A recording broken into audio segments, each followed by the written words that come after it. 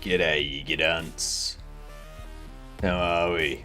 Sammy taken first.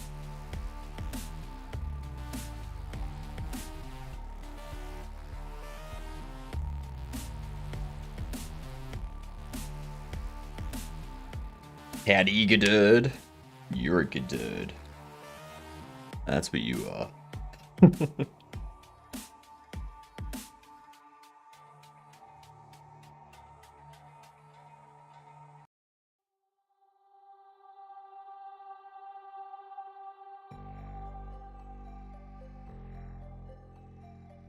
Let's adjust this, and we should be good to go.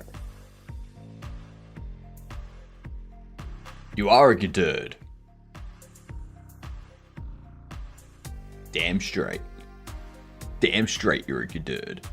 You gadunt.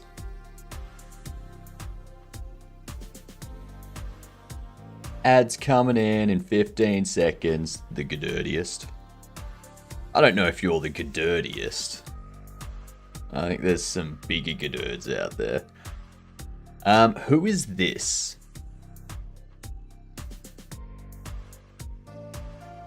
I got some suspenders, so thinking someone from an oldie. You think Cloud? I don't think. Didn't think so. I'm thinking Bioshock, Dishonored, those kinds of people.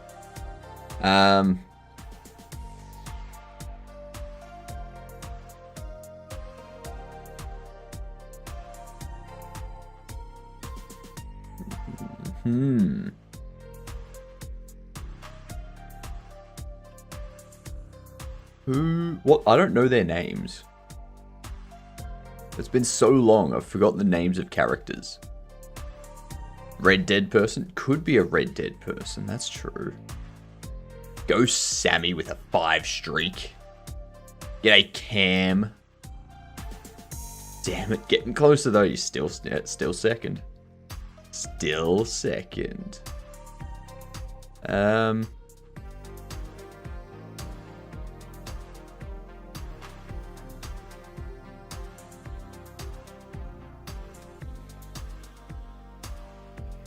It's not the Lord from Dishonored. Who is it? Well, I forget to tell you, I'm taking the group out in Munich for a meal on me. Damn straight. Exactly what I would expect from a chauffeur. I don't know. I feel it's from Bioshock. What's her name? Nah, I don't know who it is. Nah, it could be someone from Red Dead.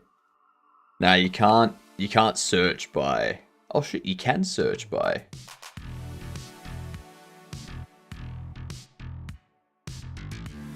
Nah. Nah, it's none of these people. It was the Red Dead. But is it Red Dead 1 or 2?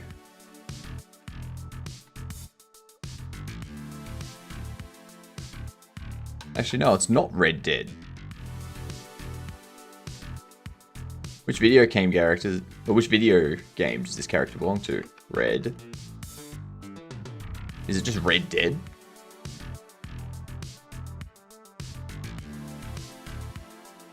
Just Red Dead, apparently. Arthur Morgan. There you go. There you have it. Silly me. Silly me. I need to start looking into saving and loading.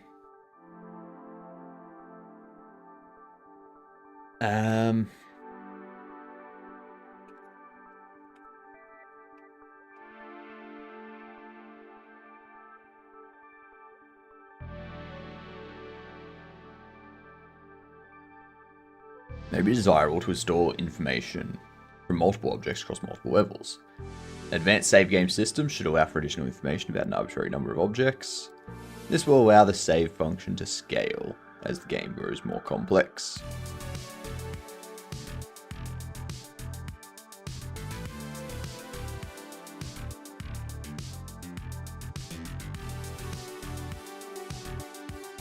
And there was much rejoicing. Yay, ads are over. Alright, so what are we doing today? As the title says, we're doing saving and loading logic, maybe? Question mark? That's because I don't know. I'm going to be doing all of this type of stuff. So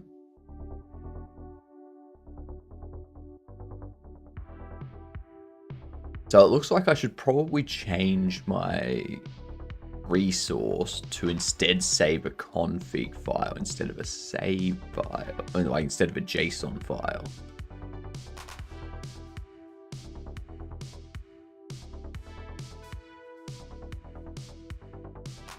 Because the get value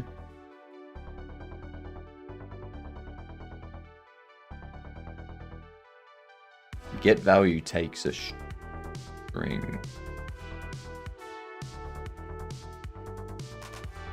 returns the current value for the specified section and key. If either the section or the key do not exist, the method returns the fallback default value.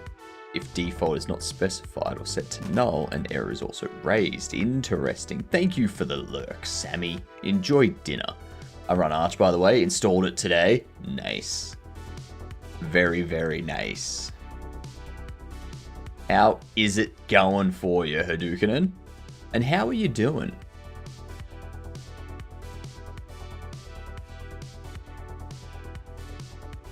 So...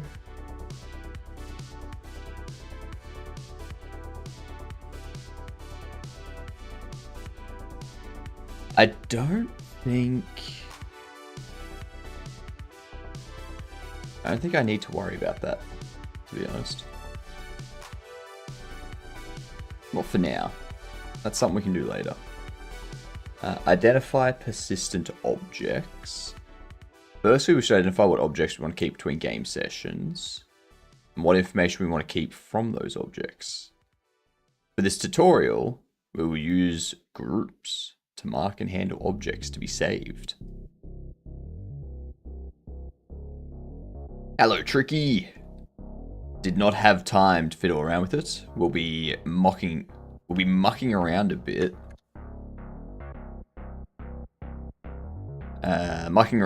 With it on Monday. Nice.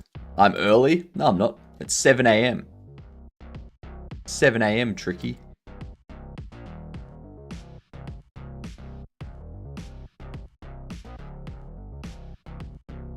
So, whenever furniture is added, we need to add it to the persist group.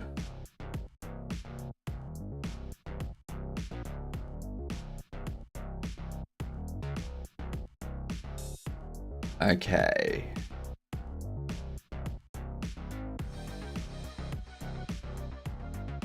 Add a global group called persist. All nodes that should be saved.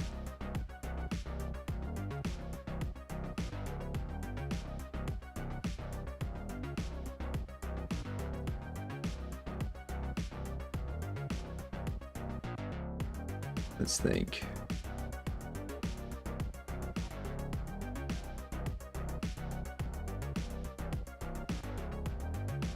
Monkey, you're late. A big ol' light next to your name.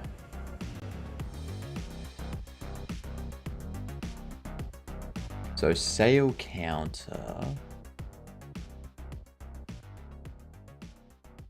David, you two are late. Heyo, monkey. How's things? Dang, I'm second late. Yeah, probably like third late at this point, if we're being honest.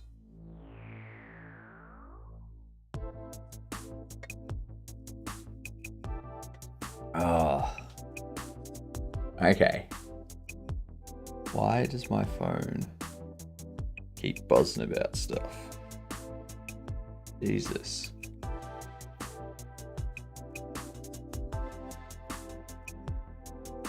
I slept wrong last night. I think I've done damage to my ring finger. Because it doesn't feel right.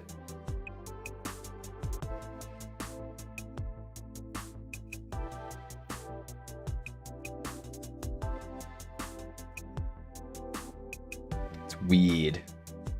It's weird. I need to make it so that this one that has the radio on it. Maybe I just don't have the radio.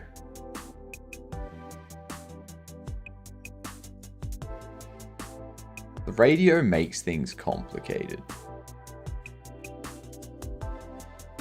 I'll get rid of it for now.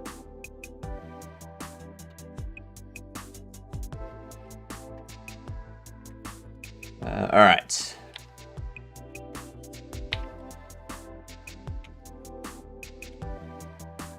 Boy needs amputation? Maybe. Maybe.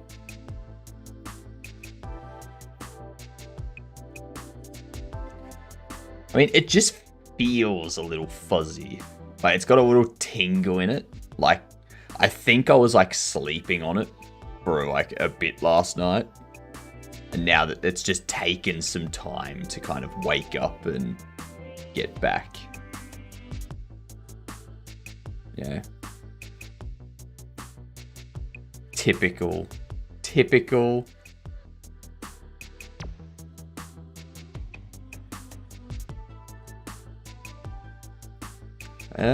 What are we doing? So, when we add stuff, furniture placed.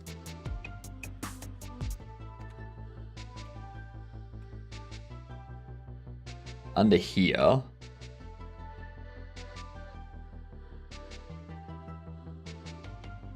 No. That's not what I want to do. Delivery area. Delivery box.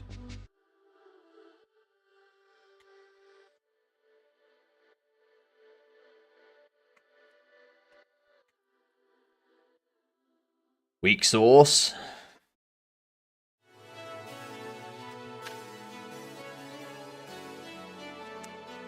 Wake me up slightly. I've already had breakfast. What are you doing?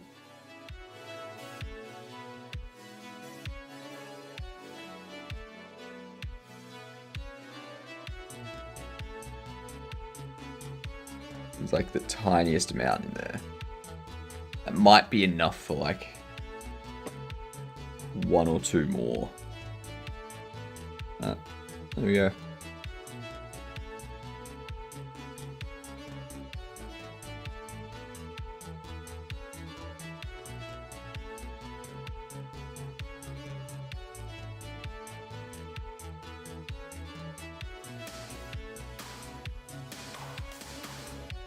All right. I'm awake.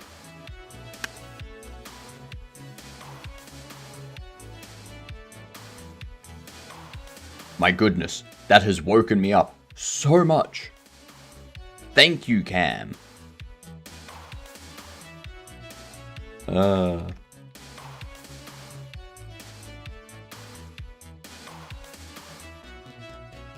Should I wonder?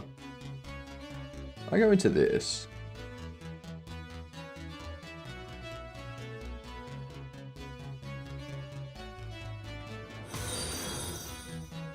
Oh, thank you for the follow.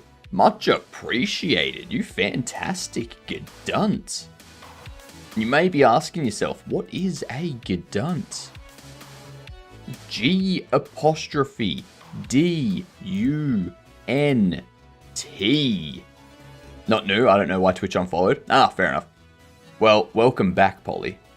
Congrats on being a double gedunt.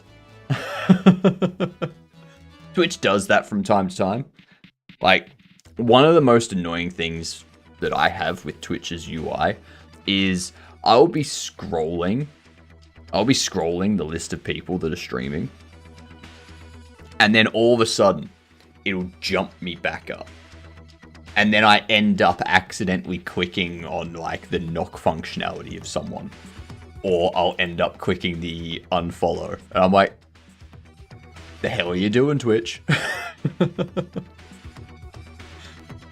Mr. DeBoy, how are you doing? Shout out to Mr. DeBoy. He's got a game on Steam, Mr. Farmboy. Go check it out. Put up the link there, Mr. DeBoy. I've dozed off and has selected the most random crap. Yeah, I don't know what they're doing. I do not know what they're doing. How we doing? We're doing good. We're setting up some save load functionality stuff at the moment. So I need to go through and I need to put all the stuff that I want to persist into this persist group so that I can grab it and save it. Yeah.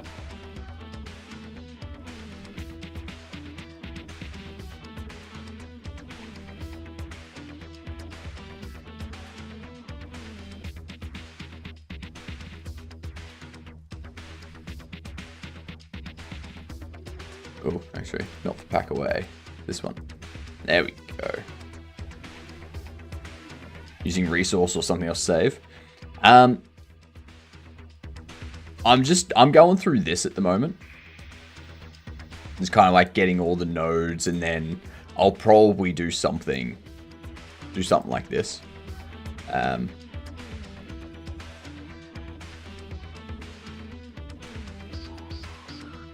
But yeah.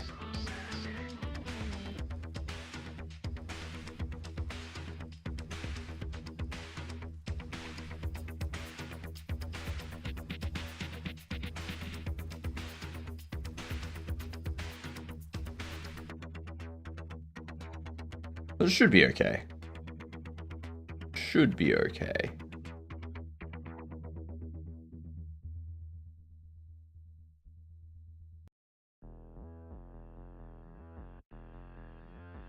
There's going to be things I need to adjust, though. I'm going to have to change... I'm going to have to change how certain objects load and how they run on ready. But, yeah. I use resources, but gotta be careful with those. Yeah, fair. Pepper!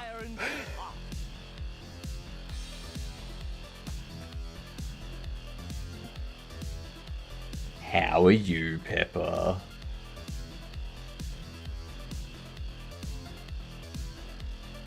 How's things?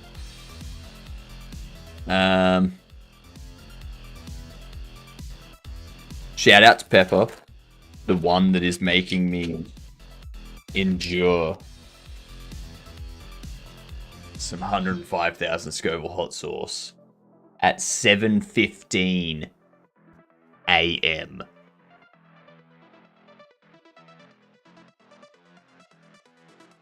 So early for hot sauce, Pepper. Come on.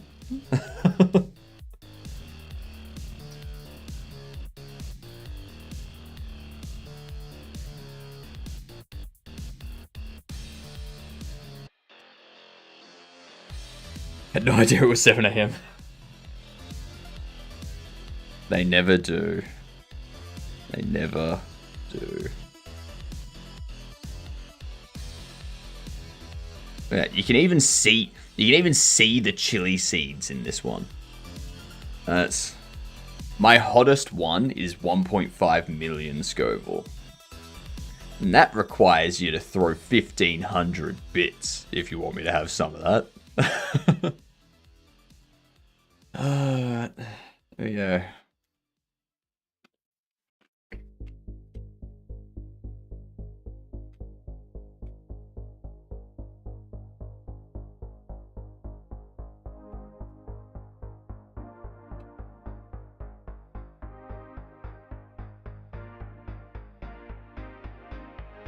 Please don't do it, Cam. Please don't do it. Ugh.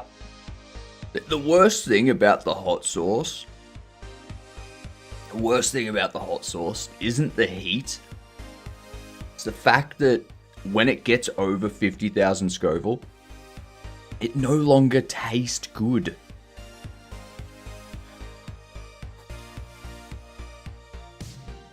Oh.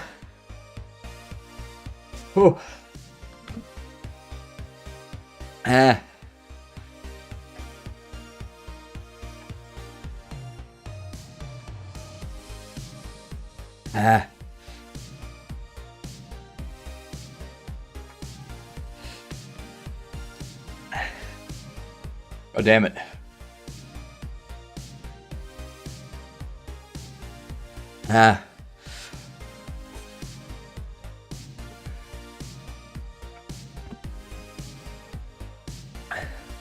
Don't blame me, blame Twitch. Damn you, Twitch.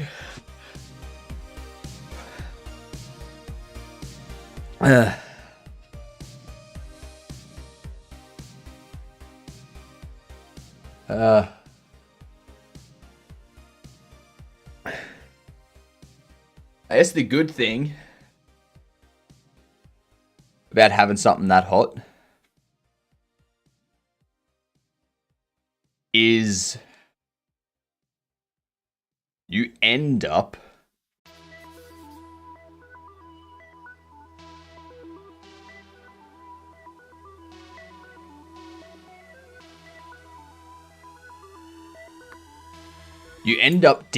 taking deep breaths.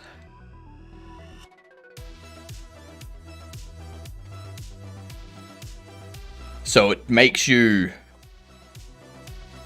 go a little bit euphoric, being like, deep breaths.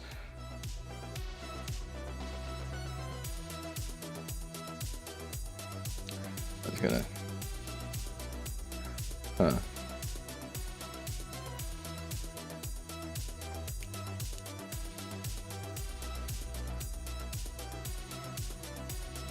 I don't know how that's supposed to work.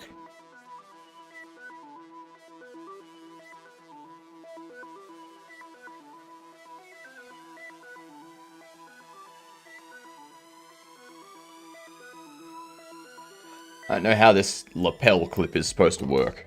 Whatever. Oh my god, why is it still there? Why is it still burn?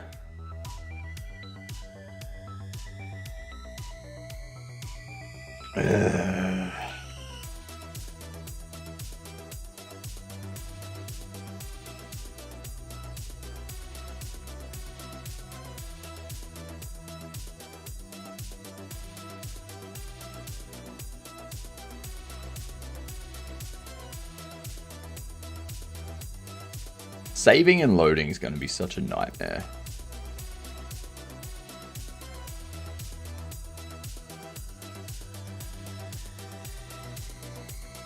All right.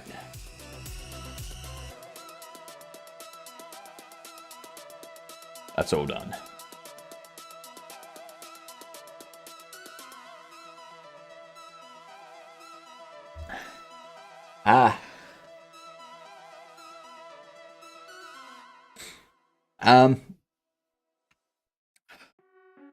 I'm going to be going through this. So, like, Godot's saving games thingamajig. Because I don't need to worry about NPCs or anything like that, or the store being open, or the lights being on, anything.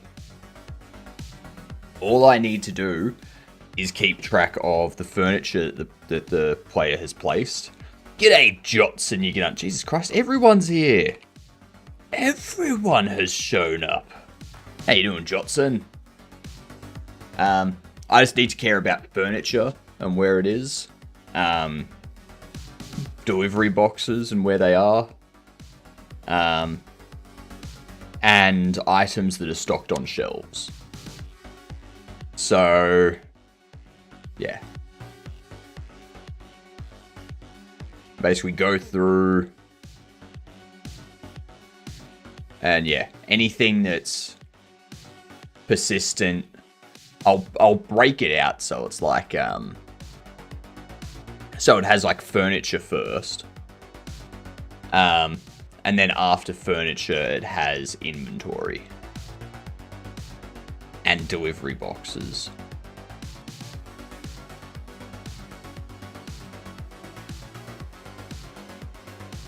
Yeah. Hot sauce consumed in mills. It's still burning my tongue.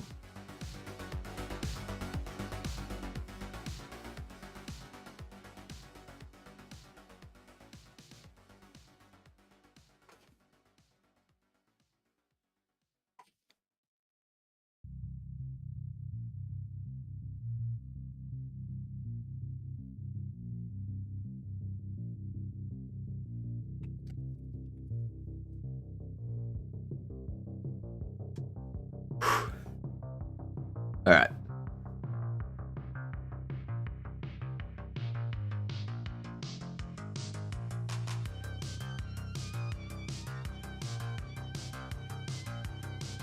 There are two arguably better ways.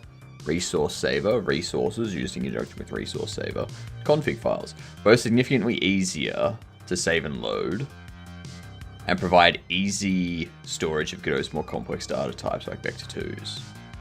Resources provide extra type safety and allow for storage of sub-resources.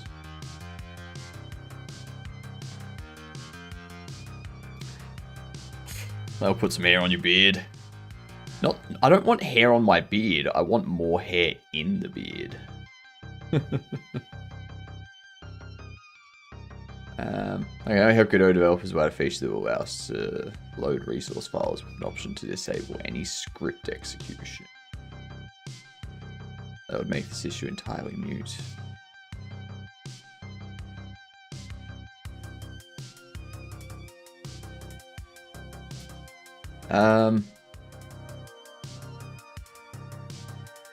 It's worth noting for many games, this downside doesn't matter.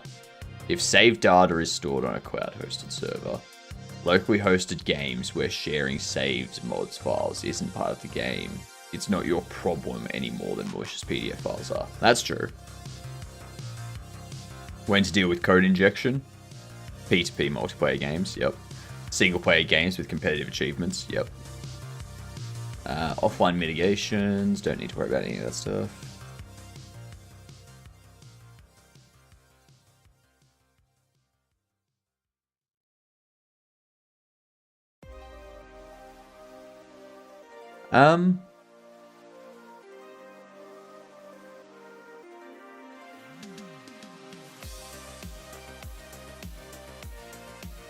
I'm wondering... Hello, Mana. Save and load this. This is official Godot docs. I am wondering...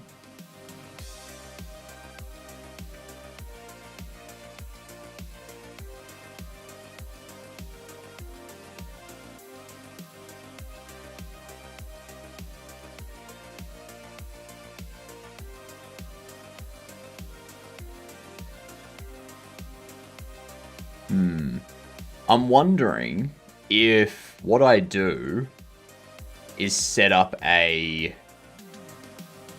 node 3D, go furniture,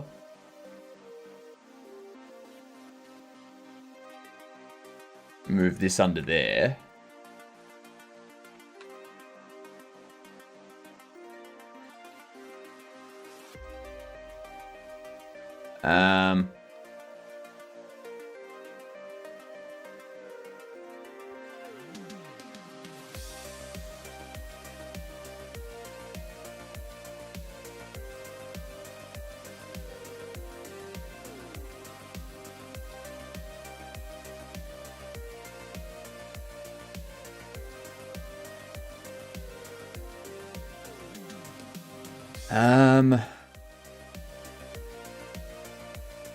In here we have a placed for store. So furniture placed.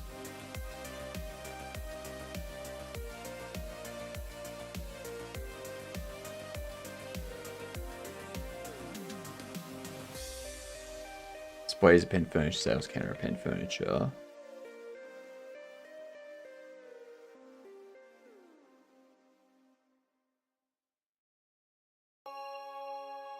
There's got to be something.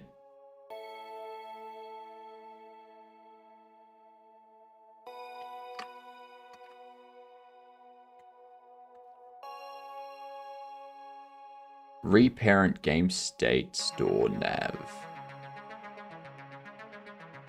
I don't think I want to do that. I think what I want to do is under here. Do...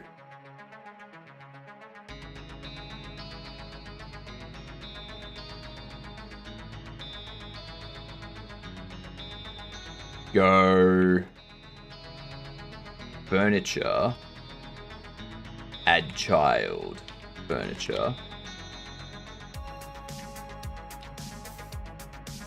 So now what I can do is I can just save out any child of furniture. And that'll save all of my furniture. So I can just loop over every node under that. Save it out. That could include...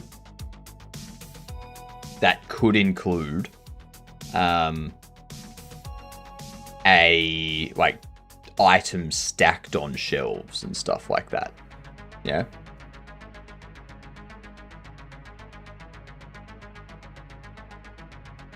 And then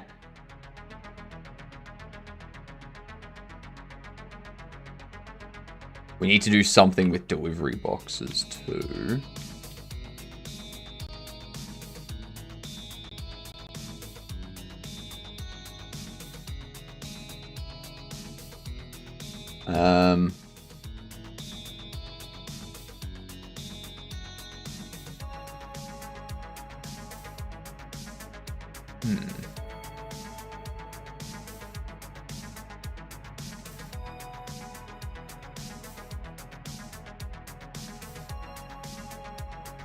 We can probably add one for...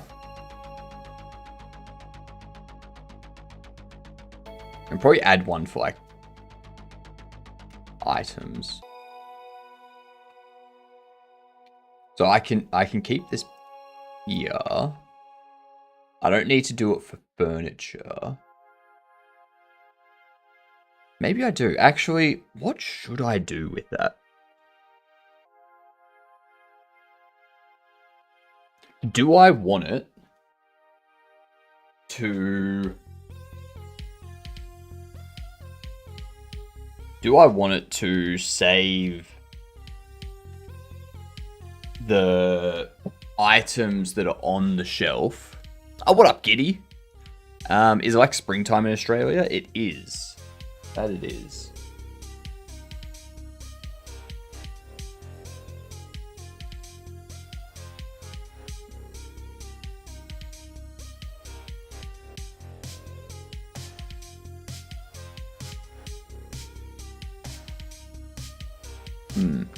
So,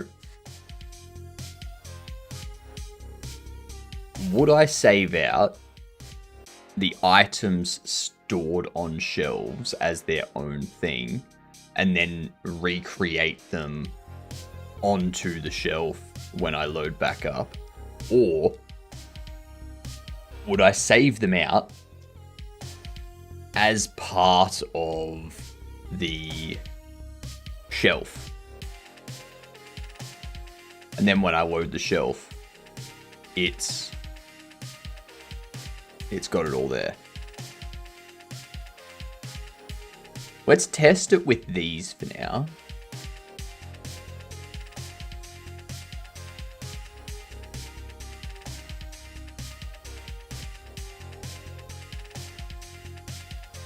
Under here, let's go save load.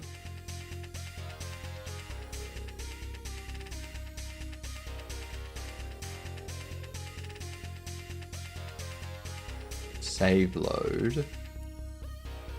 Extends. I guess this would have to be a node, wouldn't it? Kind of depends on if you want shelves to remain empty until stocked, maybe. Well, the shelves are going to be empty. So it's not a matter of the shelves remaining empty. So when you put the stock, like when you put the shelves out, they're empty. And then you put stock on the shelves. When you save the game after doing that and you load the game back up, you want the things that you put on the shelves to still be there.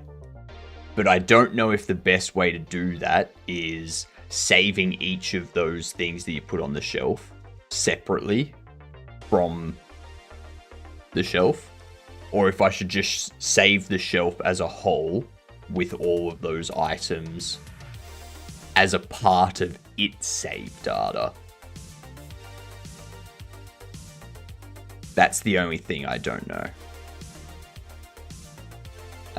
Now, should this be... I think I want this to be an auto load.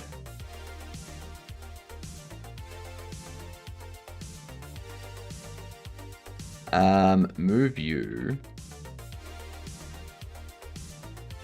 into auto loads.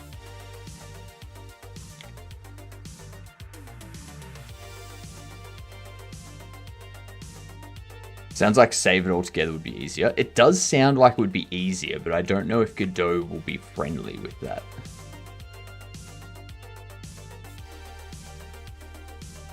I'm gonna do a test.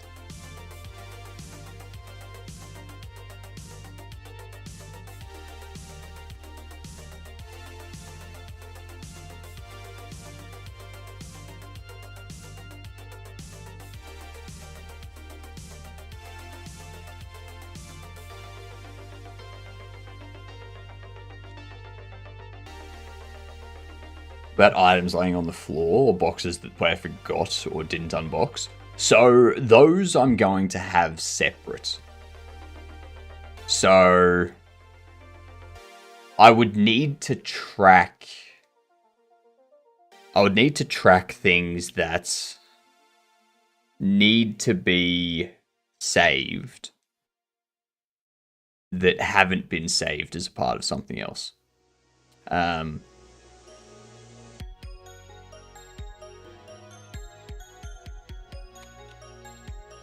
For now, what I want to do is go...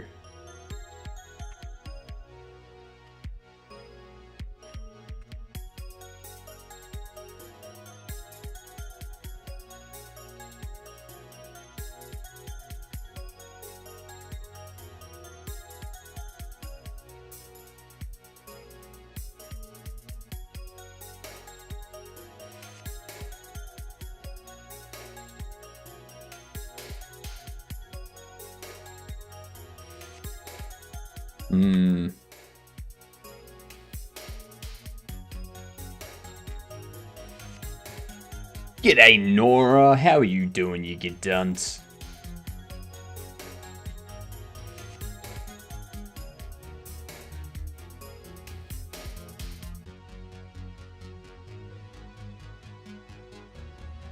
I think the best way is to have these as part of this global group.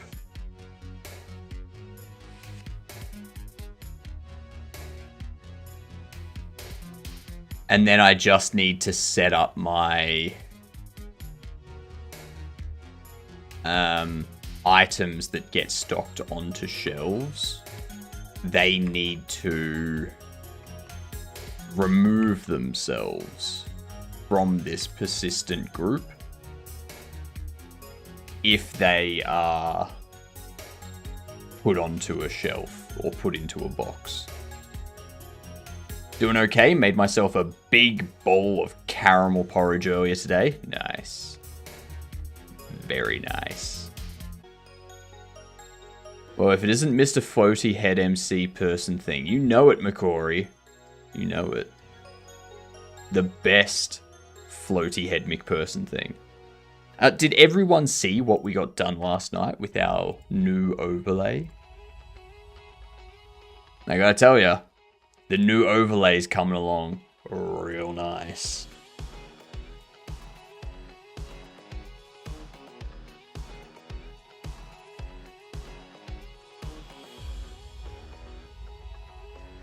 Connect here.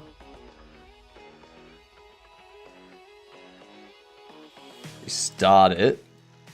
Now this here is just testing data, but that's what will appear for like when someone raids in and whatnot. We got like chat up here. Obviously, when it's actually running, that's gonna be bigger because it's gonna be taking up this entire space. So it's gonna be, it won't be twice as big. It'll be about 1.5 times as big.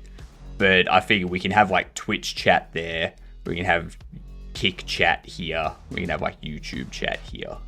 So they're like their own separate windows. And then what I can do is I can go into the corner so you can see the desk down here. That's where I'll be projected from. I'm probably going to make it a bit bigger. Probably make it a bit bigger so that like the projection of me is like this large. But then we'll still have alerts and stuff pop up here. So alerts will appear in the corner up here. And then when someone raids in, it will automatically go back to this and display like the raid information and all that kind of stuff. And yeah.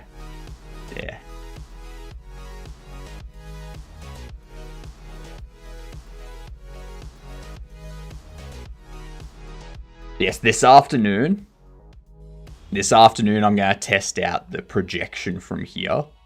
Make sure that it's displaying correctly. And then if I can get that working, I'm probably going to run that overlay tonight. If I can't, then tomorrow we'll probably start running it. But we'll do some more work on it tomorrow night. Get it running, you know? Yeah.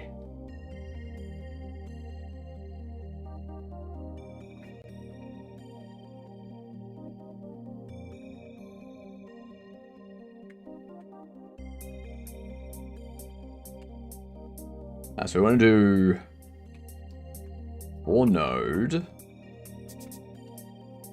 in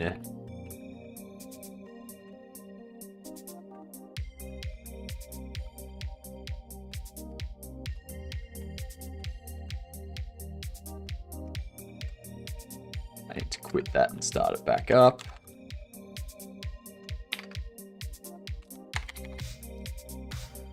May I suggest making viewers that send a message in chat, little robots that wander on the desk. The only issue with that, McCory, is when I minimize into the bottom right corner, you're not going to see anyone. So, yeah.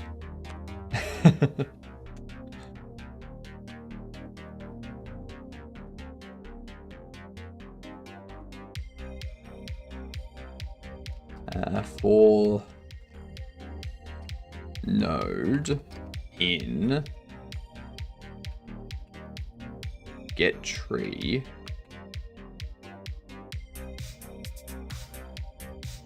get nodes in group assist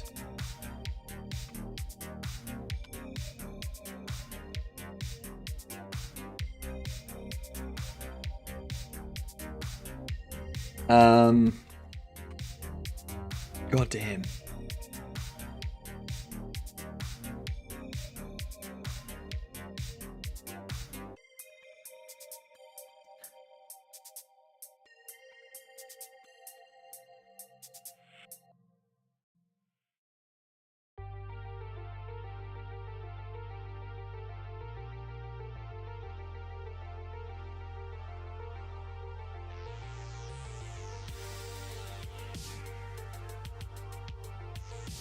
How would I save multiple things?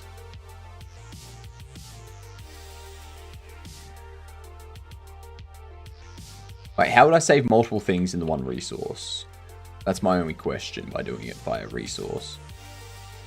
Because my scene tree isn't like a structure that should be saved out completely. And it's like there's things in there that should be saved out.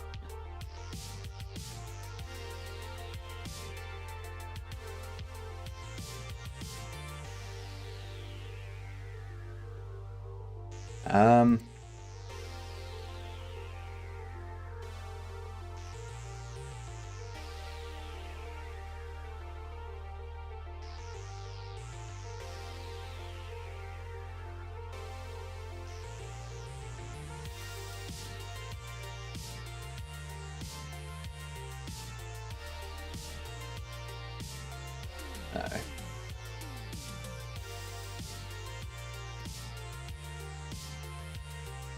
I know what we can do.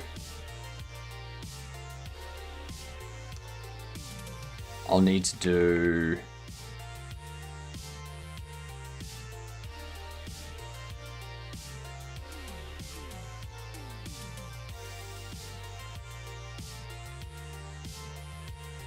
nav.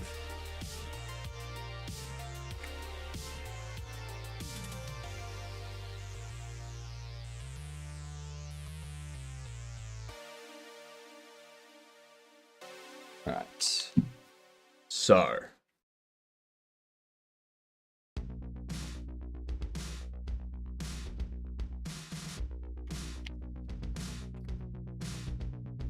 Save data.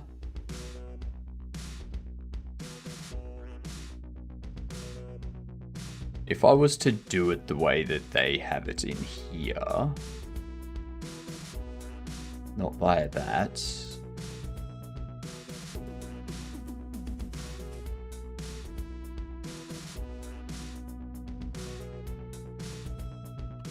So I can go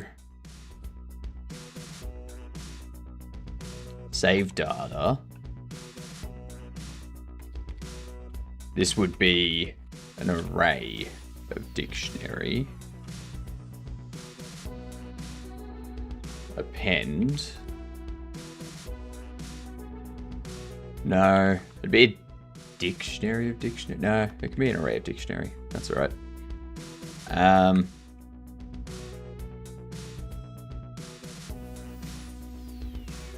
So I'd have to set up its values.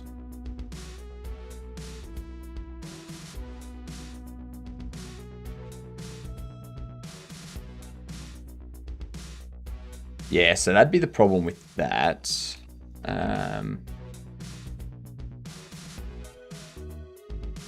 Save load with resources.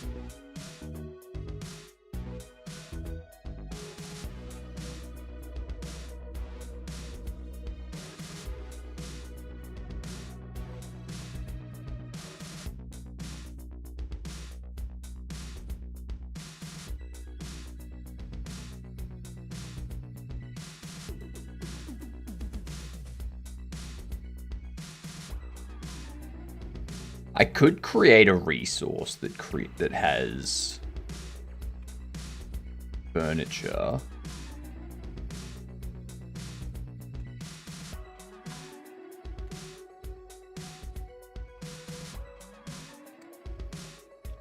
So I'm thinking under here we go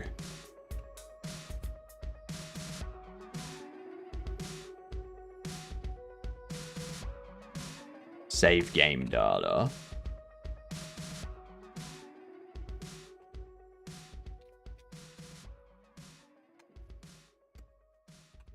Extends resource.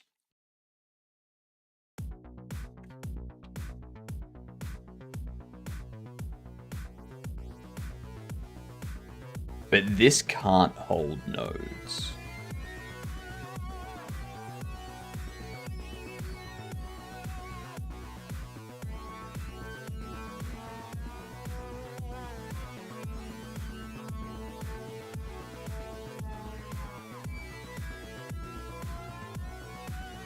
But that should be fine.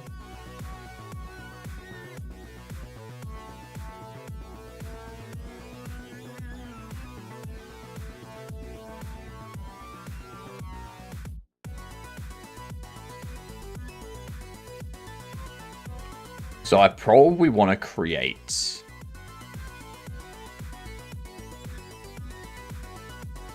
Let's see. Move you.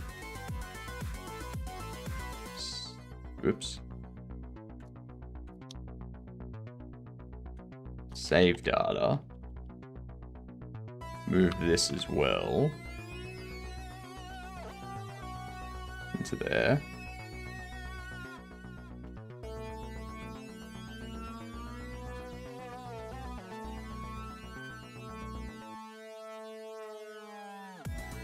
And what I need is save game data, extends resource,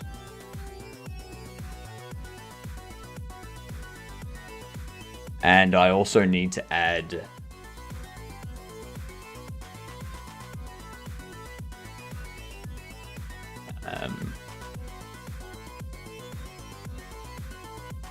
furniture save data. Actually, I guess I could do like base save data or base save item. We go class name base save item, extends resource. This will have things like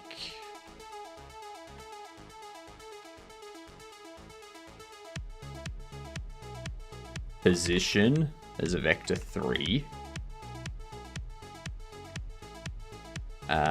parent, which would be a node path, a name,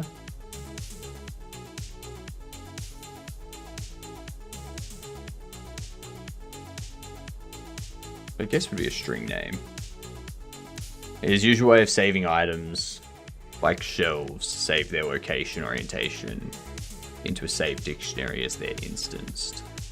I'm not going to be doing that. What I'm going to do is when I need to save, like once I trigger save logic, I'm going to just go over all the things that are in the persist group and like get the data for them at that point in time. So I'm not going to update them every time the player moves them and stuff like that. Or when they're instanced or anything. Which we probably should get like a rotation as well.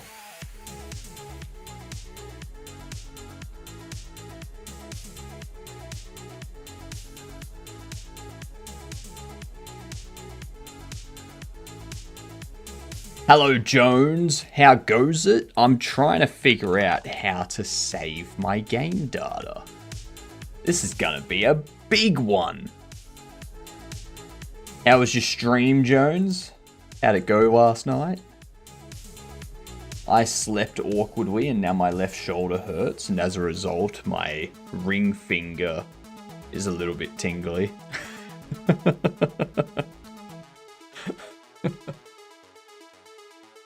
Like, I woke up and I was like, ah.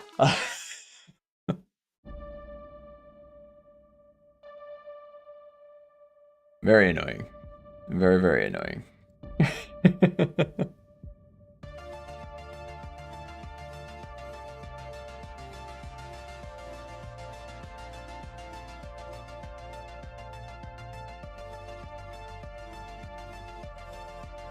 I'm still waiting for Steam to get back to me about my Steam page. It said 2 to 3 days, and I think today's the 3rd day, and they haven't even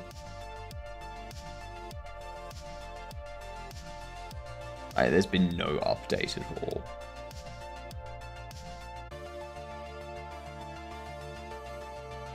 I hope that's a good thing. Are you saving with resources? That's what I'm looking at doing. The reason why I'm looking at doing it with resources is because I can't just save my entire scene tree.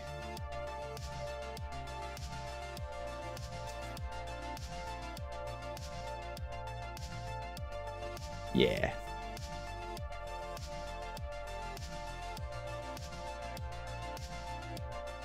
There's things in the scene tree that's always there. That's just part of the default scene. There's things that I don't want to save, like NPCs. I'm not going to save them. They can just all respawn at the start, like when the player loads back up.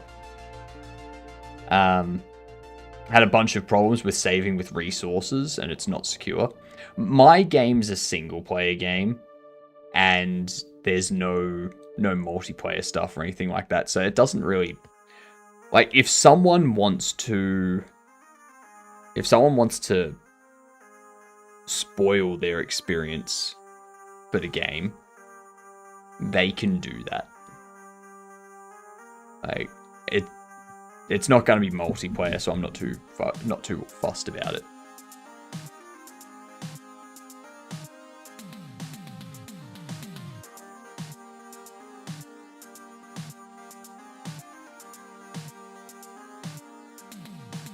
Because, like, the other thing I could do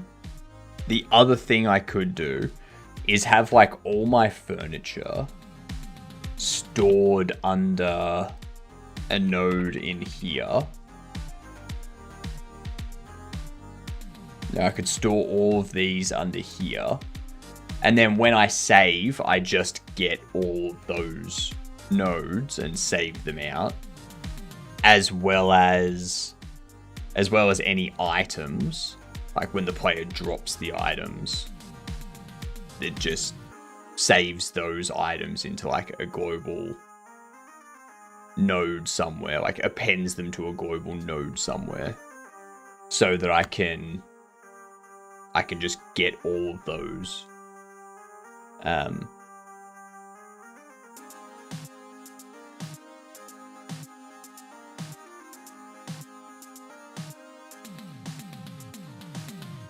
That could be how that might...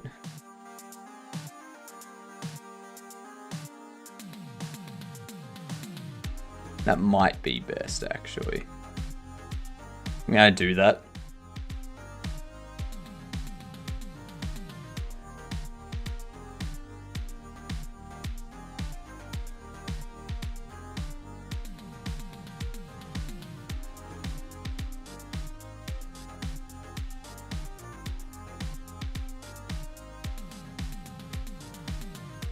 What I can do, a node 3D for items. Hello, Creeper. How are you doing? So rather than this,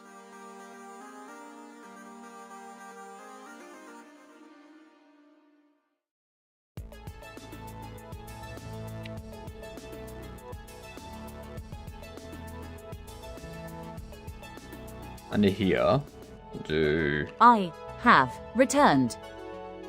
Have you? Have you? Yes, you have. Okay, fair enough. How was dinner, Sammy? I love how YouTube is spamming me with AI code builders. I'm pretty sure that the way YouTube and Twitch and stuff is going, most of those sites are just built with AI code tools now. Nothing else.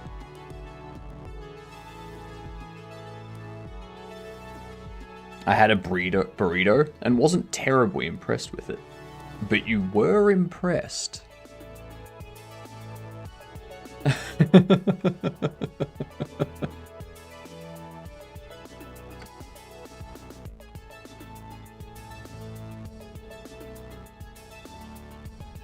Okay, I was horribly disappointed with it. Okay, there we go, that's better.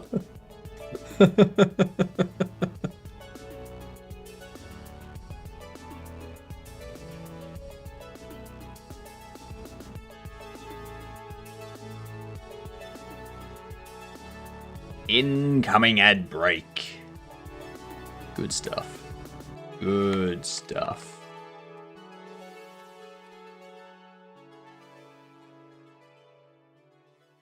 For node in game state, store, furniture,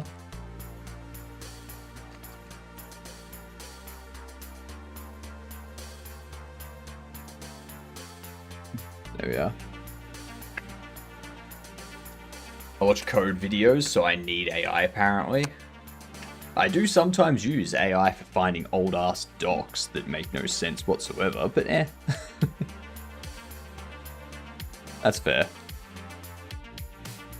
Alright. Game doll. Give me a game, chat. Give me the most obscure game you can think of. Alright, apparently Satisfactory is an obscure game. Goddamn hiccups. Alright, single player, multiplayer, co-op.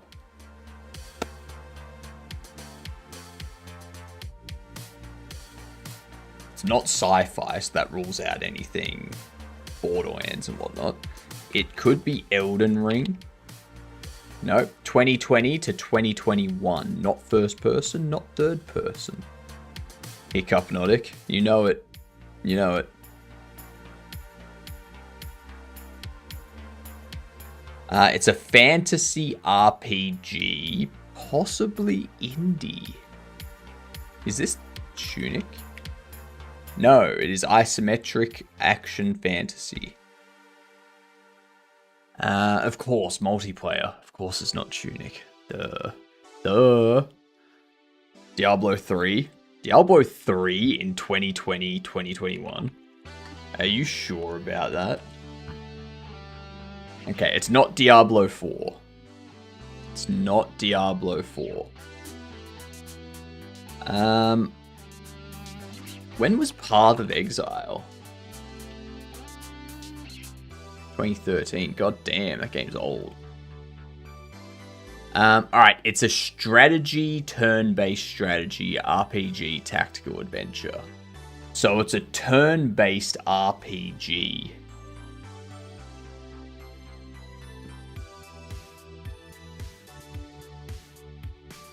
Turn-based tactical RPG.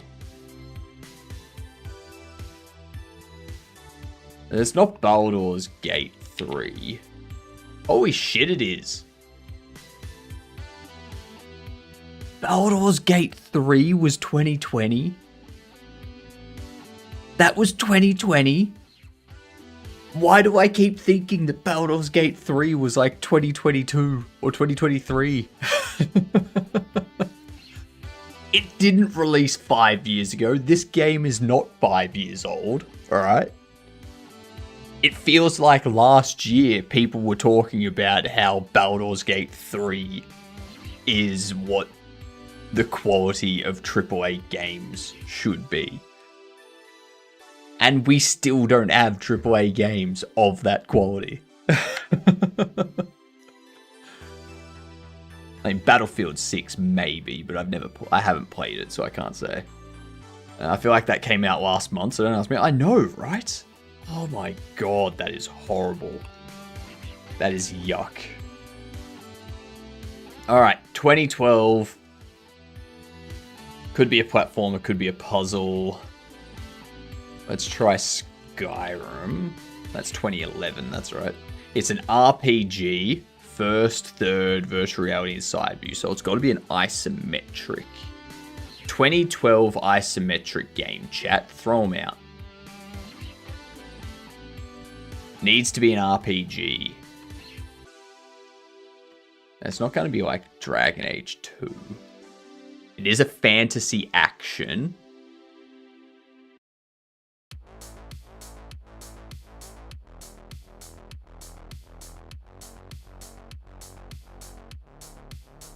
And there was much rejoicing. Yay! Kingdoms of Amalur. And it's not that. It needs to be isometric. Gotta be an isometric RPG. This could be like Diablo 3 or something. Nope. It is a single-player, multiplayer co-op, isometric 2012 fantasy action RPG. Could be a platformer, could be a puzzle, could be an indie. No, it's not God of War. Runic Games, Beijing. Oh, this is Black Desert. No? There's... Oh, Pearl Abyss, dude. Black Desert. What do you mean Black Desert's third person? Hang on.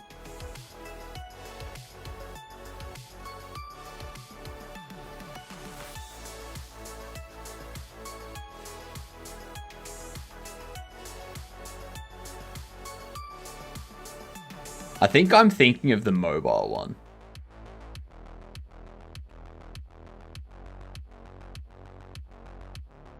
I mean, that to me is more isometric bird view, but I guess you can call it third person.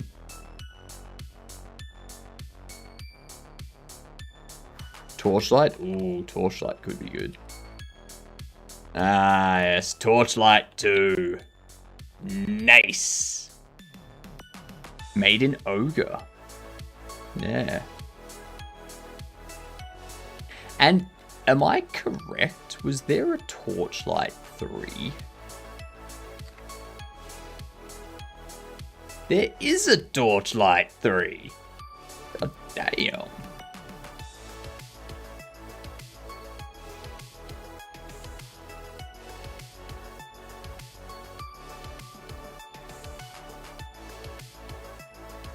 I only played 1 and 2. Yeah, that makes sense. How could I save... So, how can I put all of these resources? I think what I can do is go... Save data.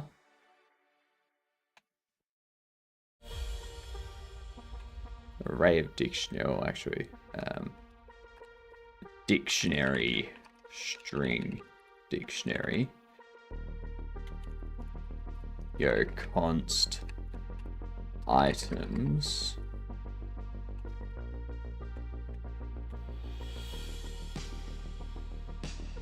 Furniture.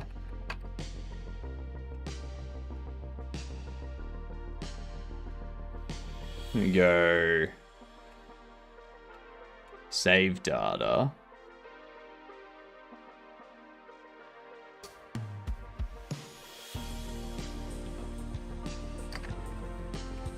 Let's go furniture. This can be an array.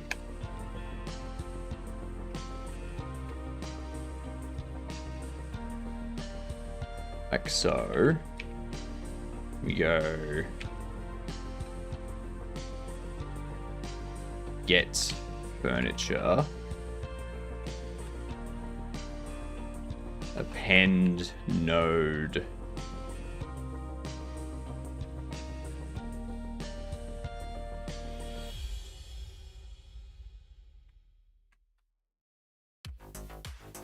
So how could I have that?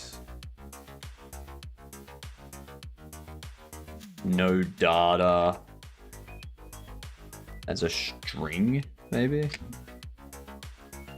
Or as a JSON. No, as a dictionary. Would be...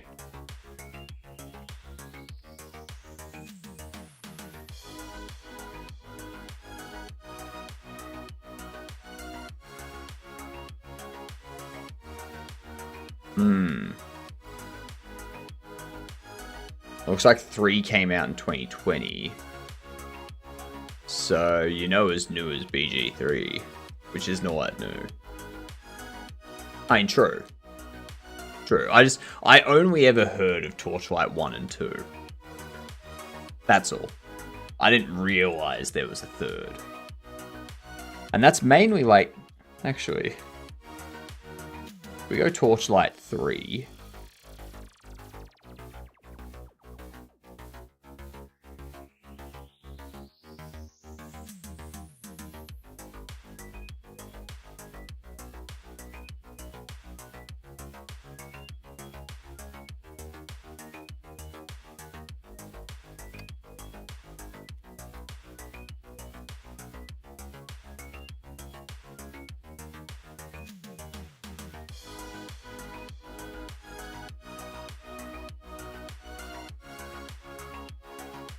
So Torchlight 3 is using Unreal Engine.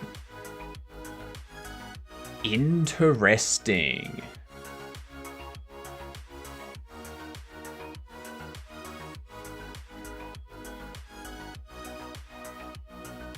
I wonder what their reason for making Torchlight 1 and 2 in Ogre, and then changing to Unreal Engine for Torchlight 3. I wonder why they made that change. Was there things that they just couldn't do in Ogre that Unreal Engine provided? Did they want to leverage Unreal Engine's environment and lighting?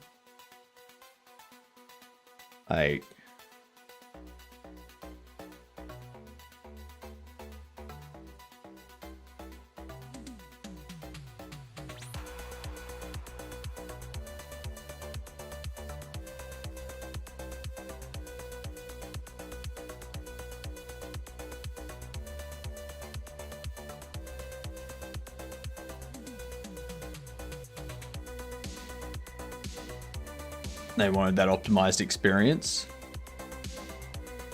Optimized. Hello, Skillet. Sour pies. Huh? Sour, please. I don't know if that's an L, if that's a lowercase L or a capital I.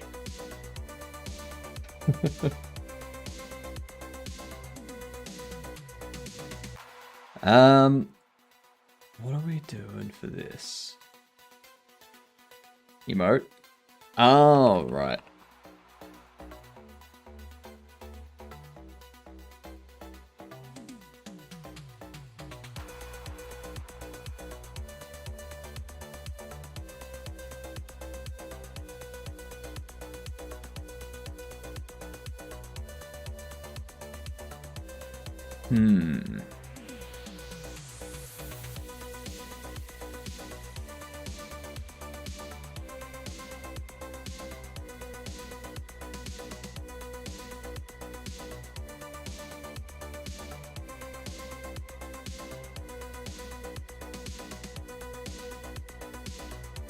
Because I don't want to get the node in group.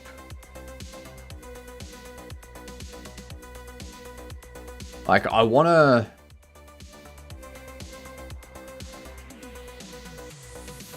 serialize...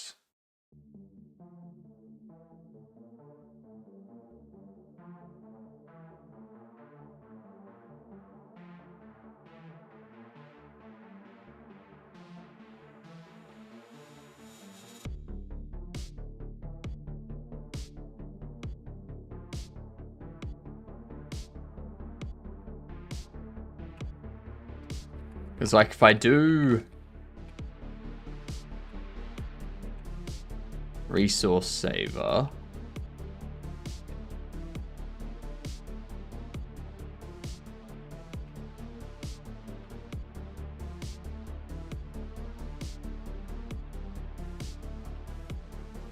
I want to create one file that has all of them.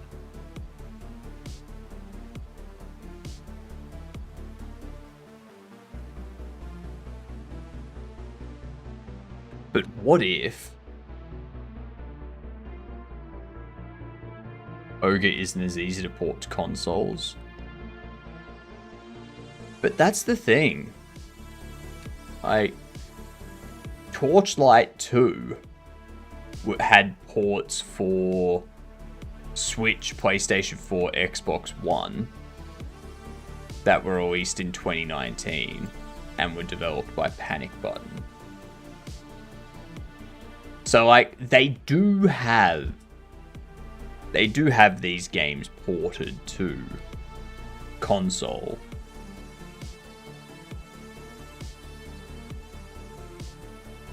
So like it could be a cost saving thing, but I can't imagine with how popular Torchlight is. I can't imagine that amount of money would be like that they would care about. Especially when they've already had 2 games previously.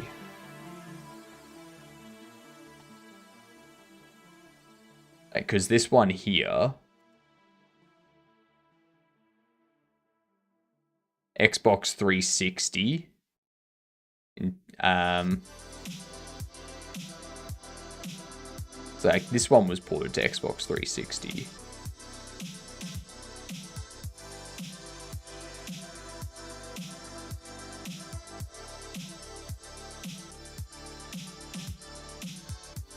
There. Could just be... I feel like they were... I feel like they just wanted to get more out of Unreal Engine. Like, with how... No, because, like... Because they would have built it with Unreal Engine 4. Not Unreal Engine 5. Because Unreal Engine 5 wasn't until like 2021, 2022 sort of thing. So they would have been using Unreal Engine like 4.5 or something to release it. Or 4.4 or whatever. So it's not like they'd even have the nanite stuff and whatnot. I don't know. Maybe they got like a... Maybe they had an agreement with Epic Games or something.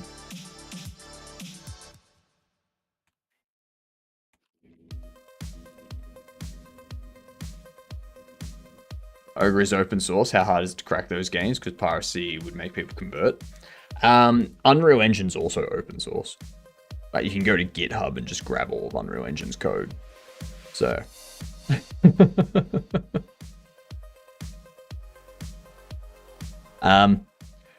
but with that stuff, if you're the thing with the open source and security stuff, if you use something like Ogre, and something like Godot and whatnot, they're gonna have the same requirements. Like you have to create the security yourself if you want to do things like that. The difference, I would imagine, is with Godot, you can run a tool and extract all of the resources, images, models, scripts, all of that. With something like Ogre, being that it's written in C++, I would imagine a lot of that would be compiled to binary type stuff, to executable stuff. So they might be able to get models and whatnot, but they're probably going to have a harder time getting the actual code. Like they can decompile it, but it's not going to be the exact code. It's going to be the decompiler's best guess. Like class names aren't going to make sense, variable names aren't going to make sense, all that kind of stuff. So that would be the big difference. I think that's the same with Unreal Engine, since that's C++. Like that would compile the same way. But yeah, GD script and C# and stuff doesn't, in Godot at least, those don't compile. They get bundled with the with the package that can then be opened up and taken as they are.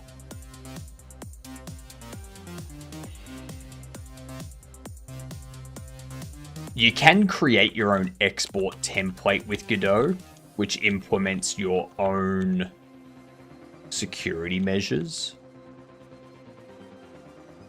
But doing that without knowing how to do it is sort of a big piece.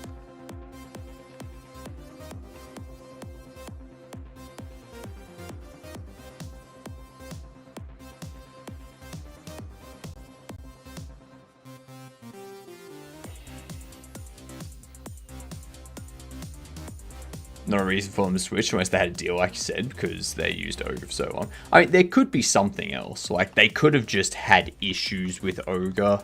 Like, they wanted to implement something new that they hadn't implemented for the previous ones. Or they wanted to improve something, and they just weren't able to do those things in Ogre.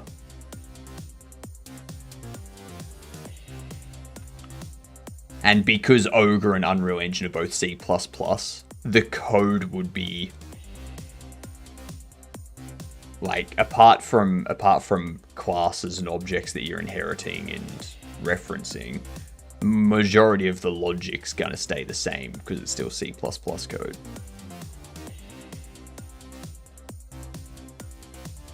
So I'd imagine porting between those two would be a lot easier than porting from Ogre to Unity or something like that.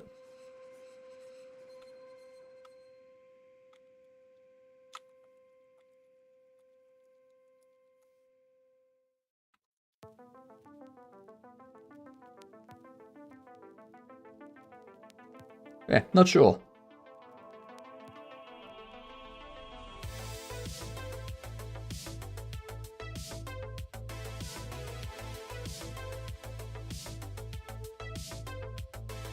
Like, what I want to do is go set furniture to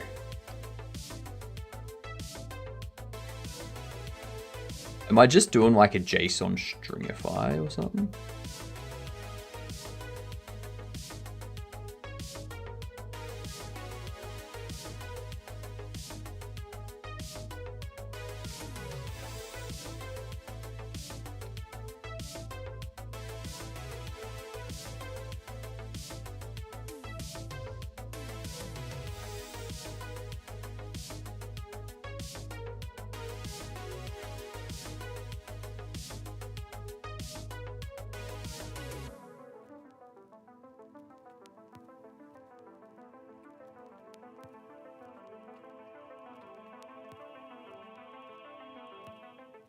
So we do that.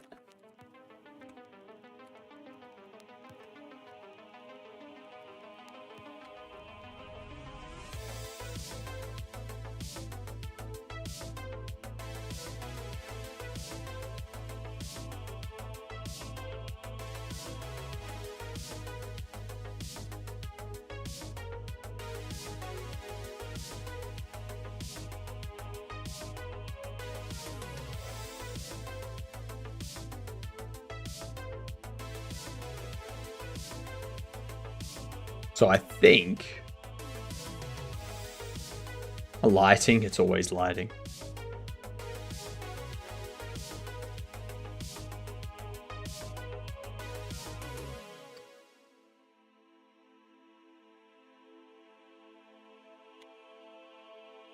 UI, main menu.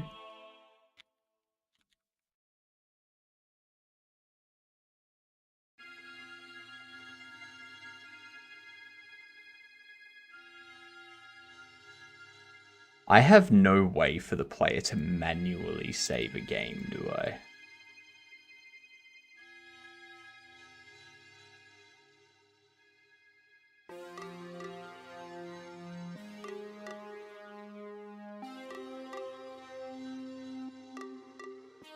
So I guess the question is,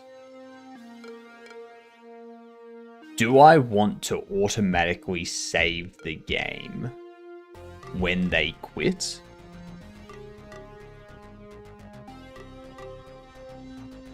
Or do I want to give them a button that allows them to manually save?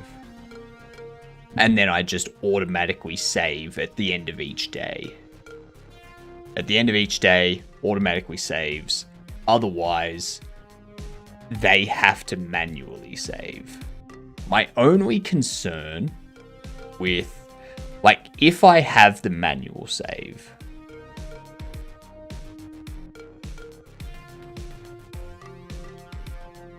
oh yeah, no, I'll just do that. That's good enough. Nah, they can do with it.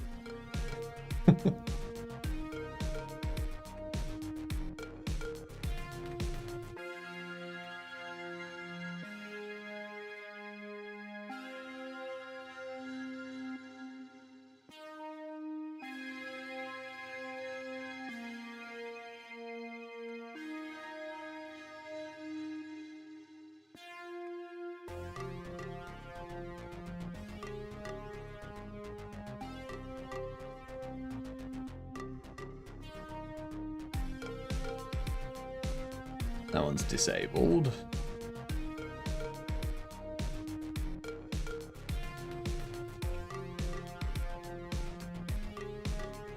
Under here, we can do...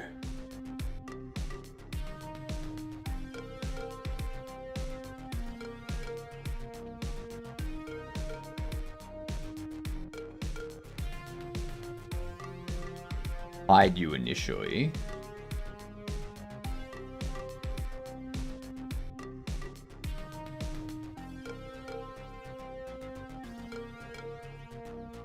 We're gonna bump this down.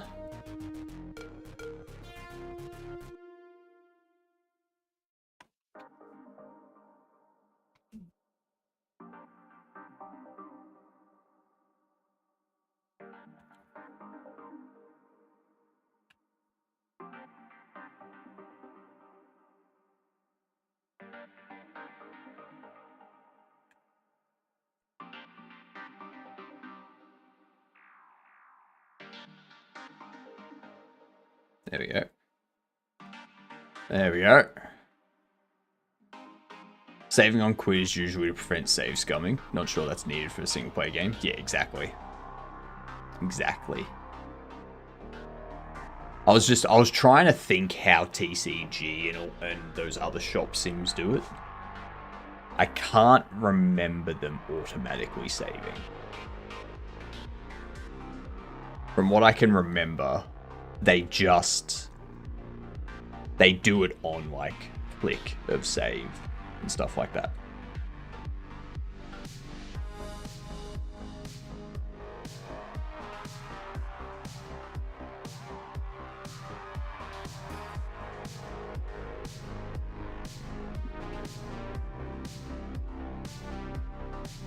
I'm also going to start, I think it's 4 slots for manual save. Yeah.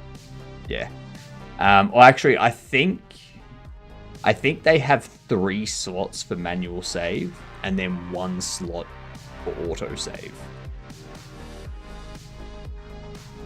I think that's how they've got it in TCG. Or like 1 slot for recent and then 3 manual. Something like that. I don't know.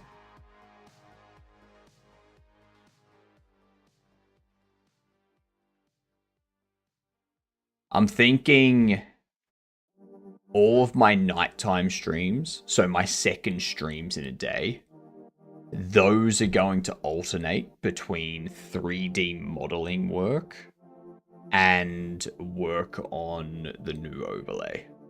So I think tonight we're gonna start making Karen, the Slap, Godobble, Boxer, and Bobble Ross. We'll start like modeling those and getting those added into the game. And then trying to figure out what other bobbles we want. I need to get that stuff started sooner rather than later.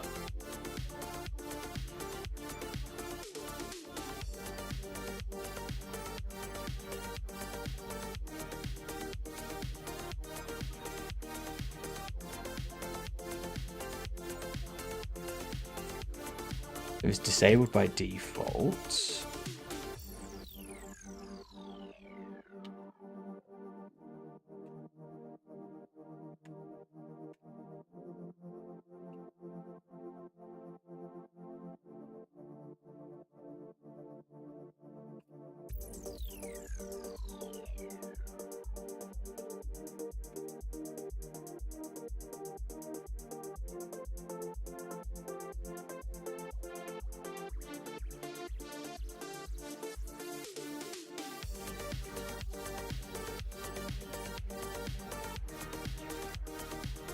Save game list. Close.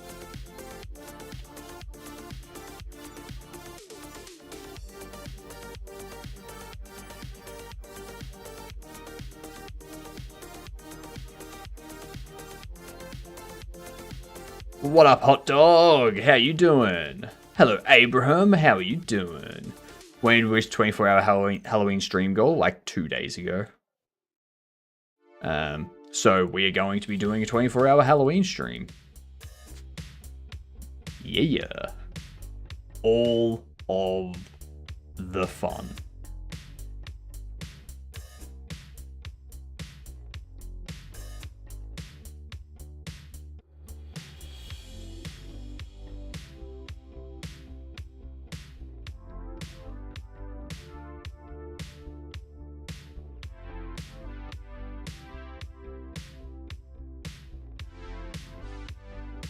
Any spooky games planned? So I will be playing some games with Finn.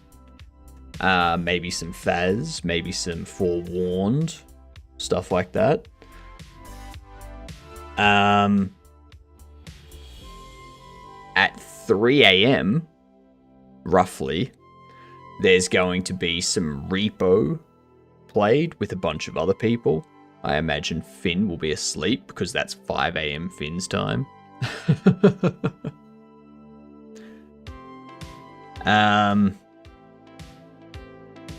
There'll still be like game dev and 3D modeling and stuff that goes on during that time. So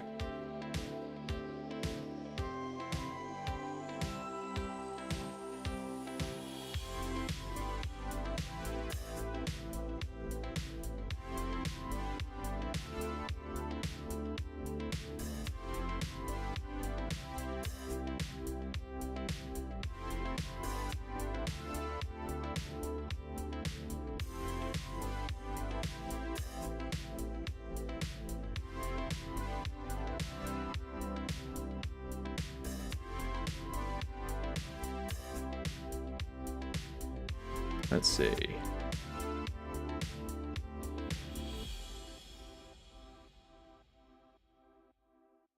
So we do a switch menu. Do this.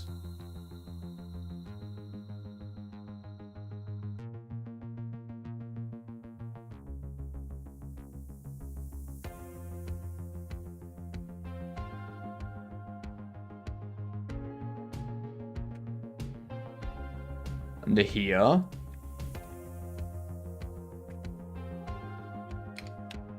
Do save game list.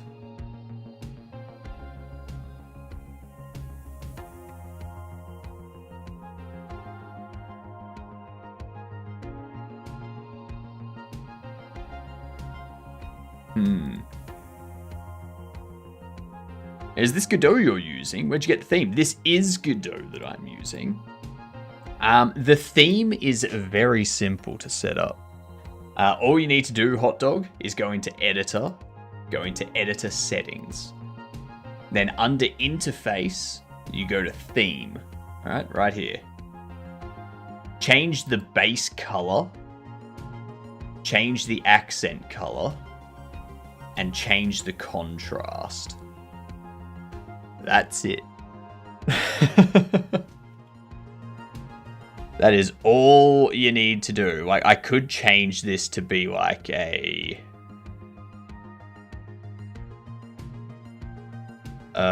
blue-gray sort of thing. And change this to a...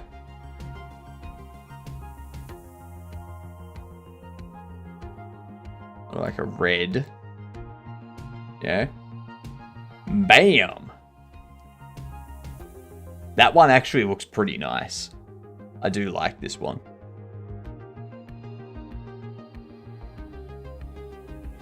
You can also change this down to 0 so there's no contrast. Yeah. But that's too bright. That's too much. This is the default contrast. But I like a deeper contrast. I like more contrast. Yeah.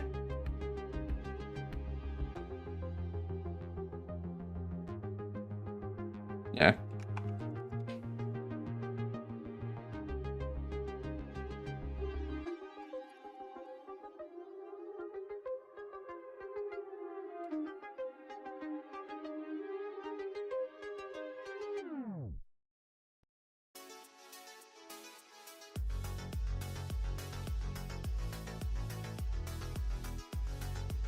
Pop that there.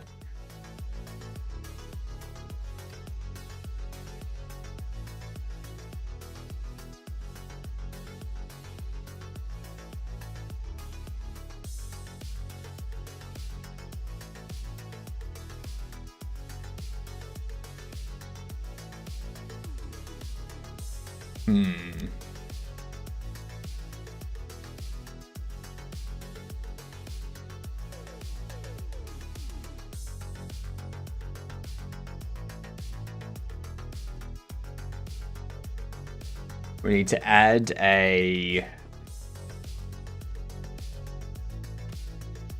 grid container, but it needs to be put inside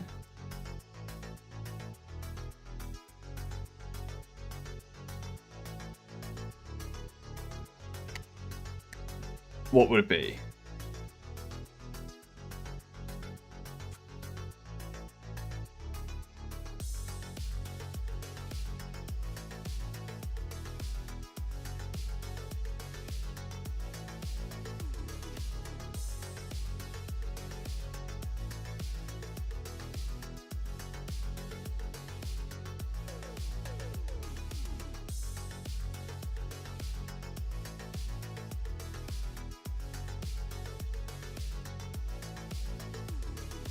So if we do this,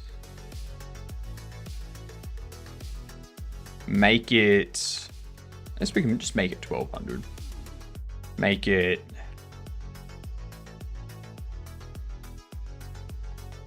$500.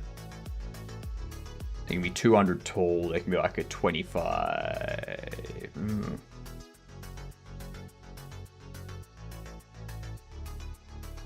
If we do 480, and they can all be 210 high with a separation.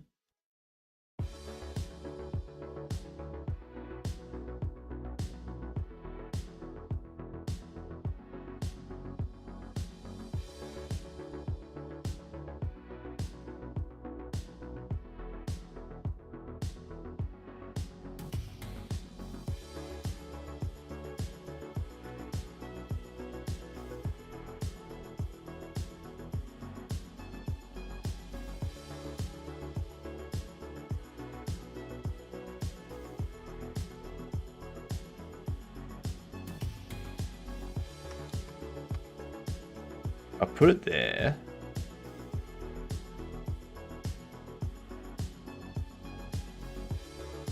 Two columns, 2 rows. This needs to be full. And I think, what was it? It was 600? No, it was 1200 and 480.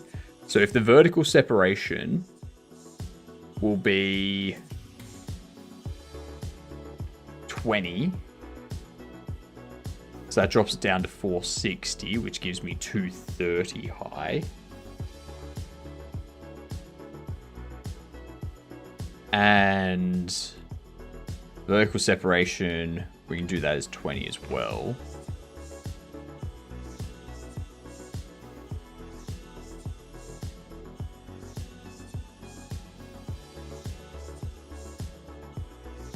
Let's do a... Do I want to do it as a margin container? No, I don't want to do it as a margin container.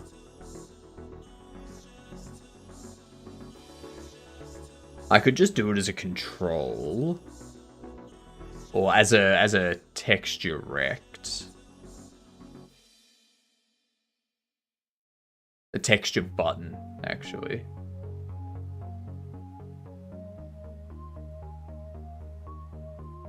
If I go a styled button, that could work. Wait for a moment, sorry. No worries, hot dog.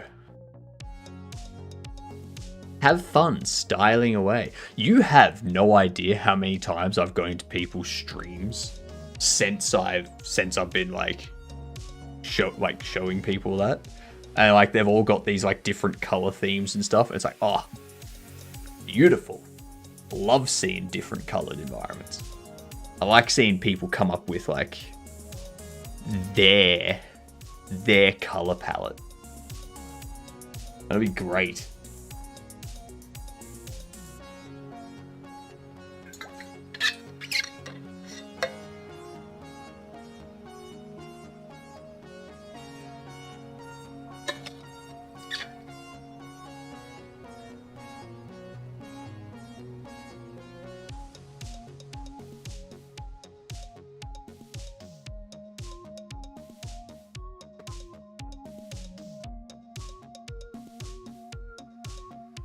Let's see, styled button. German or Swedish practice. Pick your poison.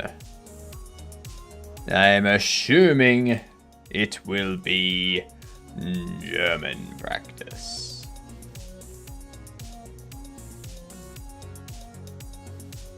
Is that what you want? Is that what you wanted? German practice?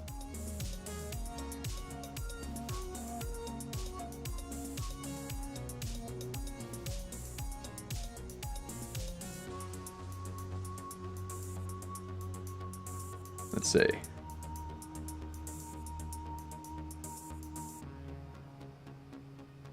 Let me know if you can hear this. Trauben. Koch. Ruhe. Froh. Trauben. That's grapes, isn't it? Ruhe. No. Oh, God damn it, it was. Trauben. In diesem Supermarkt kaufen meine Eltern nie ein. Eltern. In this supermarket, by my parents. Wait. In this supermarket, my parents never shop. My parents never shop in the supermarket.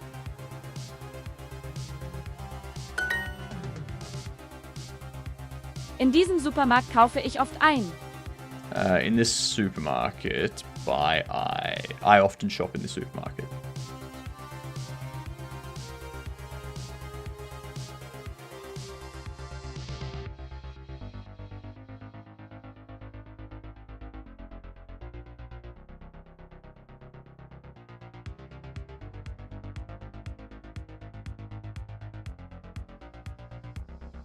Stop it.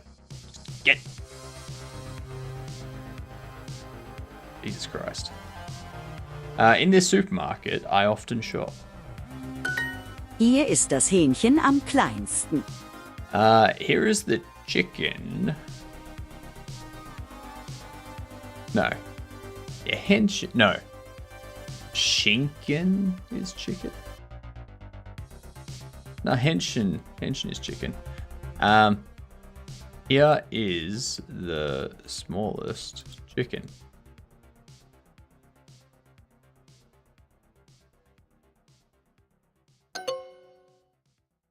Here the chicken is the smallest. Here is the chicken is the smallest. Yep. Fucking sentence structure. Tell you what. Ja, die Kunden morgen. Die Kunden mögen? Mögen. Mögen. Ja, die Kunden mögen.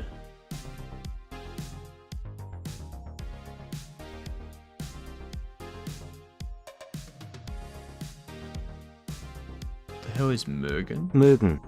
Like, yes, the customers.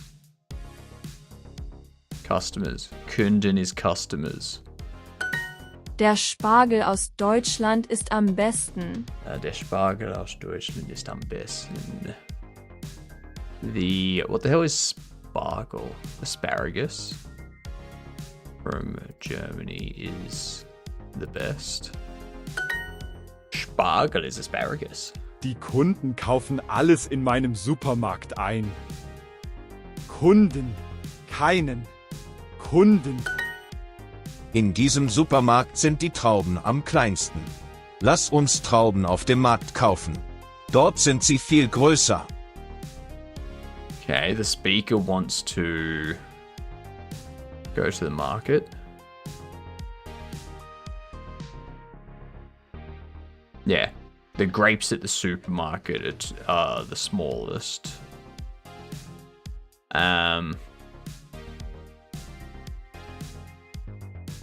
They want to buy grapes at the market.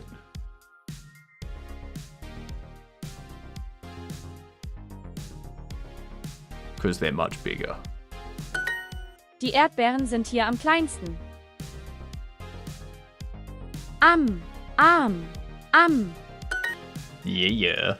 Der Spargel ist im Frühling am billigsten. Der Spargel. Der Spargel. You gotta love Spargel. Germans love their white asparagus. Germans probably shouldn't say that they love anything white. Okay? I'm just saying. They've got a history of that being a bad thing.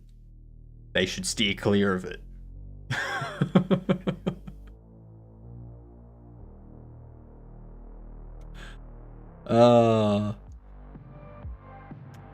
Ich habe wenig Geld. No, keine Zeit. Wo sind die Kartoffeln am billigsten? Where are the potatoes the cheapest? So wenig Geld, because they're talking about how much money they have. Spargel. Die Trauben aus Frankreich sind am süßesten. Is it Sindam süßesten? Or is it just am süßesten? Is Sindam. Ich stimme den Kunden zu. Dieser Bioladen ist am besten. I wouldn't say it's the best, but in which? What's the word for which? Hello, Azura. How are you? What's going on?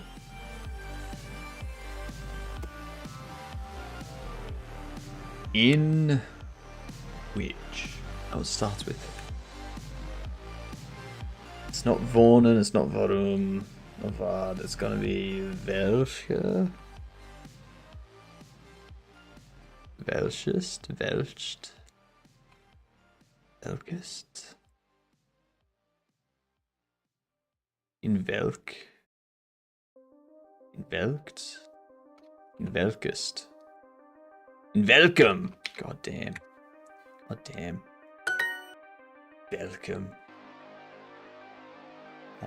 In welchem Park?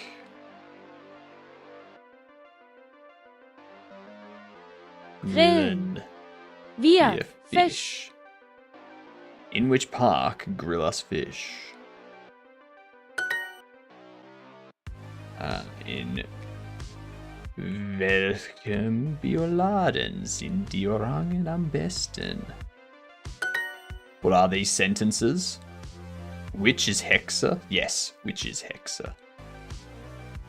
That's why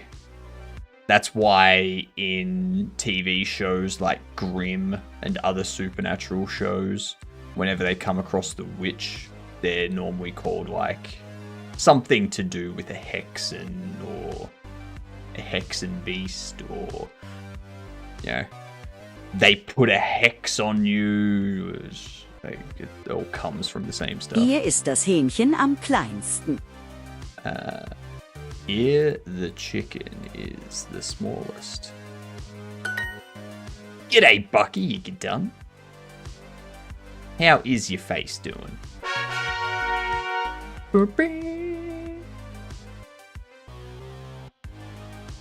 Jesus Christ, that's bright.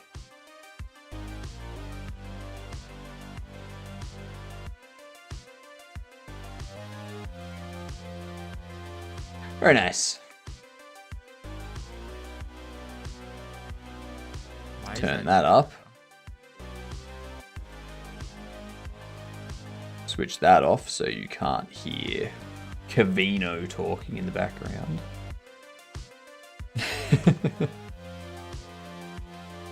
Good stuff. We'll 100% redeem again. Nice. Nice. Looking forward to it.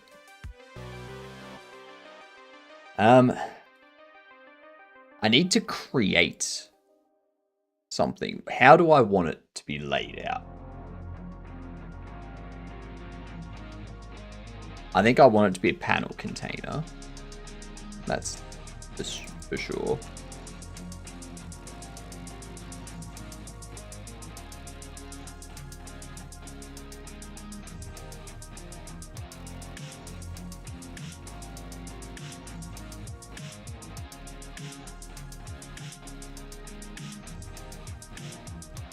Oi, oi, curious?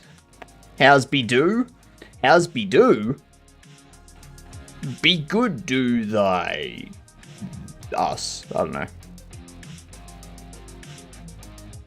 I need to create something. Yep. Yep. You know it. You know it. If you know that you need to create something, you're on the right track. Okay? It's the right mentality to have.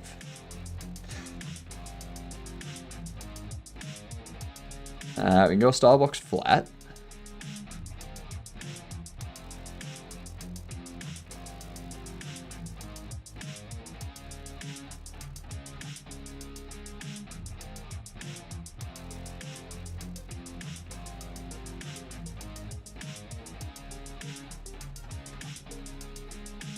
Take that.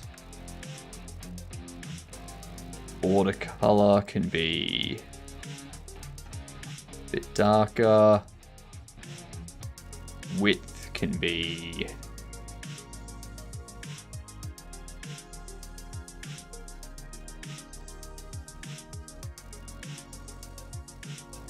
that sort of thing.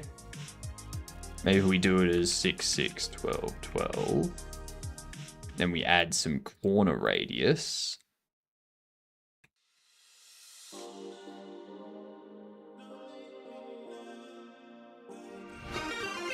Oh my god, Tizzle. G'day, you good dunce. What's going on? What have you been up to today? I'm working on some Bobble Shop Sim. That's what I'm doing. Raid. What up, Robin? How you doing? Tizzle did nothing today? Nothing? My goodness, that sounds like heaven.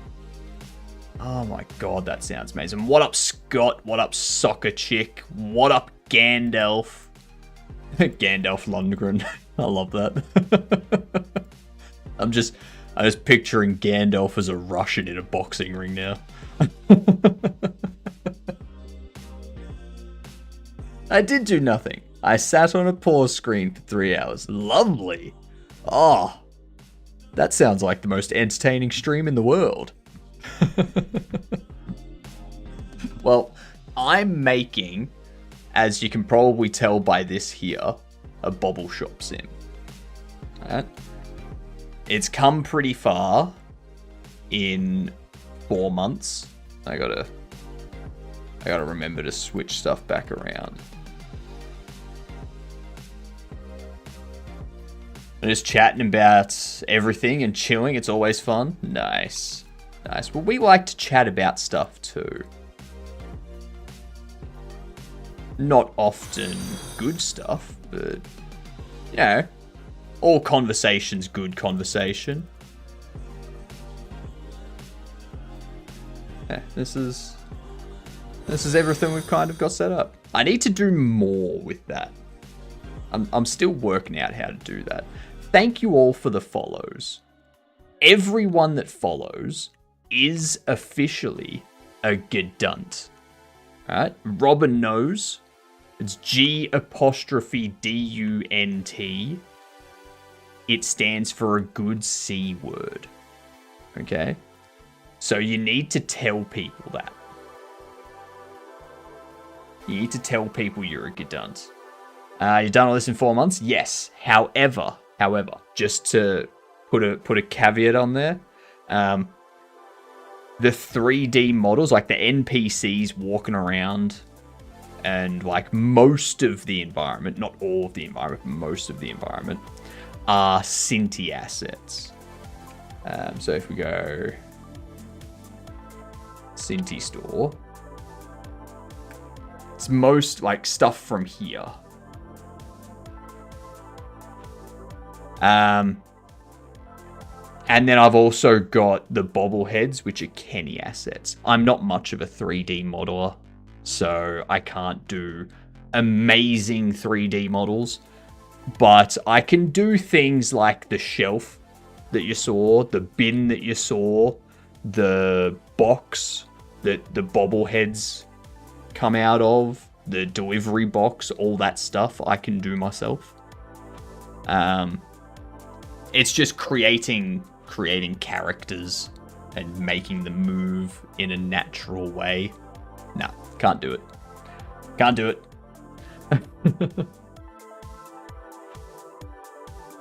It's not easy to 3D model when you're a disembodied head. Exactly. I don't know how someone walks. I just float everywhere. Like, I'm pretty sure people don't walk around just floating like this. You know?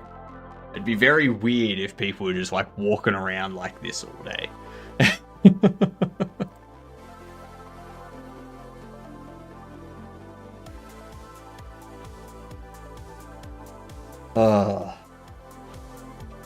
But yeah, I'm waiting for the Steam page to be approved, so.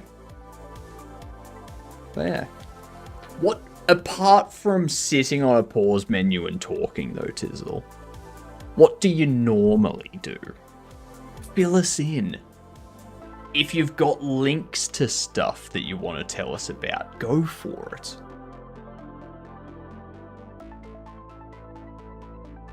No, that's all he does. Starts up a random game, brings up the pause menu, and then just sits there and just talks about the latest issues. I like it. That'd be fantastic. Normally I play random games, but got distracted and talked for hours. Nice. That's pretty good, Norm. Plays 5-10 minutes sometimes. Nice. Very nice. I'm actually looking forward to next Wednesday, because next Wednesday I'm going to be joining a bunch of people to play once Steam decides to load. Once it decides to load,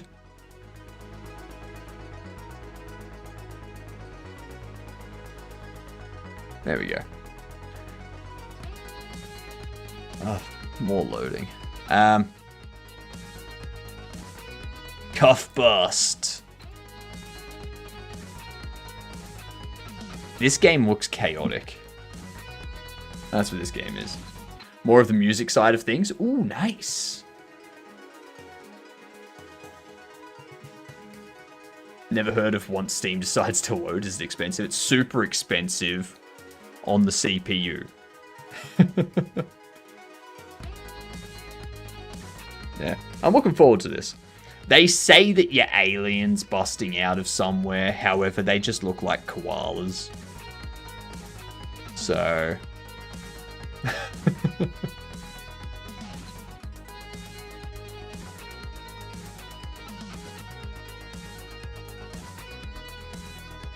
Koalians. Yeah, I'm looking forward to this. Gonna be chaos, like the chaos the likes of which the world has never seen the likes of which. Yeah. I thought it was Stitch. I mean, it could be a combination. It could be a Kowalich. Dawdle. Look at those gummies. That's how you know you've been to too many raves. If the gummies you're eating look like that. Yeah.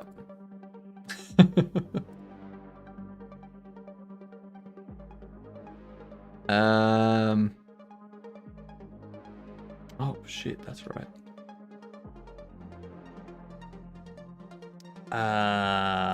It's just talking head and hands. Don't forget my hands. How else do I type and use the mouse? Oh shit, ads. Damn it. Alright, we're gonna do a game duel. We're gonna take a break. Do some game duel. And I'm gonna finish my coffee that's been sitting here for... I'm not gonna finish my coffee that's been sitting there for 2 hours.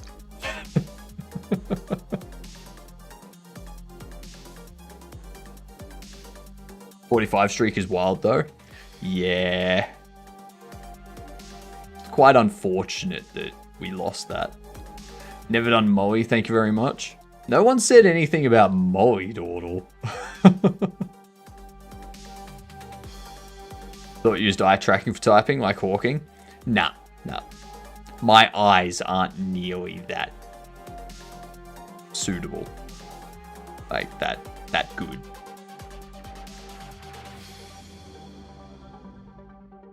Never been mollywopped.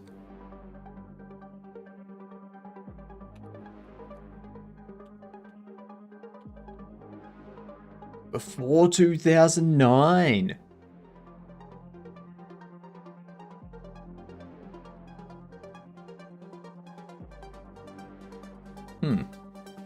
Leisure Suit Larry. I don't think it's going to be Leisure Suit Larry. 97 to 2008. It's single player. It has first person or third person. Alright.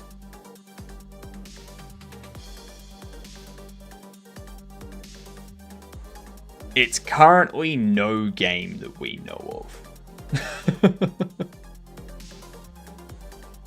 I have a feeling it's... Hang on. It could be Xbox 360, PlayStation 3. Is this going to be... It's not going to be a Grand Theft Auto, but we can eliminate some years. Okay, 97 to 2000. It is third-person single player. Third-person single player. Not a shooter, not a racing, not a sim, not a point and click, not an RPG. Nah, it's not an RPG, so no Final Fantasy, no Diablo. It's not isometric, so it's not going to be an Age of Empires or a Warcraft or Command and Conquer, none of that. We need to think...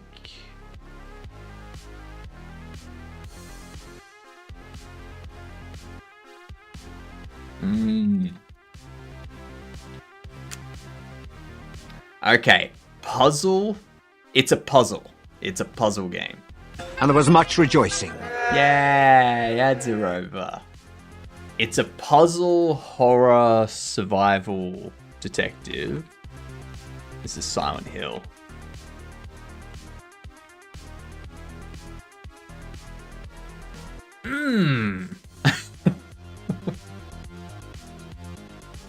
Yeah. Too easy. Too easy. The ones that always trip me up are like the Telltale game series. The amount of times I have lost a streak to the Telltale games, the reason our 45 streak broke was because Telltale games A Wolf Among Us. Never played Silent Hill. I hate scary games with jump scares. I'm not too bad with jump scares. Like, I don't find jump scares to be horror. Yeah. I mean, balloons aren't scary and they have the ability to give you a little jump scare. I was talking about Telltale games earlier.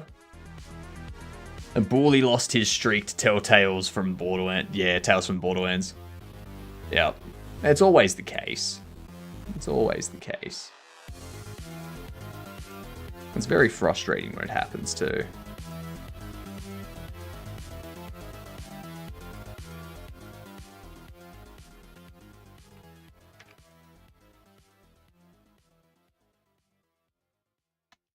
Probably change this to be 1010. I like it. That looks... I think that looks okay. That looks okay for like a save file thingamajig. Oh my god, it's a Gamian! I gotta catch up on shoutouts. Did my Steam page get approved yet? Not yet. Not yet. They say 2 to 3 business days. We are in the 3rd business day. So, should be sometime today. I hope. And get some food before it gets too late. Gonna leave a lurk. Thank you very much, Tizzle. Much appreciate the raid. I hope you have a great food. Steam's pretty on top of stuff. They are. But, yeah. I don't know. Thank Robin for the raid suggestion. Robin, thank you very much for suggesting me as the raid target. Hopefully I live up to the expectations you set. Hopefully you downplayed me a lot. Because, let's face it, I cannot live up to any sort of hype. Put in a request to join a Steam Sports Fest in December. If they reject it, it's not the end of the world, though. It makes sense for your game to be part of, like, a sports fest. Unless they're looking for games that are purely sport-based. Like your FIFA, your NBA, your NASCAR, your hockey, your ice hockey, that type of stuff. I don't think they like the combat aspect. But, like, that should be okay. That should be perfectly fine, because it does focus on...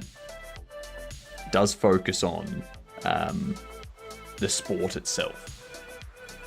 He said you were world champion in a Jern Jam game. I wouldn't say world champion. My game did win most educational. Primarily because as an Aussie, I had a lot to teach people about different bites and stings you get from Australian wildlife. So, yeah. If you make a gladiator game and they reject it, that's just biased. Yeah, exactly. Like, I mean, boxing is a combat game. But it's still a sport. Have you been on a walkabout? I don't walk. So no. I float. I've been on a floatabout. Crikey, kangaroos took my body. Kangaroos wish they took my body. Alright, this was all spiders' work.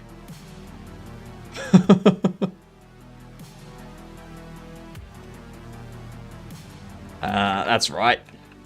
I need to shout out Gamian, who has a game on Steam. Gamian, drop your link.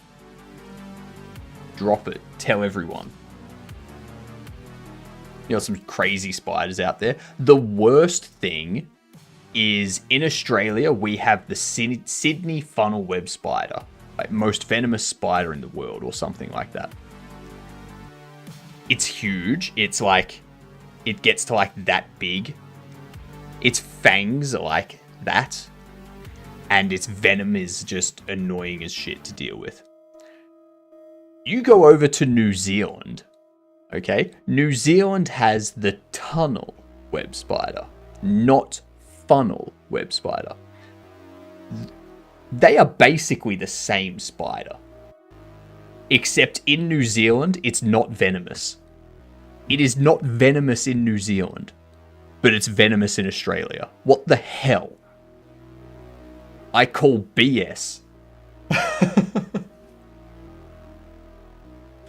I call all the BS.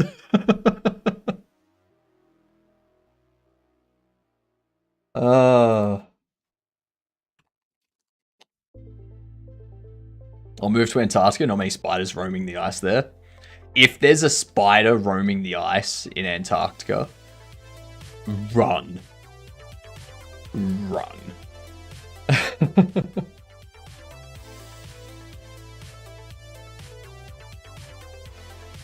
In before gaming gets mauled by a polar bear.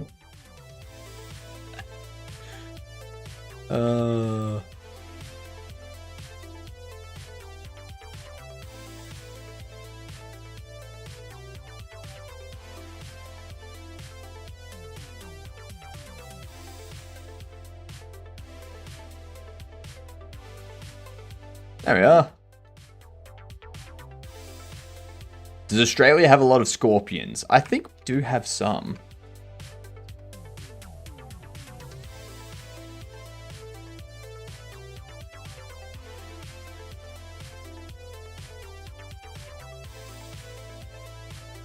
Yes. Yes, we do.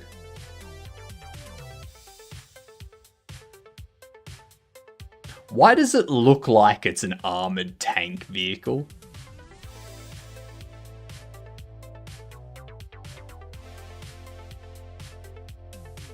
Australian scorpions can be anywhere between 2 to 12 centimeters long, just so you're aware. That is anywhere from... That's anywhere from there to there. Alright? Just for comparison.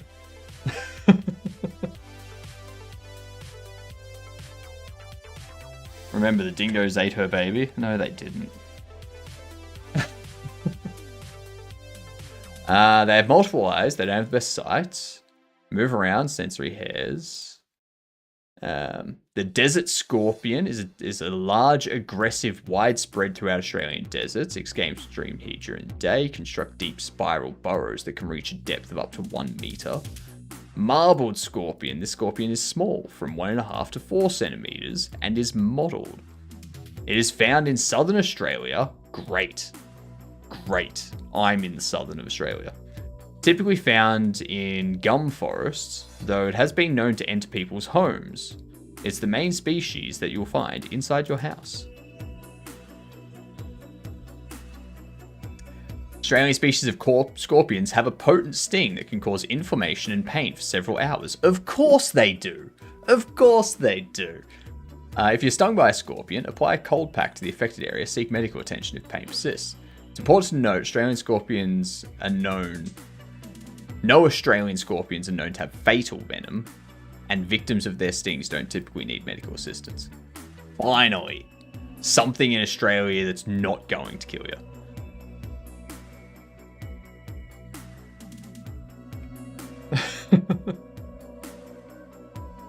From Google, one of the most dangerous animals in Australia include the box jellyfish, eastern brown snake, saltwater crocodile, blue-ringed octopus, Sydney funnel web spider due to their potent venom and powerful bite. Other dangerous creatures include the inland taipan, great white shark, stonefish, and the cassowary. Yep.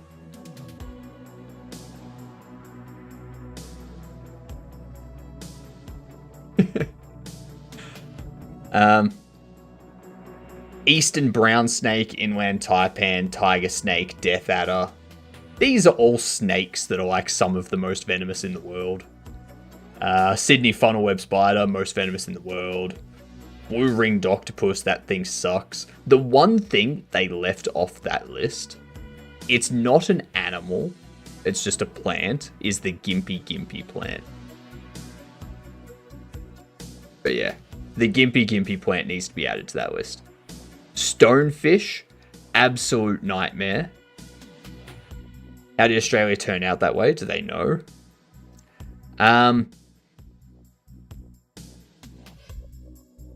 No idea. It was probably just like it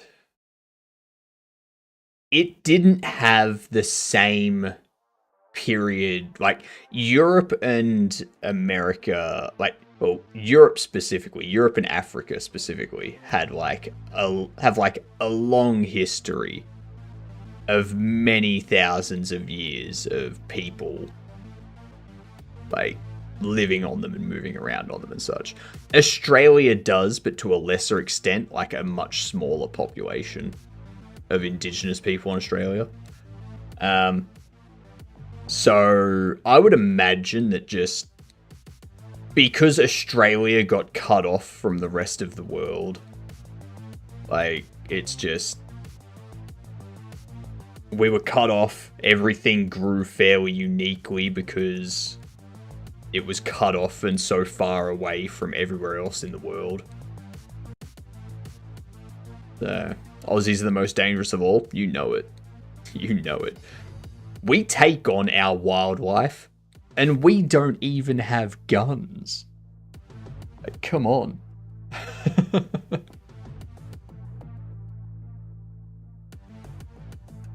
It was a mad science experiment.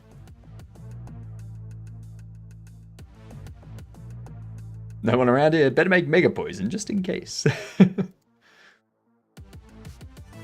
No, it's more like, well, no one's around to stop me from making a mega poison.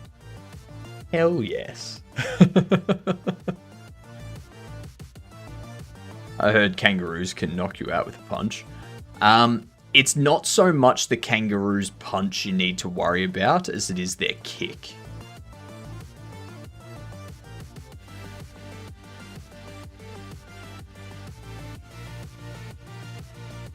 The kick is the big thing.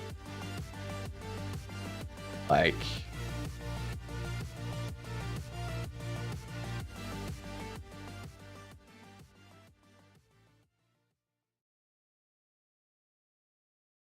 he's about to get knocked the hell back.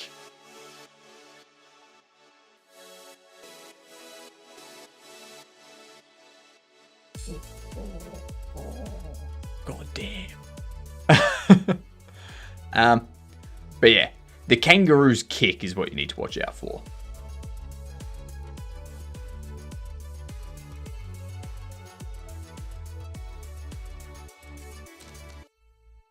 I mean, look at that thing. Look at this thing. It's like jacked. Do they have sharp toes or something? No, it's just the kick.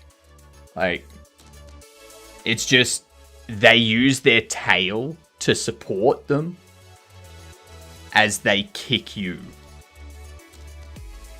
And it's powerful. It's a very powerful kick because they use their legs all day for jumping around. Like, you don't want to get hit by them. It's painful. In a very, very painful way.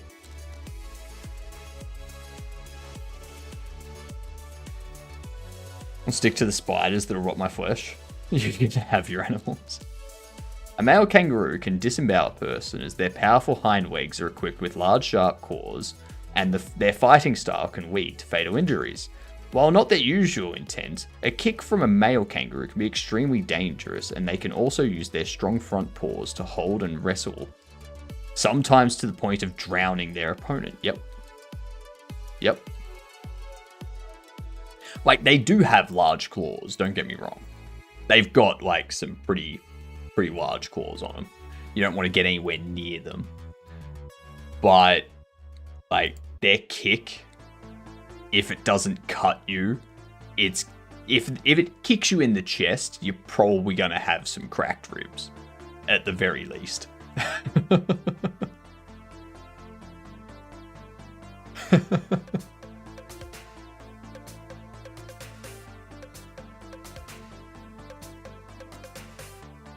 Just leave the wildlife alone.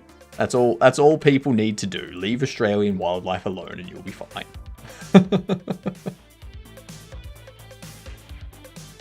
I think I want to have...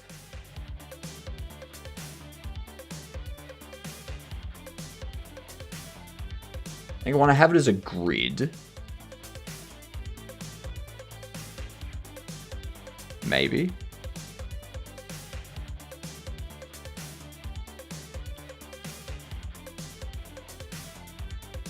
And we can do 2 columns with 3...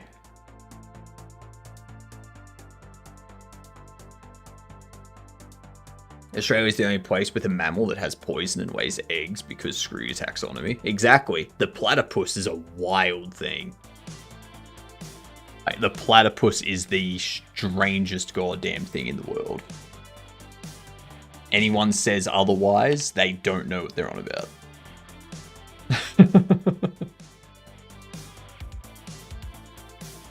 They aren't real.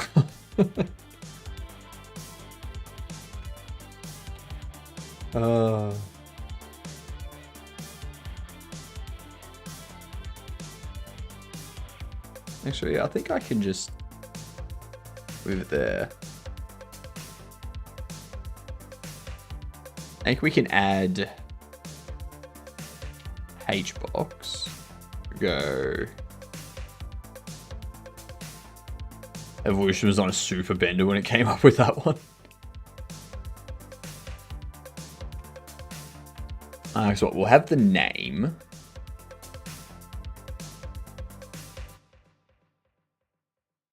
Let's go days.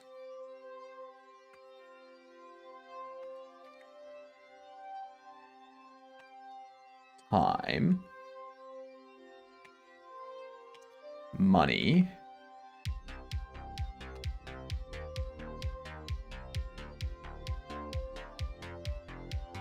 Collected. And we also need level.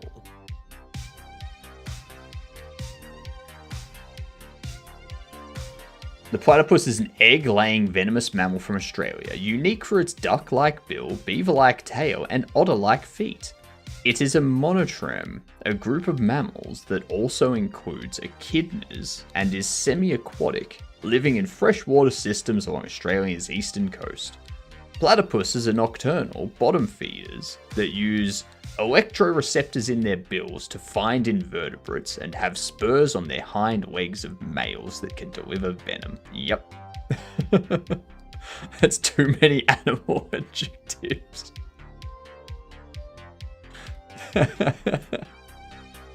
It is. It very much is. How you doing, Booyah? Imagine the first person that discovered a platypus trying to explain to their cohorts what the hell they found. So I think the first time a platypus was taken to America, people thought it was a joke, thinking that it was just a beaver with a duck bill, like, strapped to it, or like a bill put on the front of a beaver. Yeah. They all thought it was a prank. But yeah, like, the...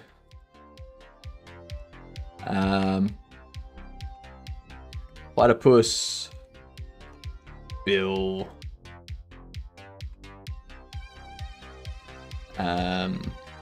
sensor. Like, this bill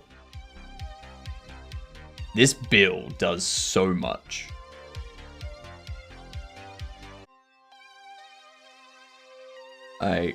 Platypus bill is thickly dotted with specialized sensory receptors that provide the information an animal needs to navigate underwater and capture its prey.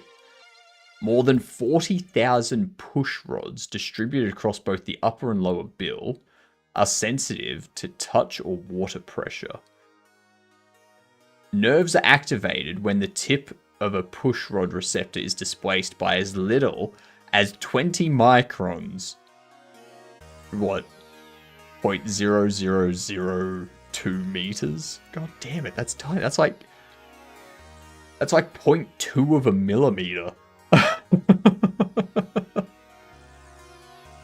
This means that a platypus bill can detect movement by prey such as freshwater shrimp at a distance of at least 15 to 20 centimeters, possibly up to 50 centimeters, simply by sensing associated water movement.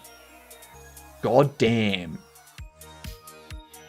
God damn, that's like feeling what direction a fart came from, basically. Is there a large number of them? That better never go extinct. No one will believe it's real in the future.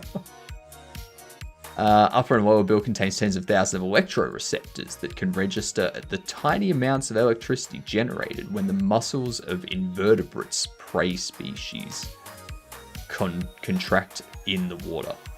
So these electroreceptors can detect when another invertebrate moves.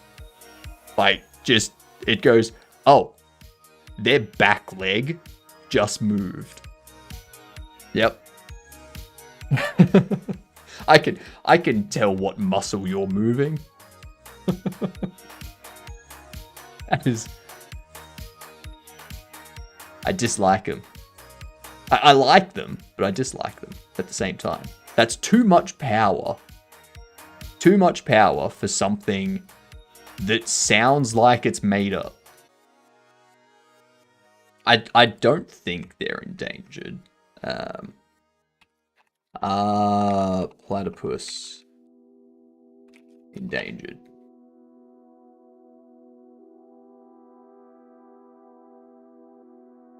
Platypus currently classified as near threatened.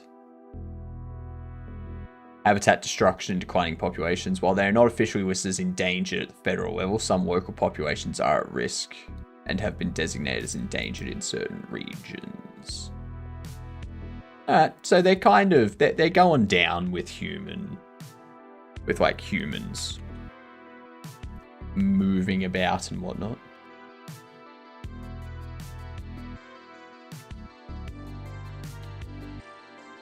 Nope.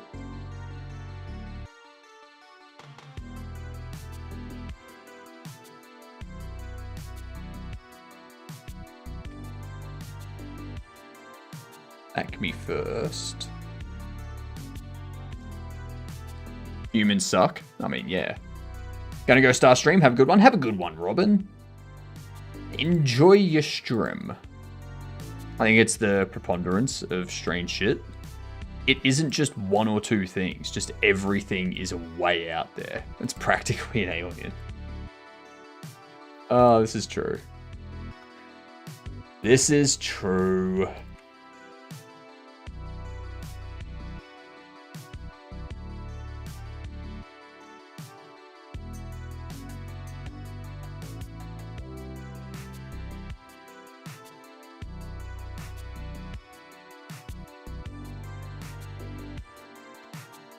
All of these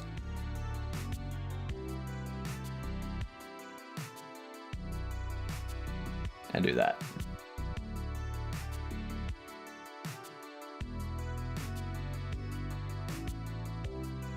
I think I also want, I have this as like test name.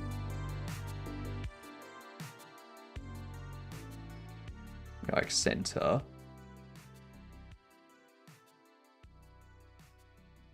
Then this can have two labels under it.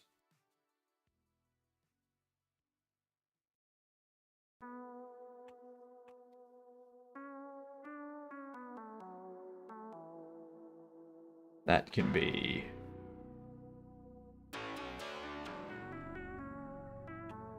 level.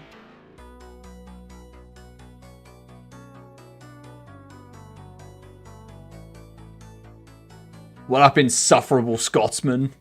Platypus are one thing, but if quokkas go extinct, we're right. This is true. This is true. If quokkas go extinct, I swore humanity's gonna have a problem.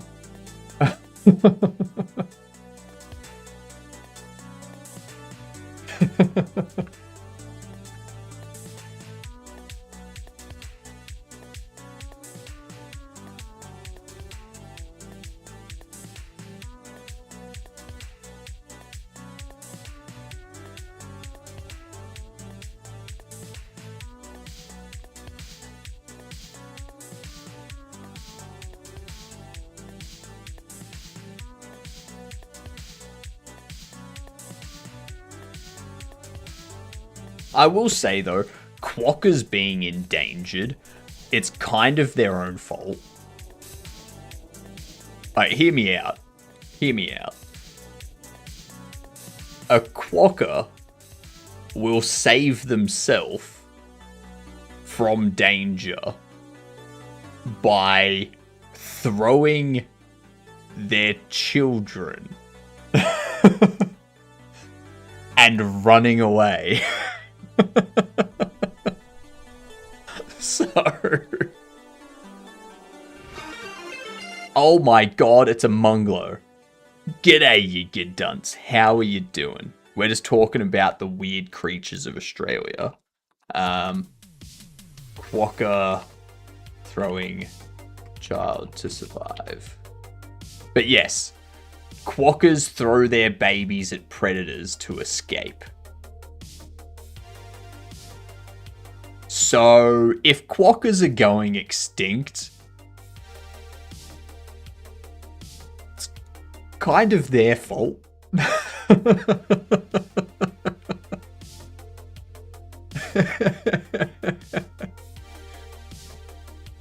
When under extreme stress or threatened by predators, female quokkas may indeed drop their joeys from their pouches, but this is not an intentional throwing action.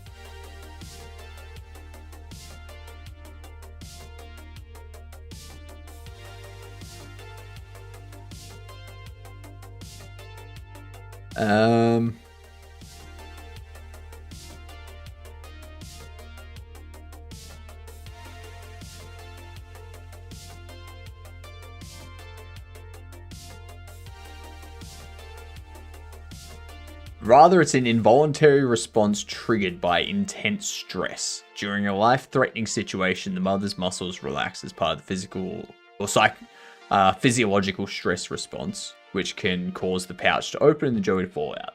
This is not a calculated decision, but rather a consequence of the fight or flight response that affects muscle tension throughout the body.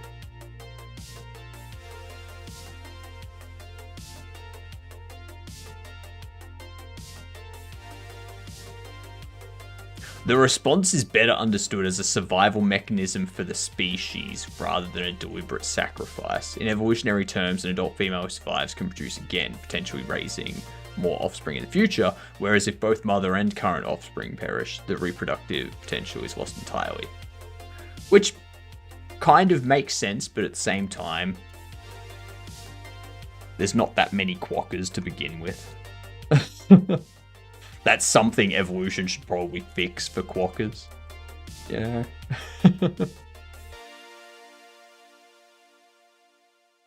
They're not intentionally assholes, but yeah. Who is?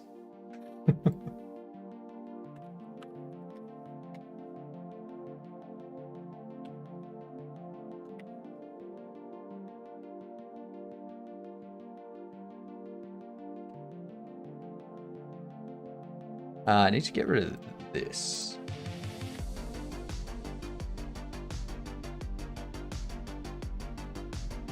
Money.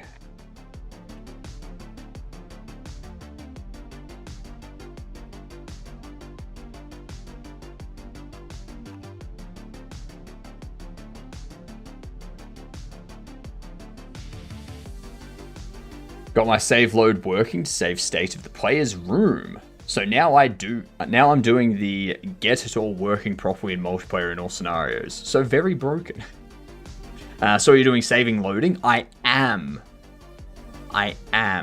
I'm currently just setting this up so I've got something that will actually display saving loading bits. I think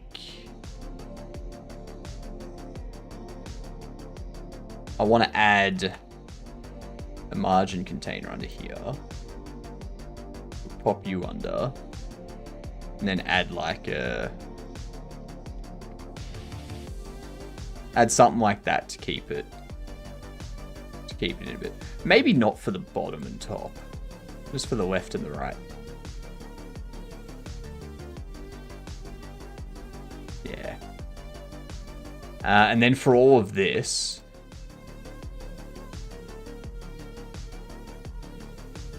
you can probably create something in our theme.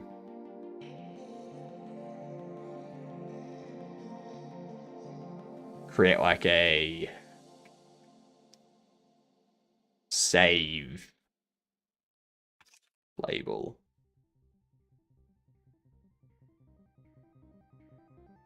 Yeah.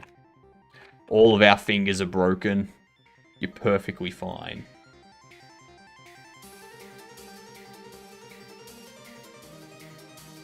This can be white. Outline color. The outline size can be 3. Font size can be 20.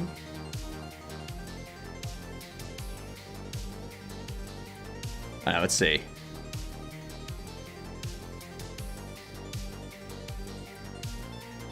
Okay, so we can make this... I don't think we want it at 32. We can probably have it at 24. And then have this as 12. Yeah. That looks good. That's a nice amount, I think.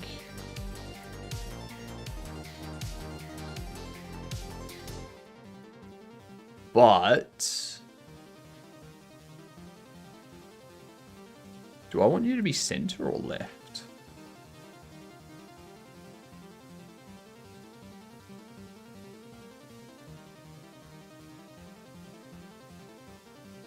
Let's put like a 12 separation between those.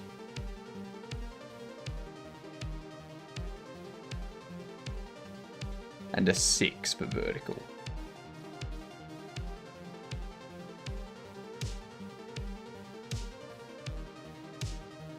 They shrink to center anyway, so it doesn't matter. That's fine.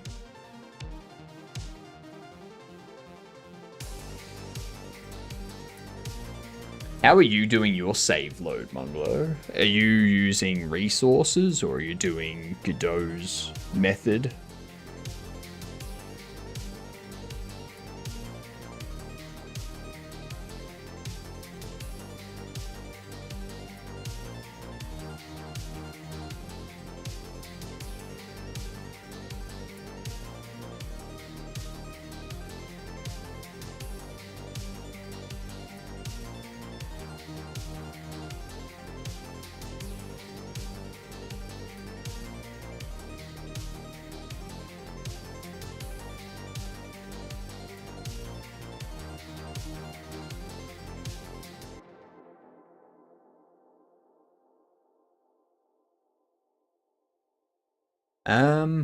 I'm thinking. Do I want something here displaying how many bobbles they've collected, sort of thing?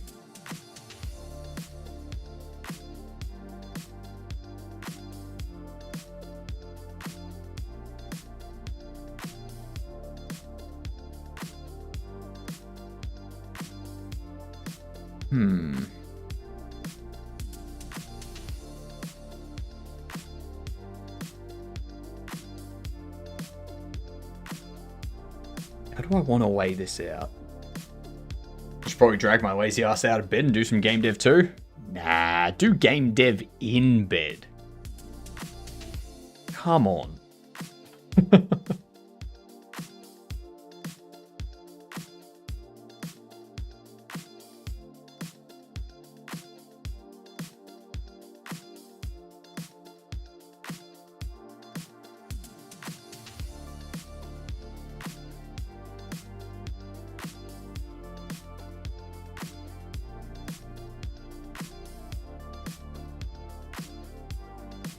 Do I want it laid out like this?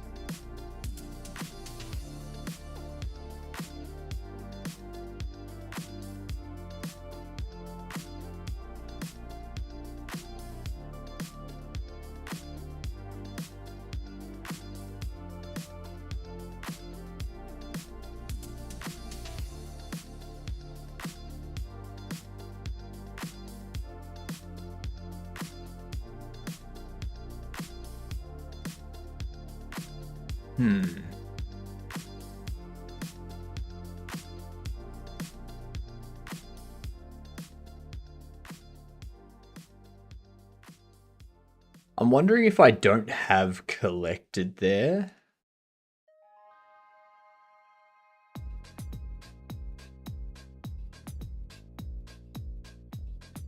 Like, everything else is kind of important, but I feel there's too much space. Like, if I have this as like... Actually, let's... For each of these, make sure they've got a separation of 8, at least. If they're levels 32, for example, there's like a lot of dead space over here. You know what I mean? A lot of dead space over there. Days. 105. Time. Would always be something of that size. Money. Yeah, if they're a millionaire. Collected. What? 200? Or do I do like 200 of 240 sort of thing? I would, but I've spent very little time in bed. I should keep that time for sleeping. That's true. That's true. I'm very much the same. I dislike sleep. It's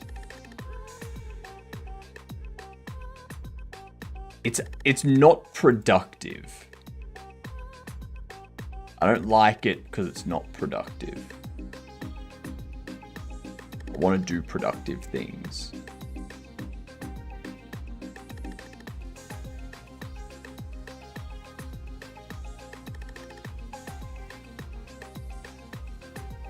There we go. Yeah. I guess I could do that.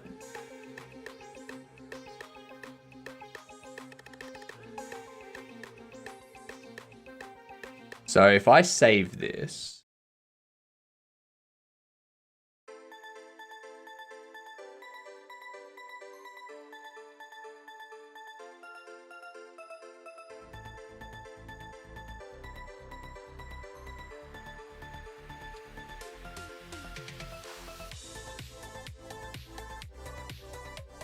all right.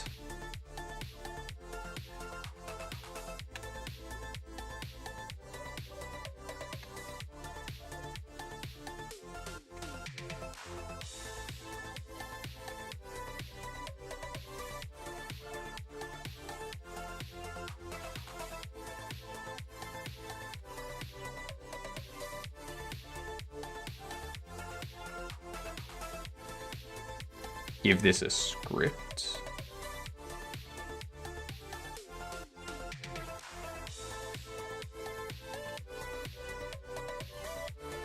I'm at the gym 4 nights a week, work full time, and do game dev in evenings on weekends. So 5 hours a night is about my average. Coffee. Lots of coffee. I don't go to the gym.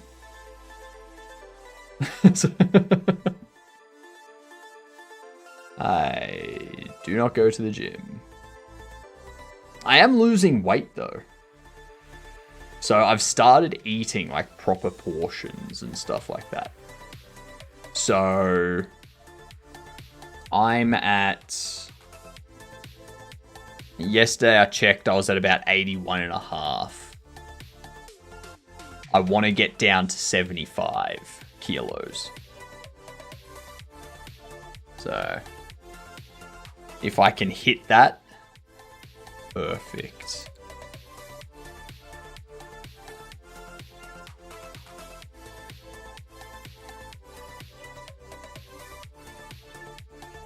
Otter! How you doing, you dunce? Just start saying, I don't go to the gym goes to me. That's fair. Let me do... Shout out to Otter. They are an otter. They make game about dog.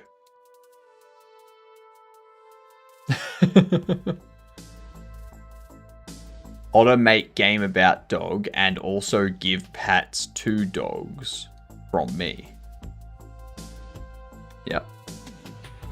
You did raid with Munglo. And it's got a little yellow box around you. I know. Don't worry, I see. I see. That just means that you didn't choose to come here. And that hurts my feelings. Just shy of 6'4" and 101 kilos. Big unit, but I'm in my 40s trying to delay the inevitable body breakdown. That's fair. That's fair. I'm also... I'm 6 foot -4. So I want to hit 75 because that'll be a nice lean weight. I won't have a gut anymore. I've got a little bit of a gut right now. Once I'm down to 75, I won't have a gut anymore. And I'll be like I was when I was like 16 doing judo 2 nights a week and whatnot. I'll be like, yeah. No stupid gut. No stupid gut.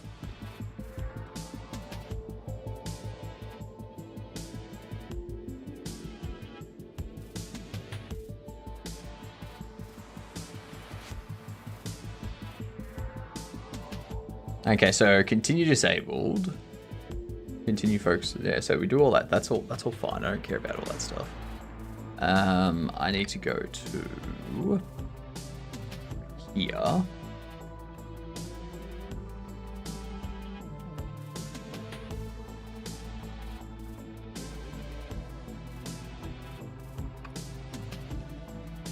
Save game record.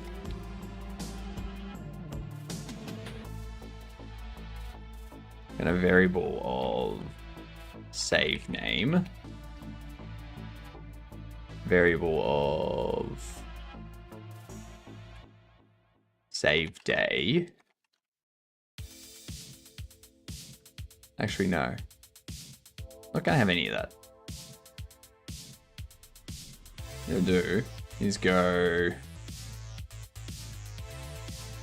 save overview. One thing I want to create under here, I want to create a save overview. And the save overview will... It's essentially just the shop settings.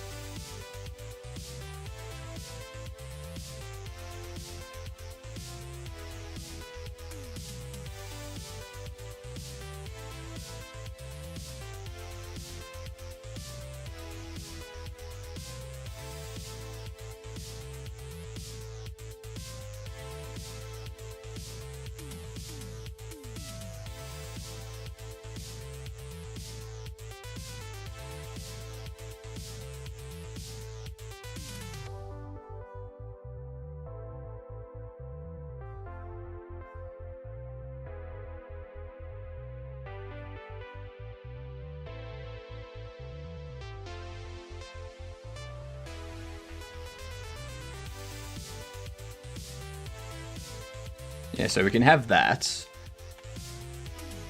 We can go...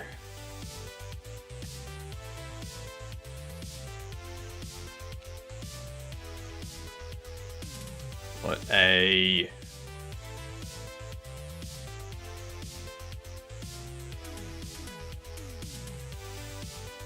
Name text be shop settings. Shop name. I need to make sure that this does a trim. Clip text.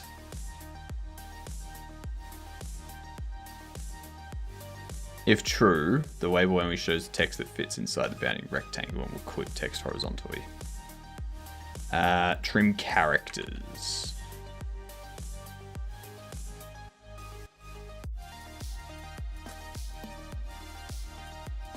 Oh, let's see if I leave that turned off.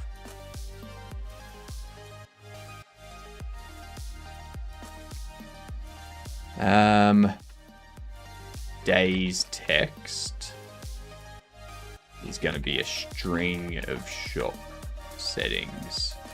Day. Ooh, thank you for the follow.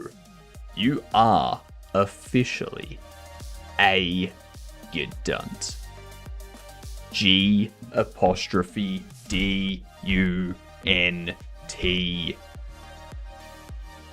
It stands for good C word. Tell your friends. They must know. Tell your family. Call them. Send them a text message. Say g'day. I'm a Gedunt. Because let's face it, what's the point in being a Gedunt if you're not rubbing it in the face of the people you know? Make them feel bad for not being a Gedunt. And tell them that if they don't want to feel bad anymore, then you know where to go to become a Gedunt. See, my mother might beat my ass, but I'll do it. Do it.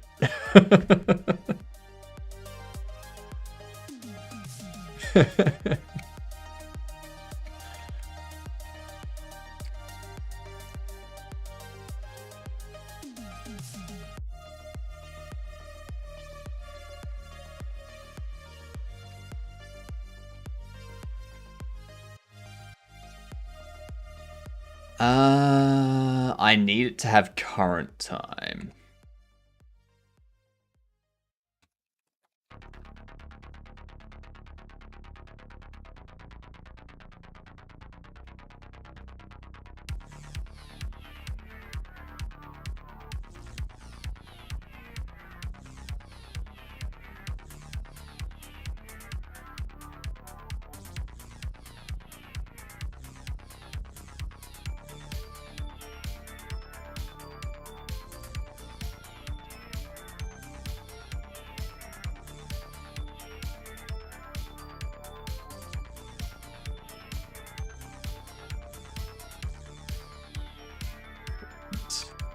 No float.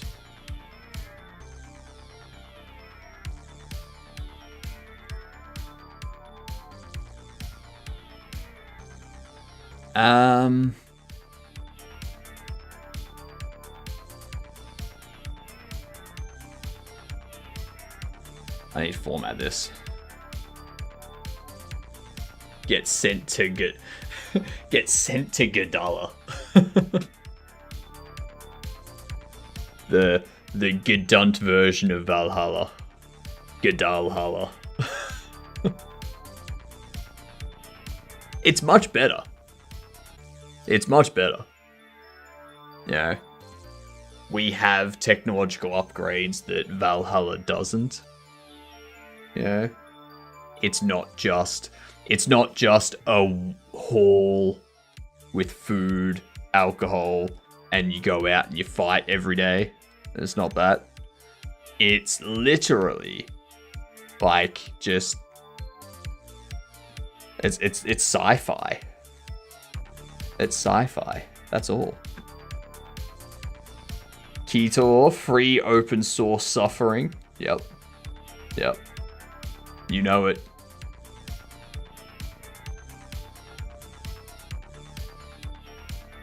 I need to format this current time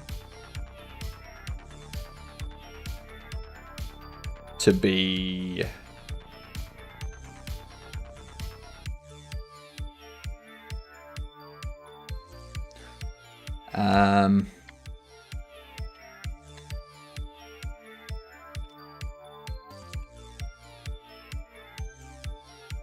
time formatted equals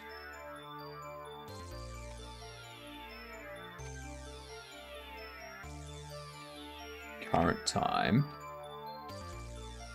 formatted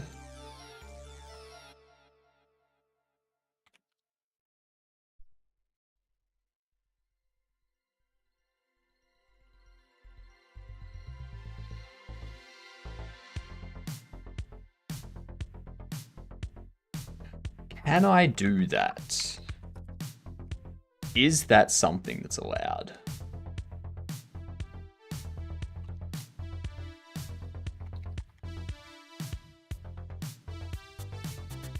Let's find out.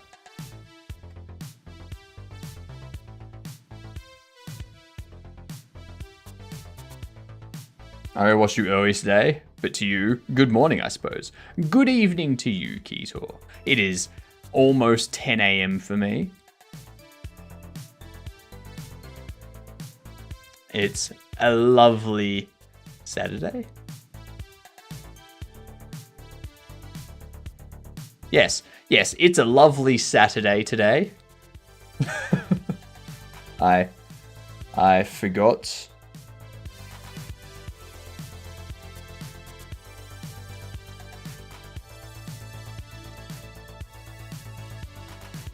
It's hard to keep track of days.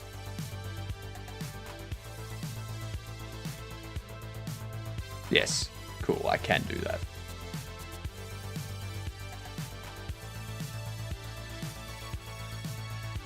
Don't spoil too much, I'm 8 hours behind. It's normal. It's a Saturday.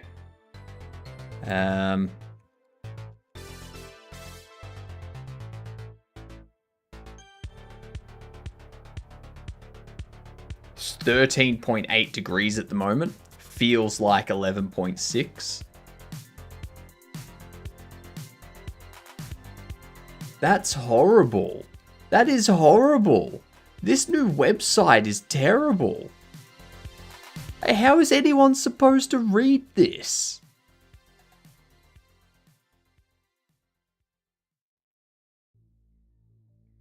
Is that on a scale of 0 to 100 for human comfort? Maximum today is going to be 21 degrees. Dark readers...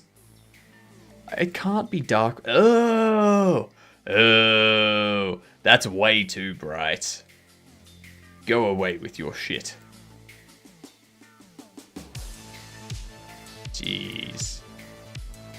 So, you either can't read it because dark reader causes this text to not show up on this background image, or you can't read it because you go blind. One of the two. Someone didn't believe in color contrast when they were designing that one.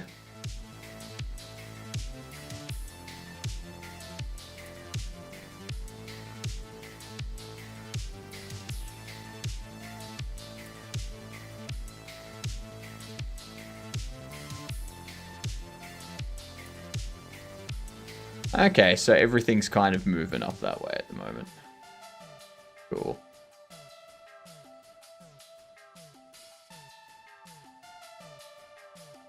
I'm good with that.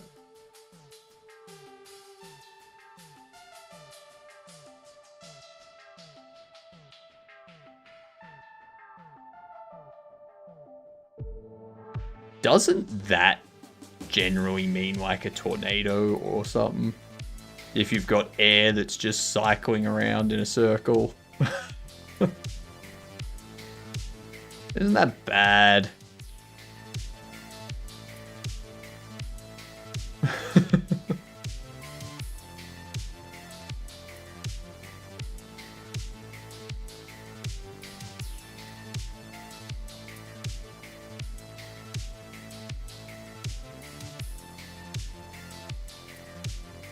Well, nobody lived in the inland parts of Australia. Nobody does. Nobody does. But don't tell the people that live out there that.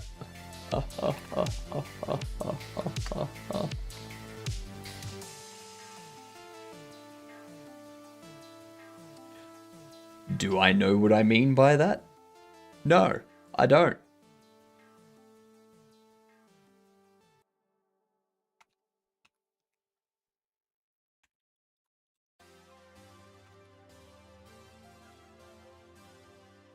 So I think we need to take the int.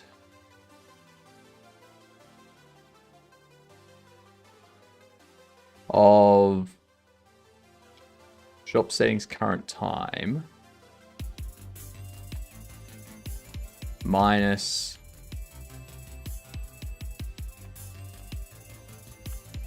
the int shop settings current time. So now we have just the fraction portion.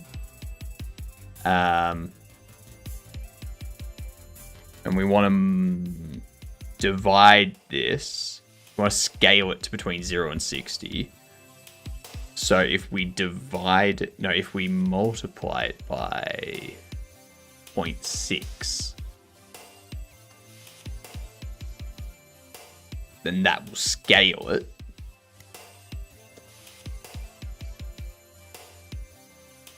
Yeah.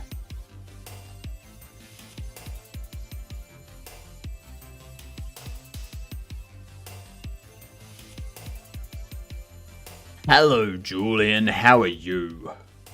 I'm working on getting some save load stuff figured out. Yeah. Getting our saving and loading working. I'm gonna spend the mornings, like this stream, first stream of the day, doing coding that I need to do for the game.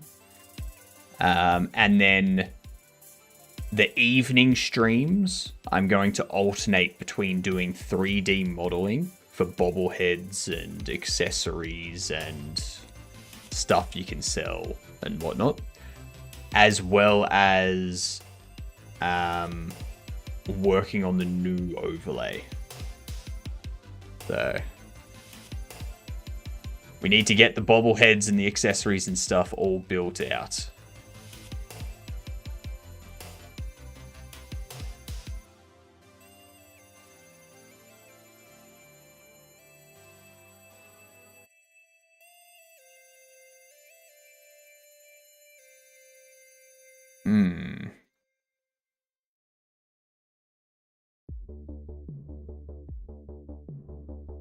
That's not good.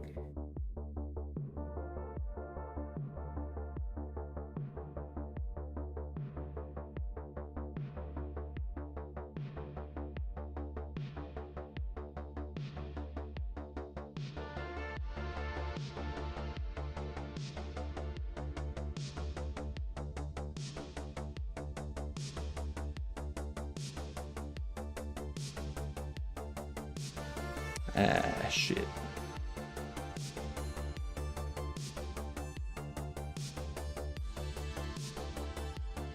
And there was much rejoicing. Yay!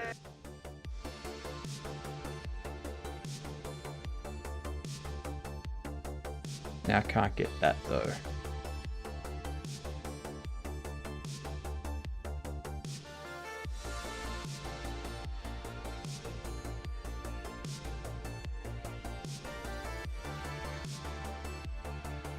If we do that, you need to be on the outside.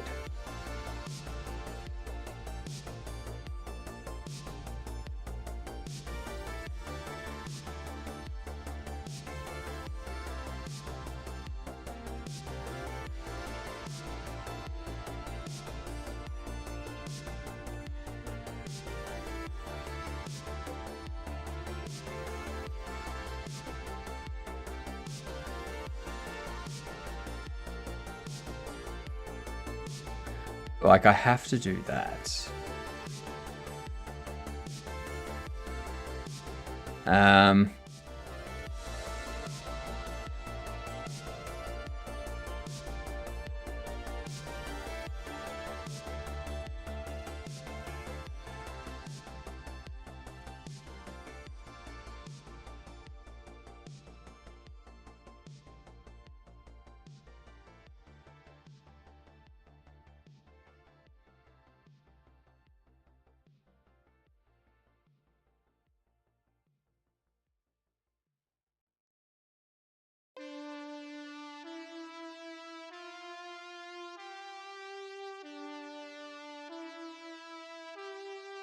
gotta be that.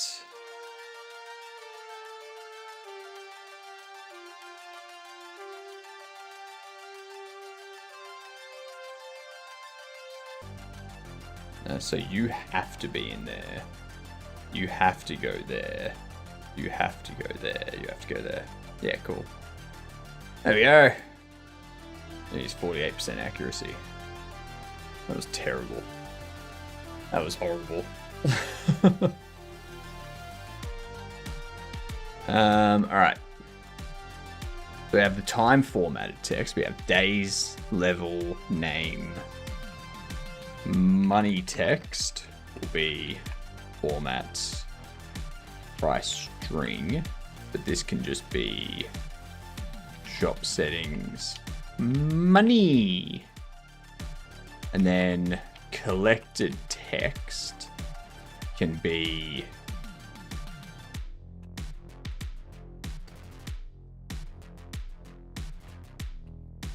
shop settings collected bobbles.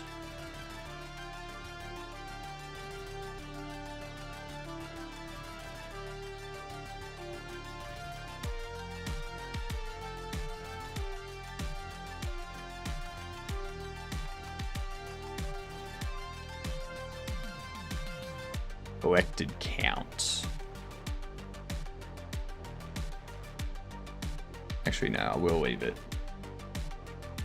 like that.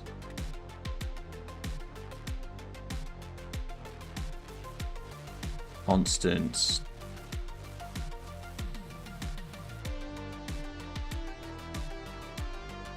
Actually, enums bobble keys size multiplied by enums rarity keys size. That'll give us the total number of bobbles. Now, I need to go into shop settings money. I need to look for collected bobbles, which is there. I need to go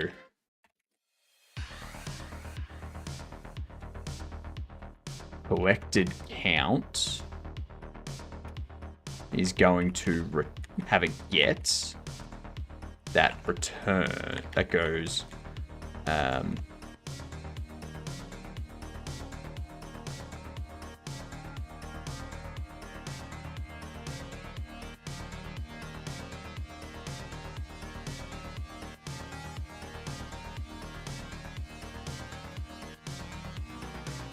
collected bobbles. There's no sum or anything, is there? I'd have to do a... So, collected bobbles.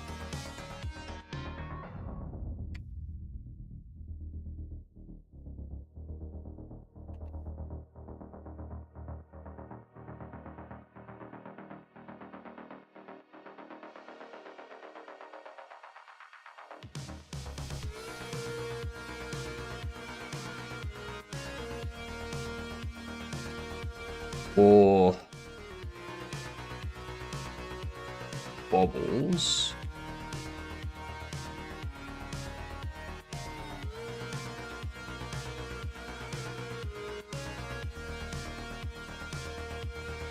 Rarity. Actually,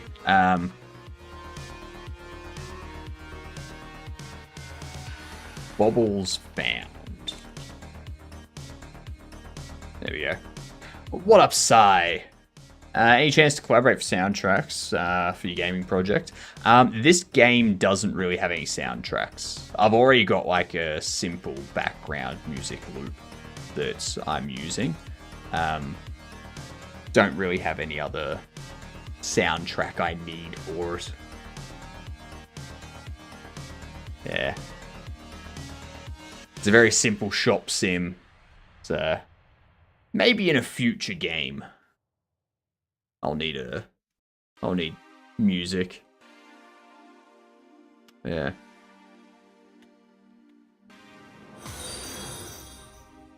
Oh, thank you for the follow. You are a fantastic Gedunt for the follow there.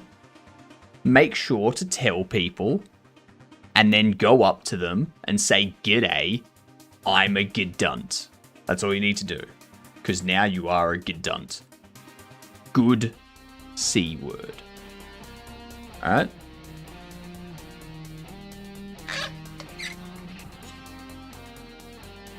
I need to do something about that.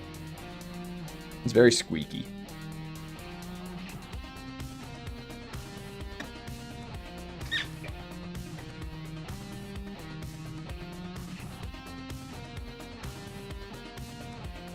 This be a dictionary. Actually, no, 4 key string. No. Enum's rarity in collected bobbles. Count plus equal. For opportunity, just message. No worries.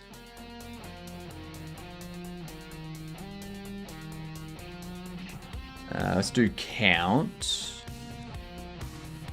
One thing you could do, Sai, is if you're not already, I don't know if you are or not, but if you're not already, stream creating music. So stream you creating music so that you can, like, people can see what you're making and that type of stuff. And then, because like one thing I do a lot is if I'm looking for music for a game or something, I will look at music streamers and be like, I may want to reach out to this one to do some music for a game that I have in mind. Yeah. So it's a good way for people to find you and for you to get noticed and such. Streaming Twitch or YouTube, both. Twitch, YouTube, Kick. Do it not just on regular YouTube, but also do it on YouTube Shorts. Also do it on, like, stream on TikTok Live. You know? Get out there to as many people as you can.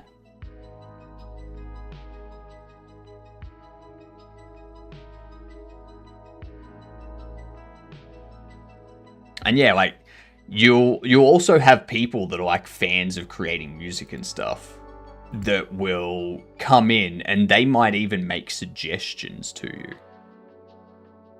They'll make suggestions on how to, like, what you could do to improve it a little bit. Or if you're not sure how to do something, they could give you a hand on doing it. So it also provides you with a learning opportunity.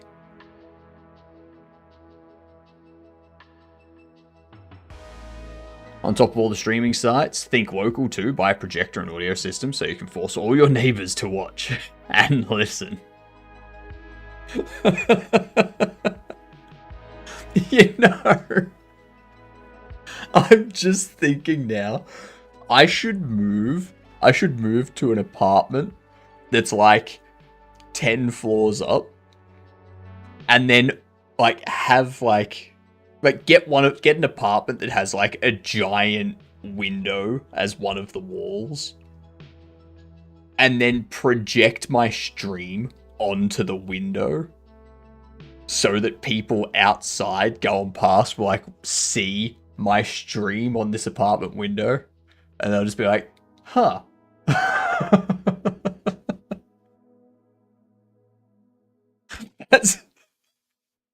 That's a great idea, Curious. Make it my own personal billboard.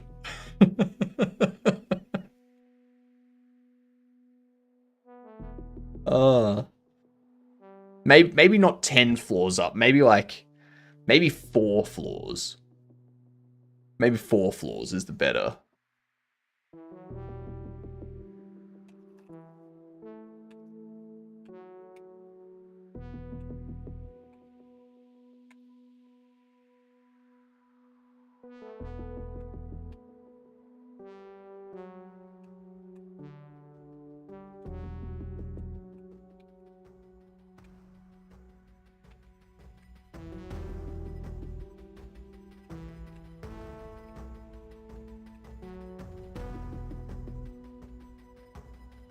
Optimizing.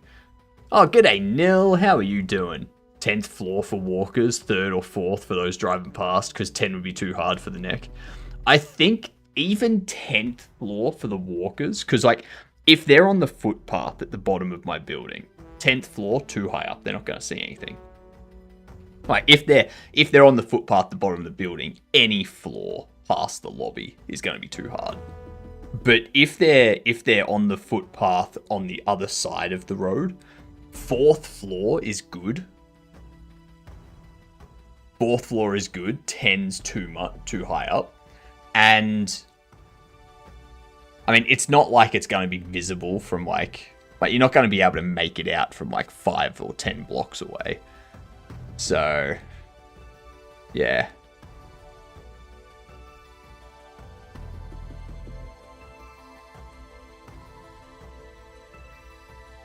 So if we do that, we have bobbles found.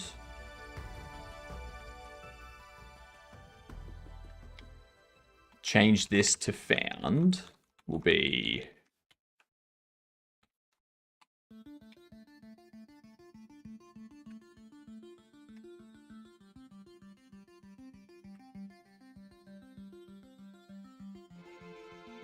Let's change this.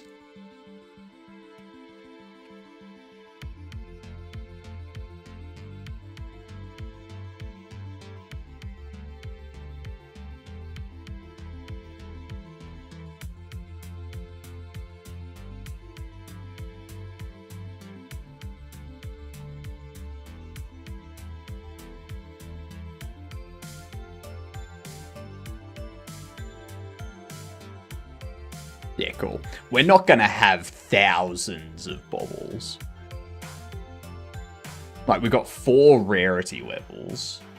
We're going to start out with 80 bobbles, which gives us 240 in total.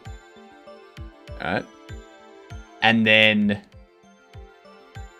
the next season will add another 80. And the next season will add another 80.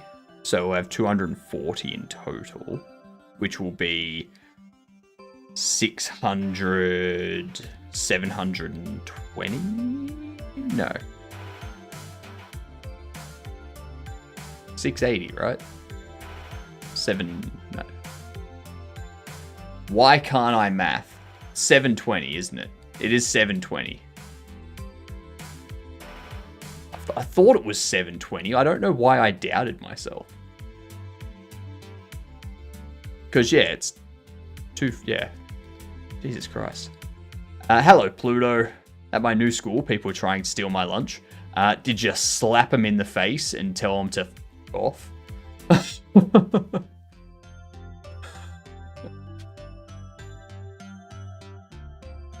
Defend yourself. Probably don't do that either. Probably don't do that. I'd get suspended for saying that. Hey, people wouldn't be stealing your lunch if you got suspended.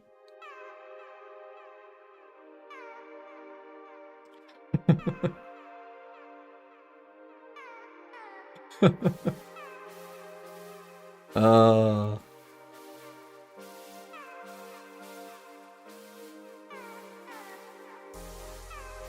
right.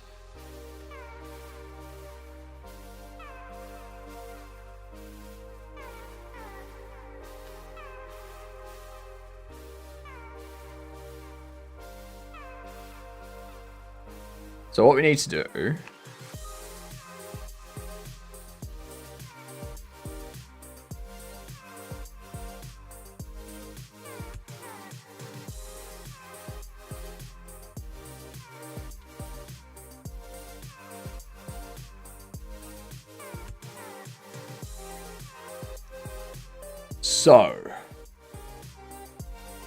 what I can do is I can load the shop settings. for each of them, which is a small file. It's perfect.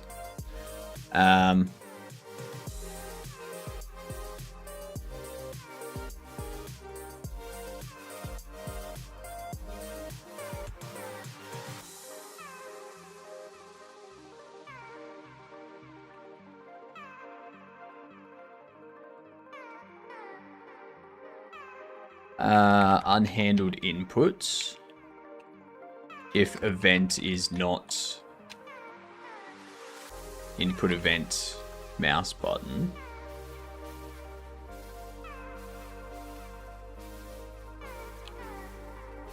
Or event as input event mouse button. Button index is not mouse button left, we can return.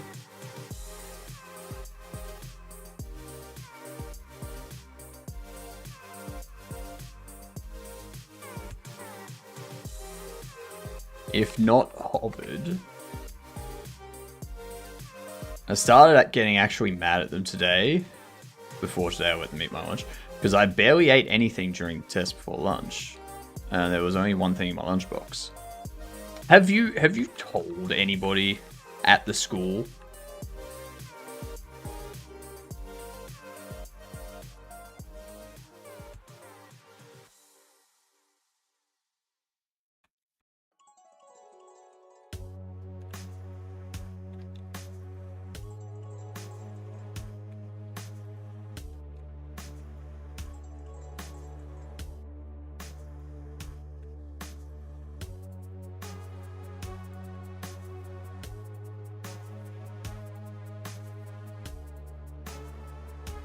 I had someone steal my lunch once at high school. Second time, the culprit was occupying the bathroom for a while as they had a bowel issue. This was innocently not saying nothing about what was added to said lunch before the bowel act to affect the bowel movements. I mean, there is that option. The only issue with that, Nil, is you have to be careful because it can be classed as like you can get in trouble for intentionally poisoning someone. There was someone. Yeah, exactly. It's considered poisoning. There was someone that had that issue. Like it was a whole legal issue. There was a whole court case, where someone was going to work. They'd put their name on their lunch, put it in the fridge, and someone would keep eating it. So they started putting stuff on their lunch saying, you know, do not eat. Like putting warning labels on it, basically saying do not eat. You know, not safe to eat, that kind of stuff. And people would it would keep getting eaten. So at that point, they put laxatives in it. And then they got sued for poisoning. But they turned around and said, no, like, I labeled this saying, do not eat. Like, not safe for consumption, such. And they still took it and ate it. So, that's their fault. Like, they were dumb enough to eat this when it said do not eat. I'm not at fault. I only told my parents about it because after that I felt really bad about yelling and lost my appetite. So I didn't eat more than 2 bites of it before throwing it away. The argument I presented, I didn't make the culprit actively open my school bag, then my lunchbox, then unwrapping said lunch and eating said lunch. The teachers were like, yeah, the culprit had to accept consequences of actions. In a school setting, maybe. In a legal sense, no.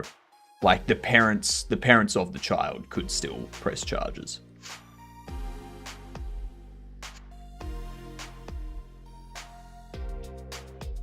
Yeah. It might not be an intentional one, but there would still be like some sort of, you know, accidental poisoning thingamajig. I was 14 at the time. This was back pre-1990s. Ah, yes. Good day, you good dunce. How are you doing, Ezra? What were you up to today? Like, I don't know, but other people in chat might not. So tell them. Give them all the info. I am holding out for Steam to approve my Steam page. So yeah. Waiting and waiting and waiting and waiting.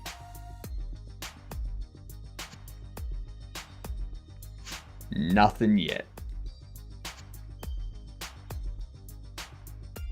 Trying to deal with saving and loading myself for Bobble Shop Sim.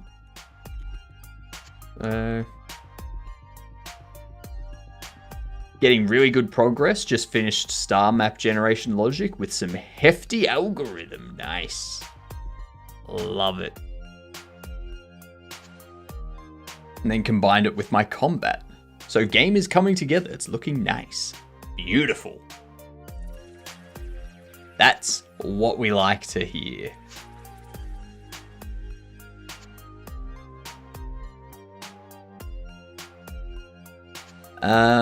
Where are we?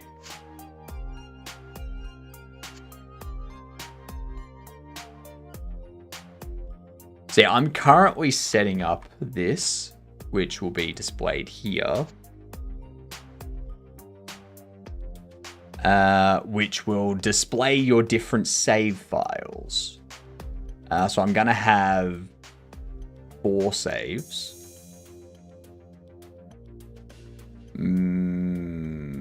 Maybe more. Maybe more. Now I'll only have 4 saves. Do I want more? Do I want to allow them to have as many saves as they want? No. No, I don't.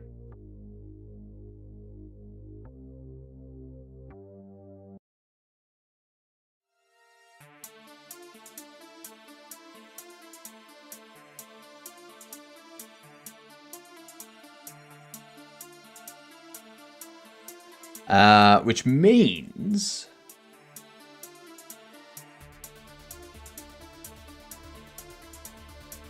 all seems reasonable. Multiple pages could be a DLC add-on down the road. I don't think I'd bother with multiple pages.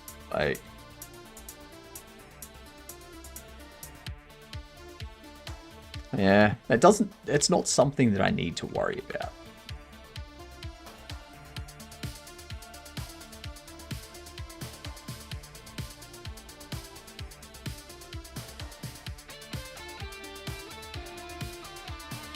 Save number.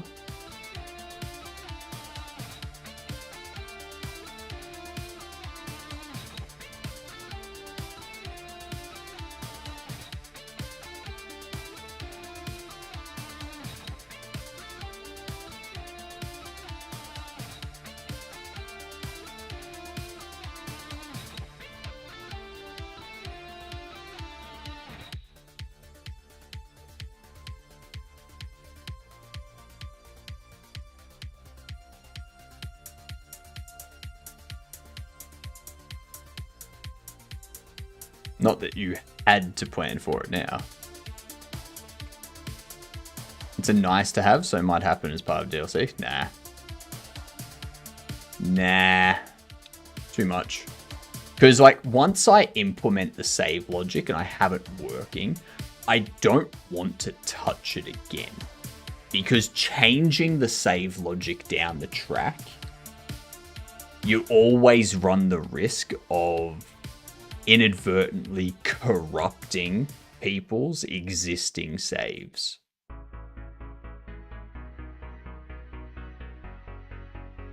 So I'd rather steer clear of that. Especially for like my first Steam release.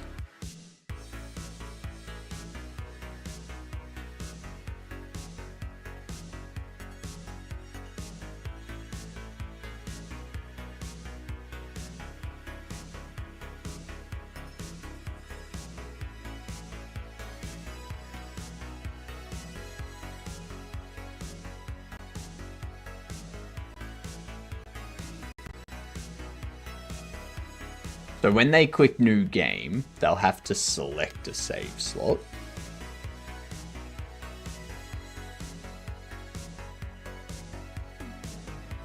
They'll have to select a save slot for one they want to override.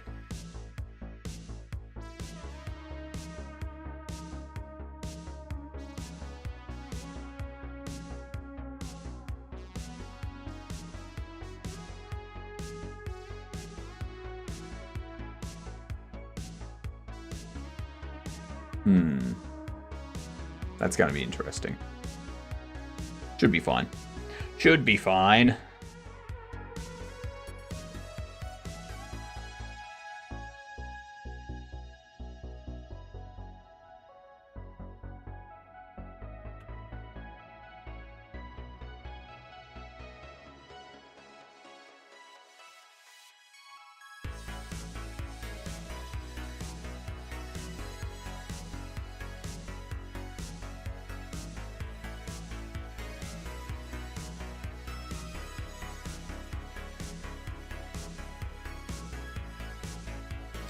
Whoops. That needs to remain like so.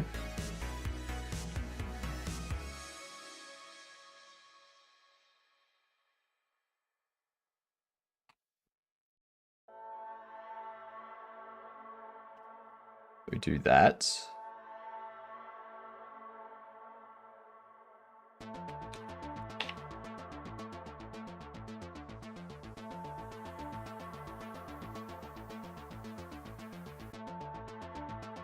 Oh, there's a time of day. I already have a time of day.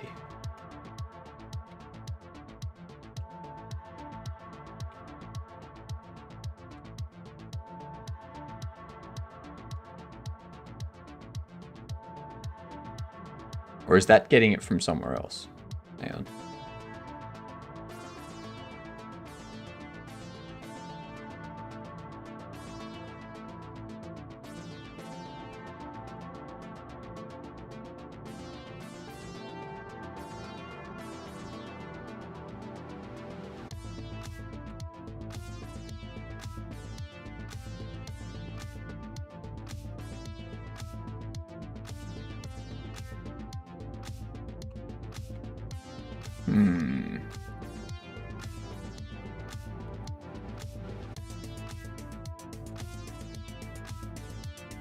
Game state, day-night cycle, our time,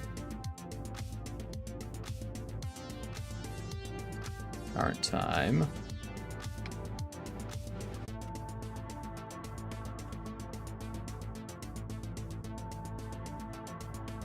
there we go.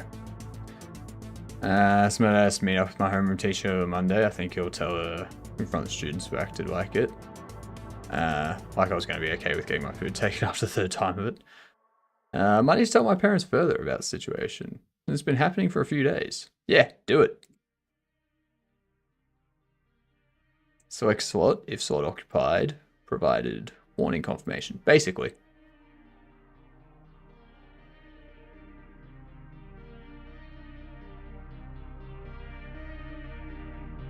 It wouldn't even be a select slot if slot occupied, provide warning. It'll be a, if there's less than 4 saves, then just assign it the next number. Yeah. If there's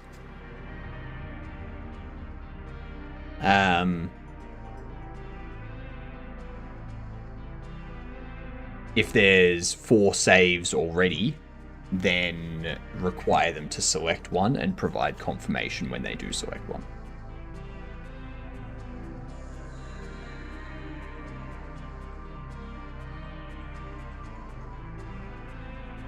And then when they save, they can save into any of the slots. Like, they can manually select which one to save into. And that'll just update the save number for the current loaded one. and save it into a new file.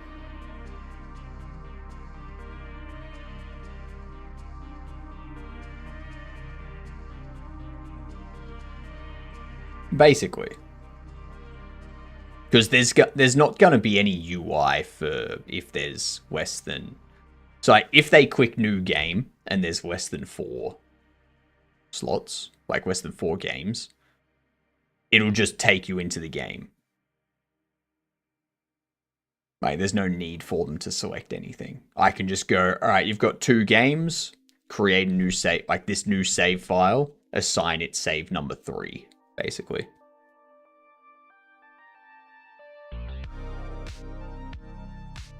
Yeah.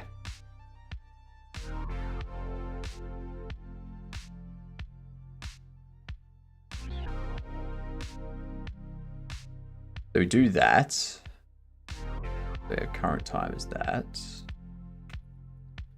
Let's do that.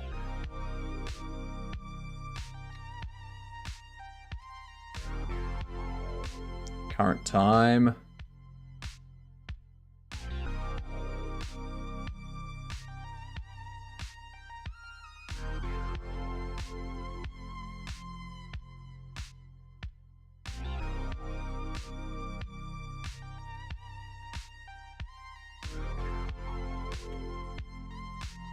And also we do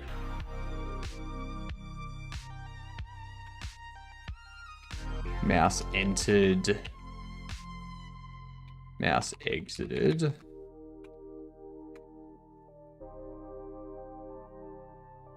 Set hovered.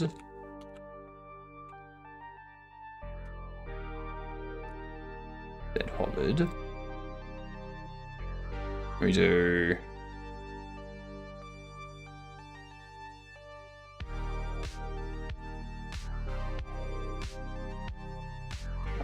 game state shop settings equals shop settings.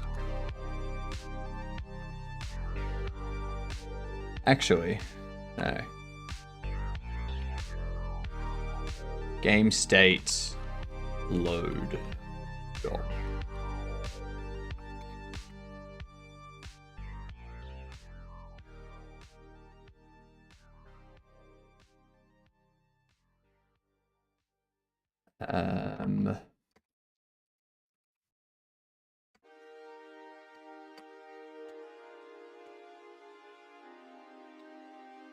Into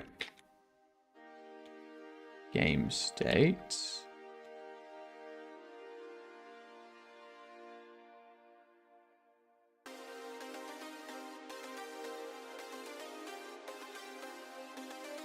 Set up load shop.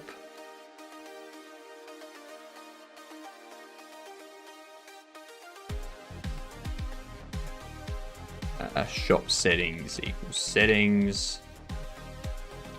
Day night cycle. Current time equals shop settings. Current time.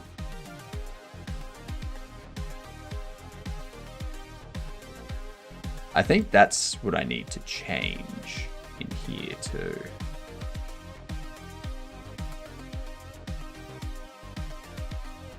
I don't need to do that.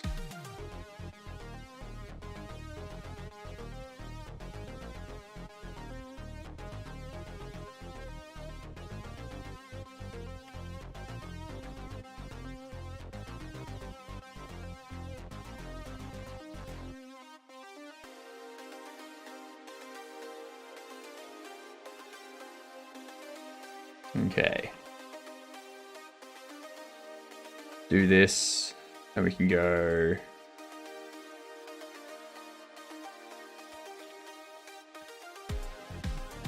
display loading screen.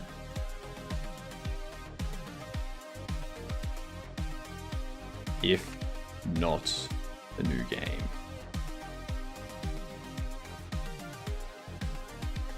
Actually, display loading screen.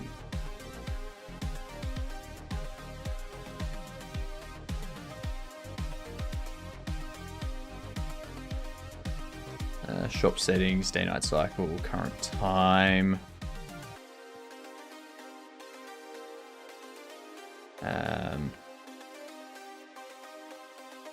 Save load.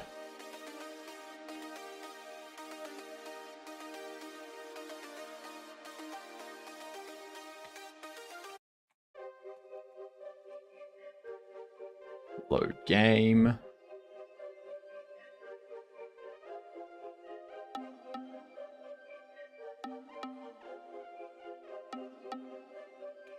And get rid of this because I'm going to make that an auto load.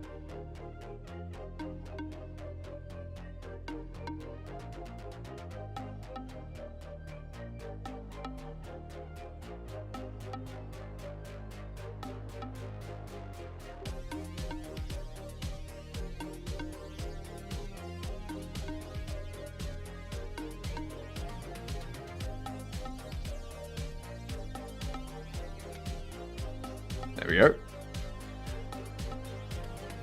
Do you need to do a try error check when loading the save file before setting all the values though? Not really. What I'm going to do is if the value doesn't match, like if the player goes in and edits the save file and they cause that to corrupt the save file, then it's going to be like, well, not my issue. What are you doing? What are you doing editing save file and corrupting it? Like, don't do that. Has Goose been witness to any of your streams lately? Yeah, Goose has popped in a couple times. Same with Tricky. Tricky popped in. I think earlier today, Tricky popped in. Last night, Goose was here. Yeah, they've been around. Don't worry, they've been around.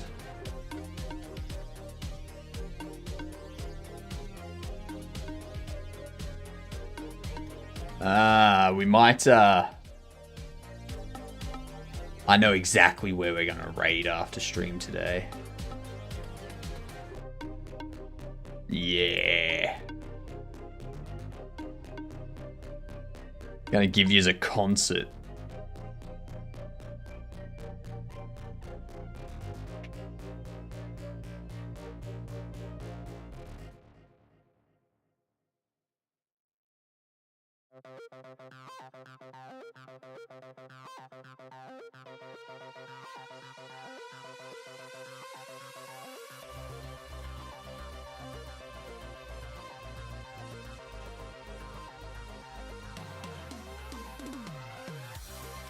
Alright.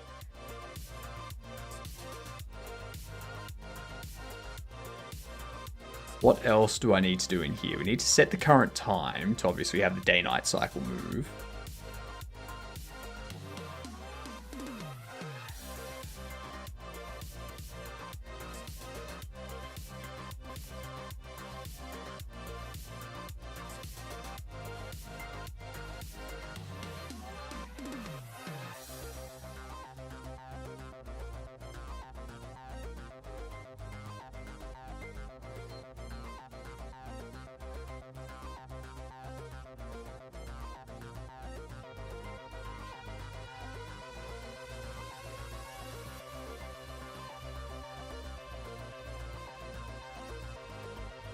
Spawning and despawn, I don't need to worry about that.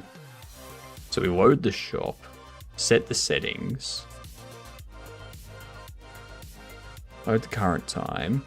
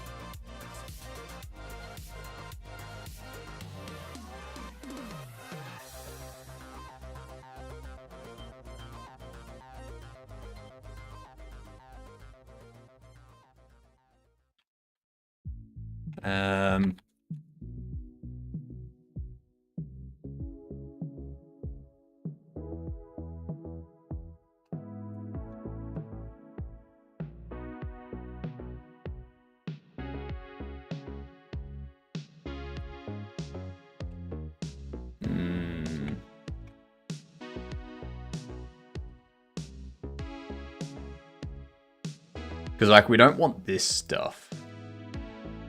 Like, the emits aren't going to be the problem.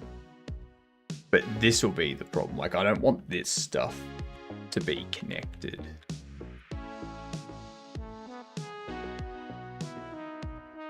I suppose I can do, like, a cleanup. Where we do a free at the end.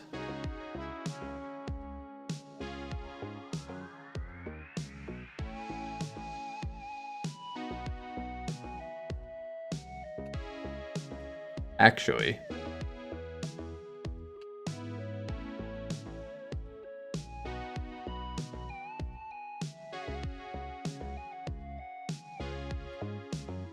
game file, if not game file, return.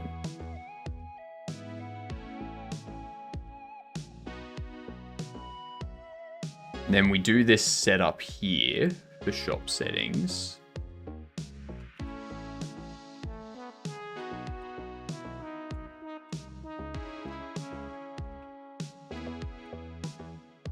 And what we're going to need to do here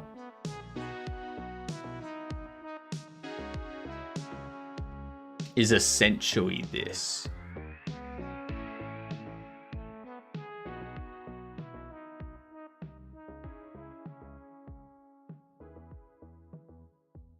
Ah, yep, I know what I can do. I know what I can do.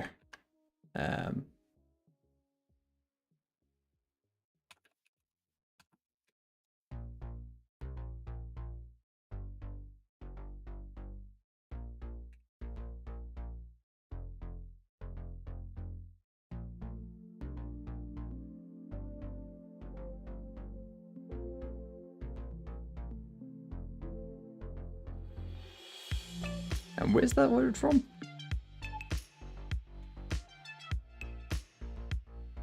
A setup in settings base.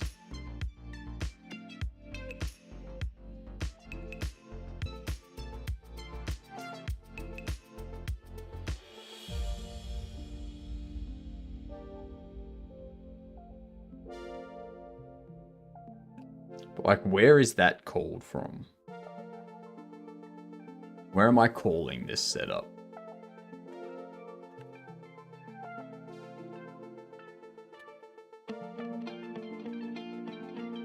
So obviously game settings has its own, but that's not called for me. It does a setup to call deferred there.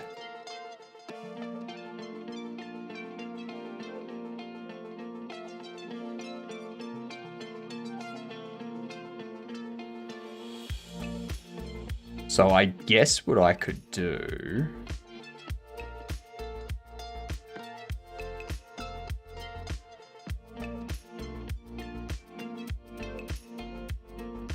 where's the settings base in the game settings?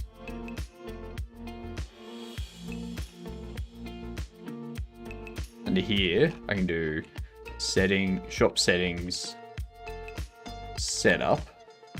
But what we'll do is do shop settings saved number equals settings saved number.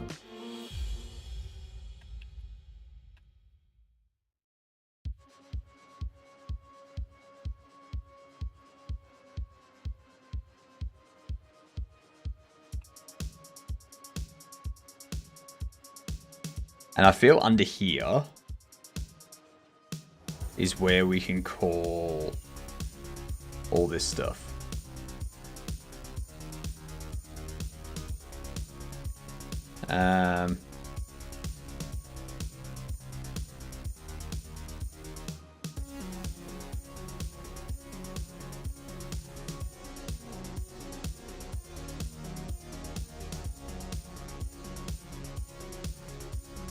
So yeah, we connect all of this up.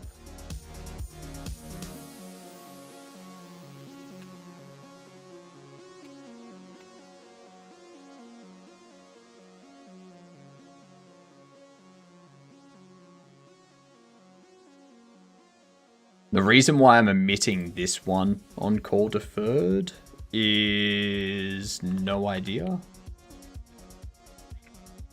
No idea. So when we load the settings, we do all this. What listens for you?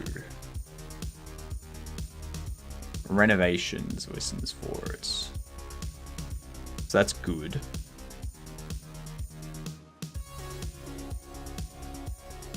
That will go shop settings loaded, which will organize all of that. Cool.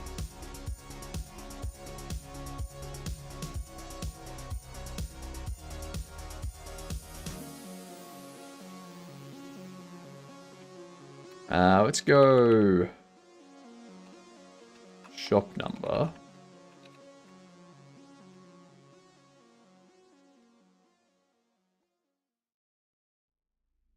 I'm going to keep it as save number to avoid confusing myself in the future.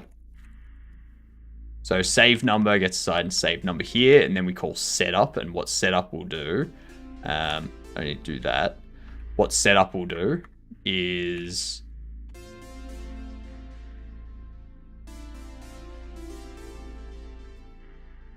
setup's going to hit here, which will go,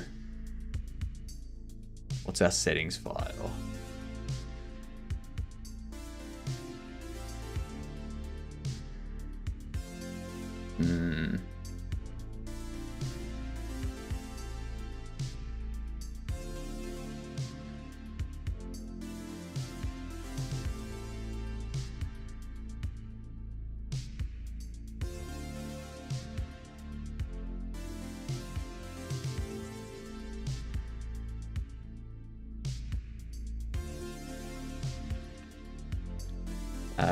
Setup.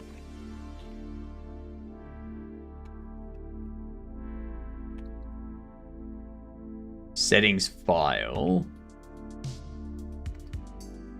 is going to be constant save path, present save number.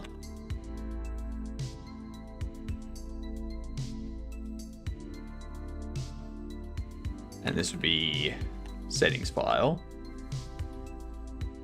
This one will also be settings file.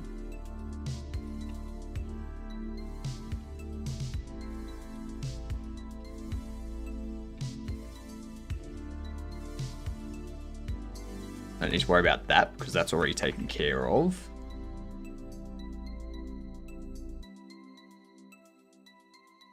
Taken care of when we create this. I guess the good thing about doing it this way is if the player changes their store, like changes the store name, I don't need to worry about changing the folder name of where it's saved or cleaning up an old folder. You know, it's always going to be save_1, and then the shop settings file in that is going to say what the store name is.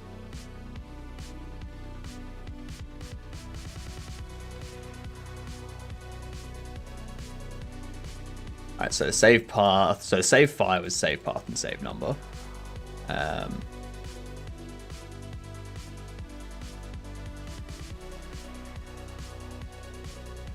No. Because that doesn't give us everything.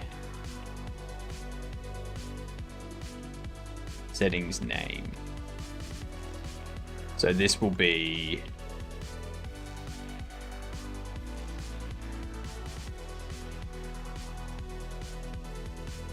settings file.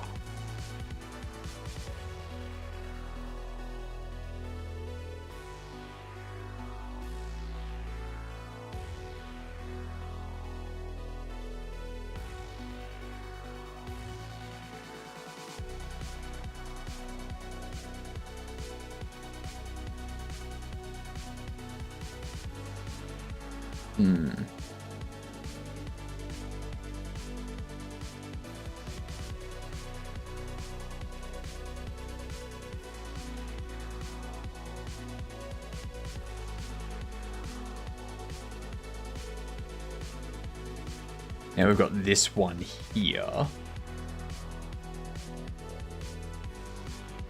Which I guess I can do. I can weave this as constants, save path, save number. We can do that.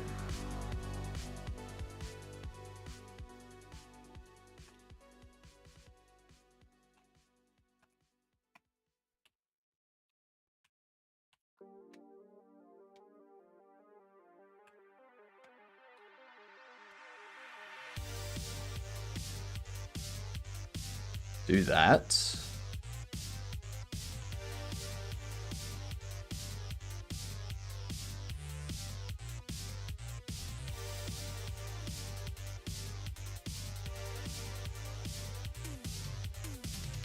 Okay. I'm liking this so far.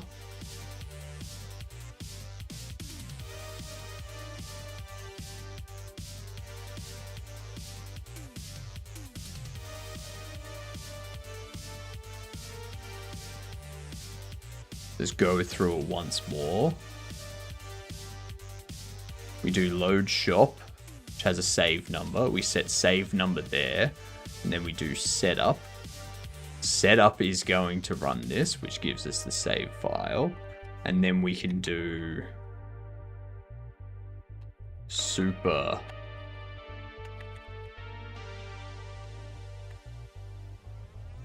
setup. And that's going to call this, which will check if the file exists. If it does exist, it will load it. If it doesn't exist, it will create the settings and save it. It will create the settings and then emit settings loaded. Incoming add break. And then create settings is implemented specifically under here where we do this.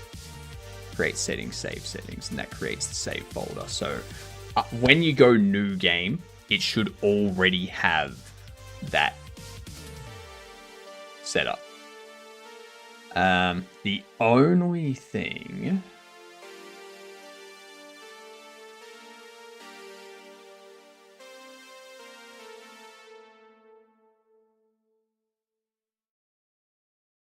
yeah, so it's not gonna trigger when the game starts or anything like that. Like when you create a new game, then we can go through and do that. Let's break for game door.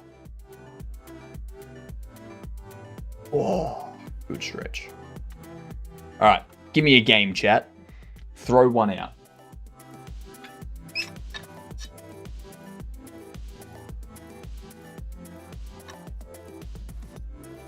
Mario Kart 3, you say?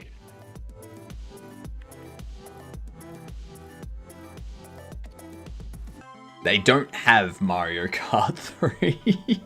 We go Mario Kart 64. How about that? It is a racing game. It is a racing game.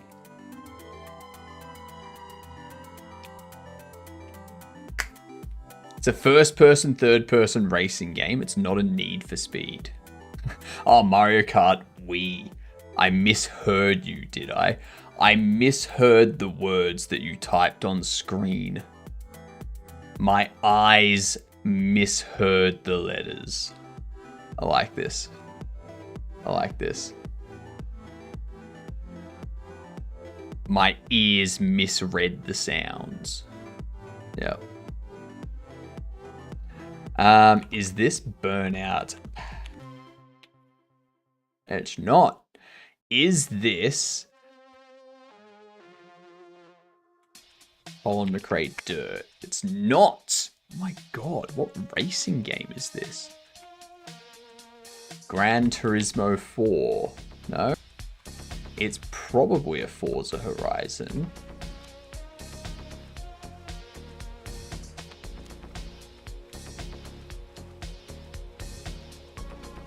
Forza Horizon 5. Alright, Sammy. Throw out another. Throw out another.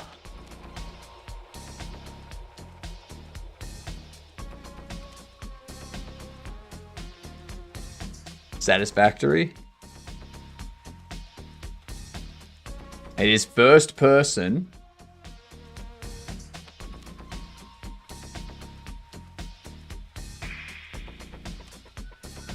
First person before 2019. This could be Rainbow Six Siege.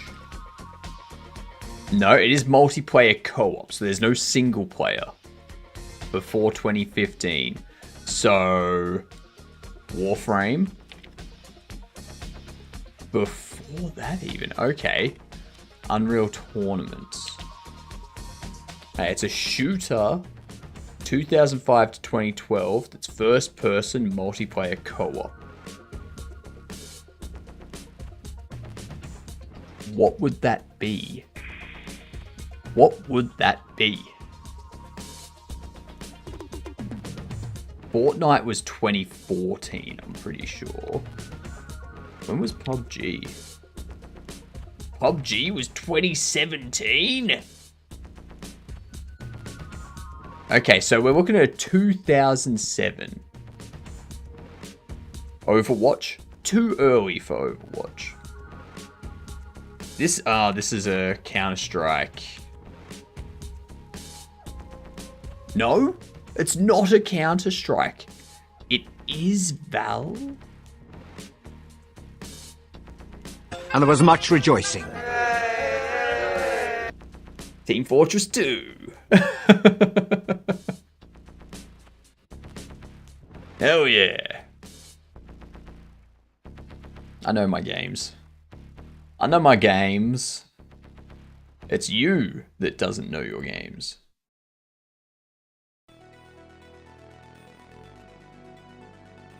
You don't know your games.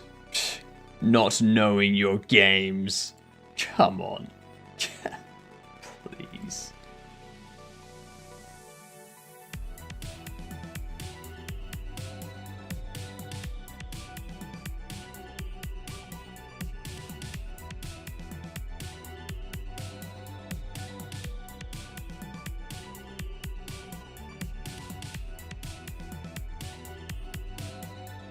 Settings. So we do the setup, it runs through all of that. Does all of this. I then need to do this load game here. And this is where it gets interesting. I think what I need to do is go...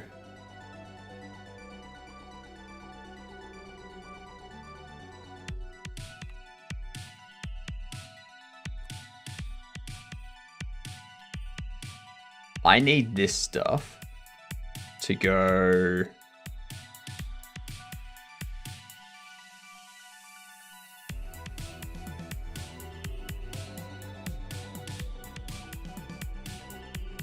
File name is going to be...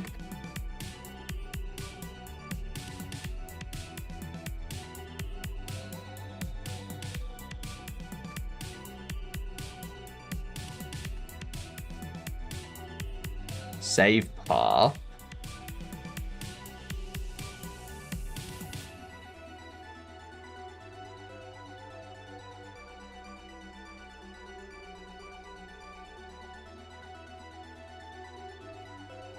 There we go, %s, %s.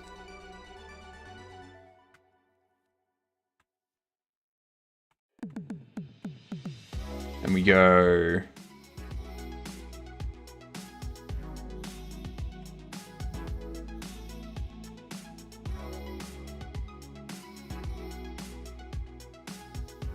game file will be... What would it be? What would it be? What would it be?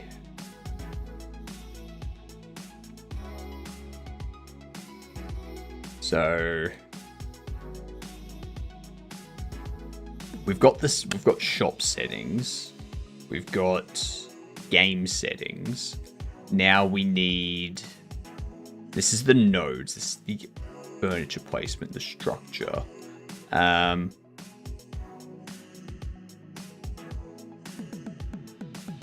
Game nodes.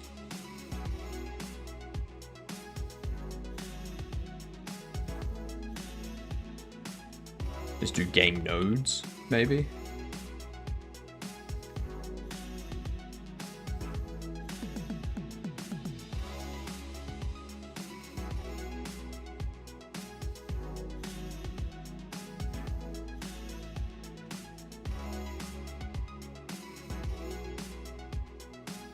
File access, open file name.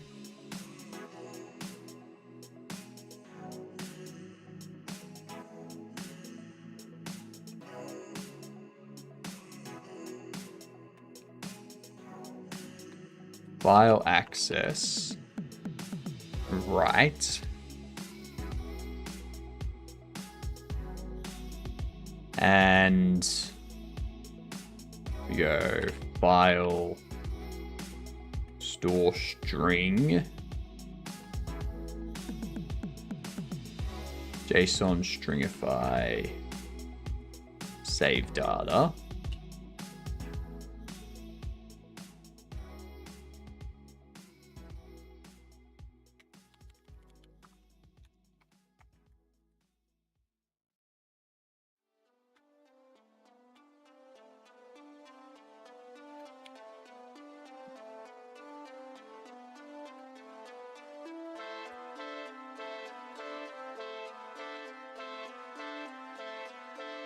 And then file close.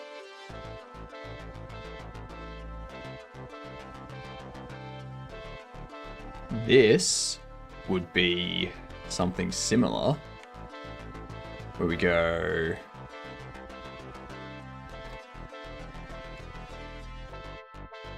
file name,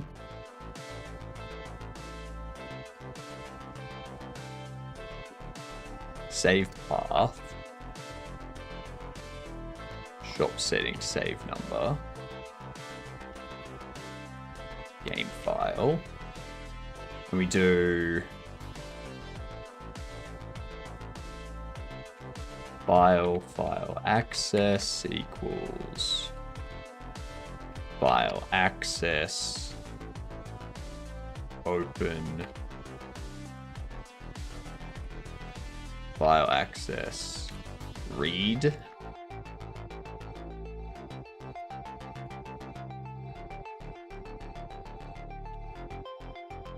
go var save data will be a dictionary.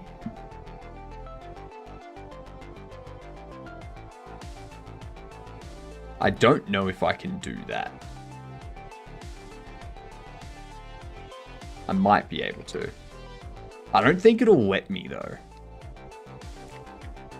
JSON pass string get as text.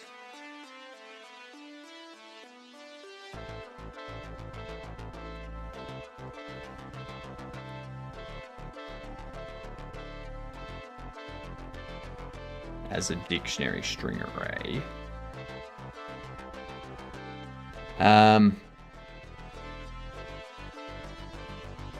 And then what I do is go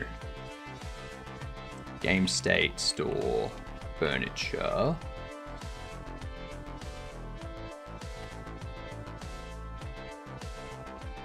Actually, for child in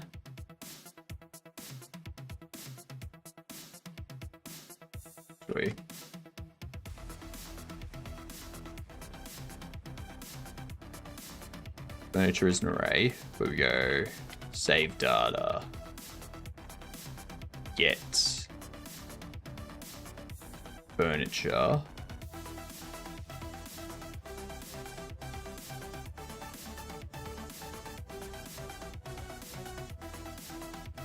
get items.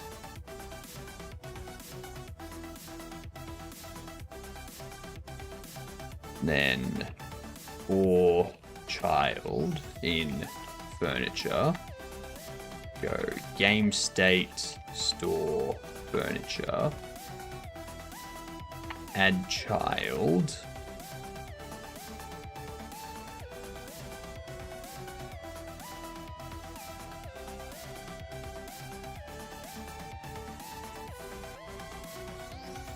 Display load screen. Wait, no, I need to do that.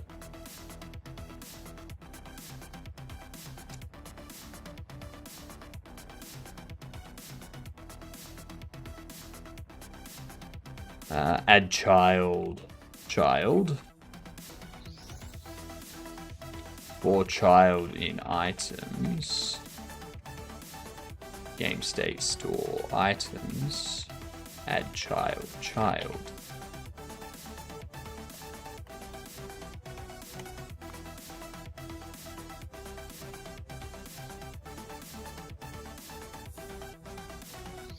Should already have its global position and stuff, I would imagine. Might not, but who knows?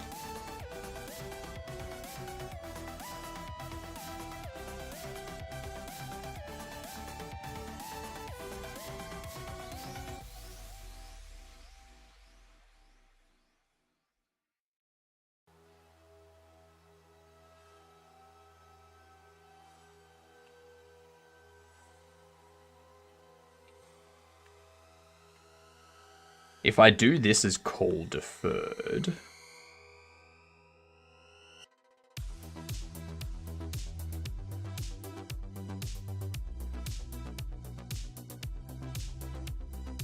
the reason why is because under here, what's gonna happen is settings loaded will be omitted, which will trigger the shop to drop, like move all of the bits and pieces around.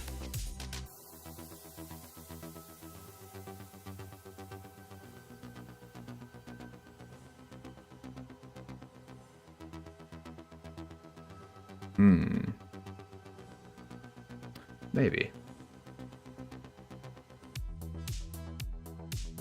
I think it needs to be called. I think we need to do it as another deferred.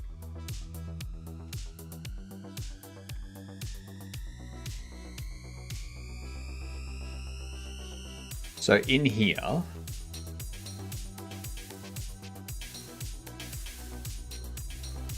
can go instance nodes.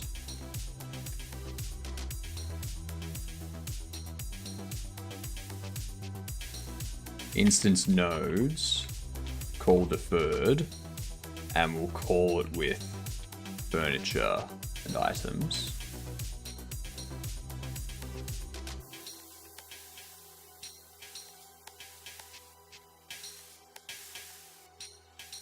Go furniture items.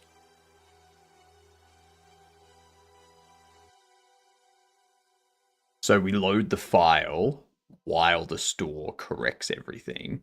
And then the next after that frame, we instance all of these. We add all of these child items here. So that way these aren't going to be overlapping collisions for walls that shouldn't be there. And they're not going to have any kind of errors with things flying off into space and shit.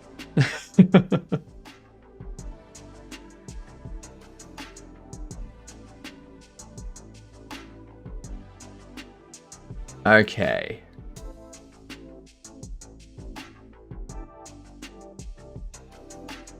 What's the issue? Whoop. All right, that looks okay. Okay.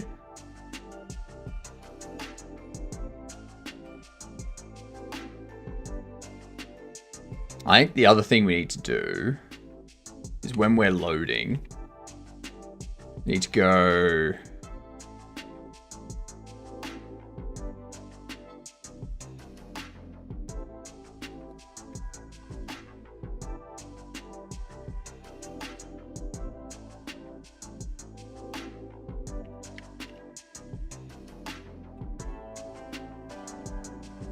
Start load.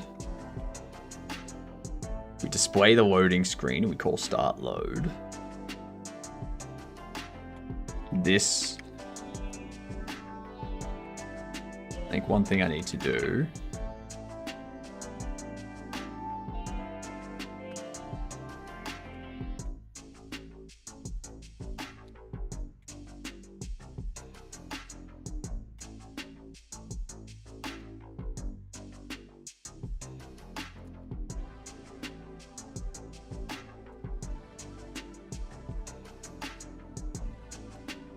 I don't need to do a call deferred there, but I mean, why not? Why not?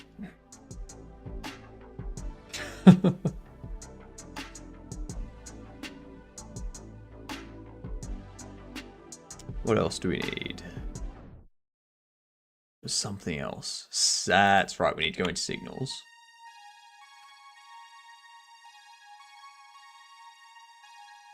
So there's shop settings loaded. Game loaded. This can connect up. Go signals, game loaded, connect to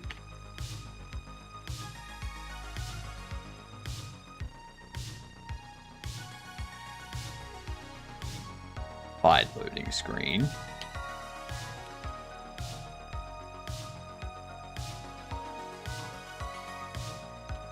Disconnect.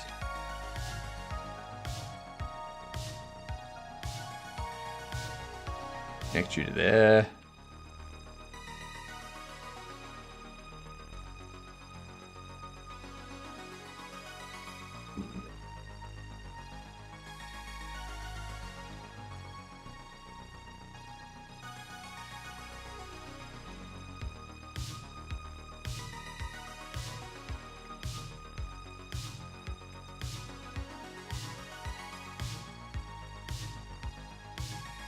Game loaded, call deferred. I'll do a call deferred on it just so that it does the emit after all of this stuff executes and whatnot. And, yeah, make sure everything's done.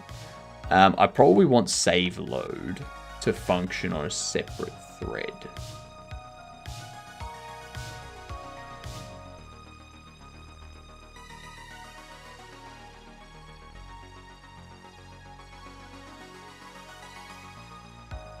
Easiest way to do that's probably to create a scene for save load, which will take that and then have this go thread group sub thread group order, change the process thread group order. Groups with a lesser order will process before groups with a greater order. This is useful when a large amount of nodes process in subthread, and afterwards another group wants to collect their result in the main thread. Okay.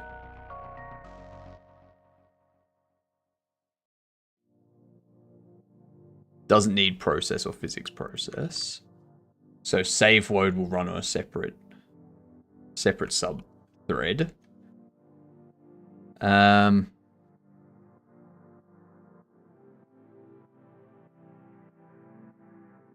I guess what I could do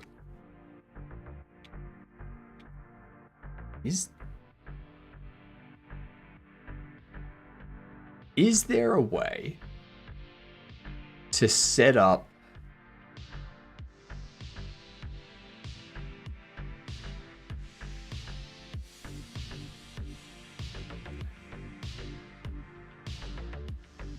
I could do like, I could create like a load node thing. No. What if we do, what up, Nat? What's the game I'm working on? It's a bobblehead shop simulator. So similar to TCG card shop simulator or supermarket simulator, stuff like that. But it's bobbleheads. And it's low poly and looks much better than the attempted realistic look, in my opinion. Animations make more sense with a low poly than having realistic looking characters moving around in an unrealistic way. You know?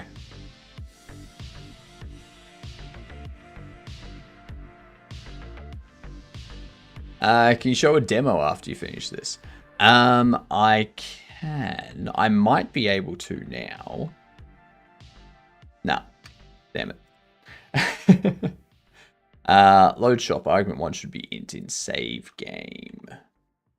Save game 25.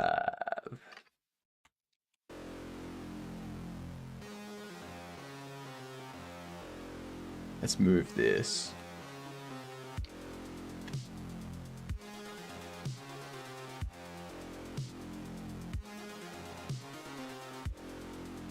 We need to close this out.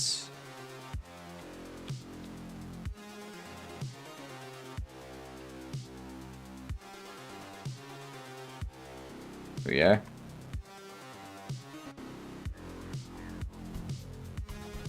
Not quite. Shop name on a base object of type nil.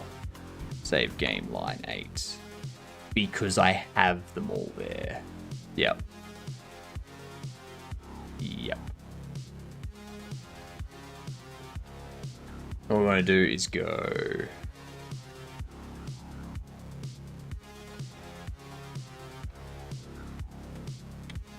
Get rid of that. Go set. Settings.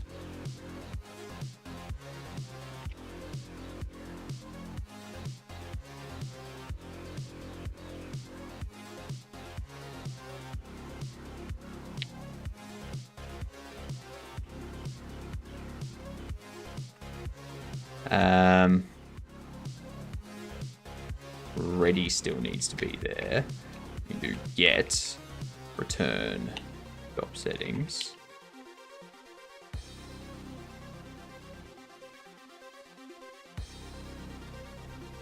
Cool. Now this is doing this. Store string on a null value. Base settings base 29.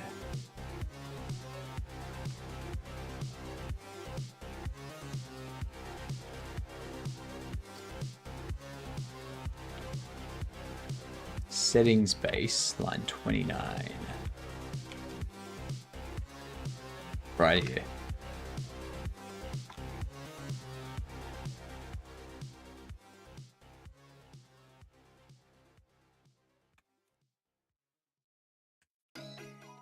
Why is that?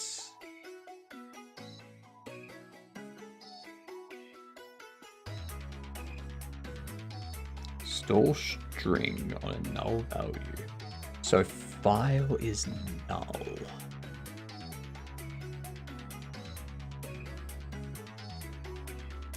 Settings file should be setting that up.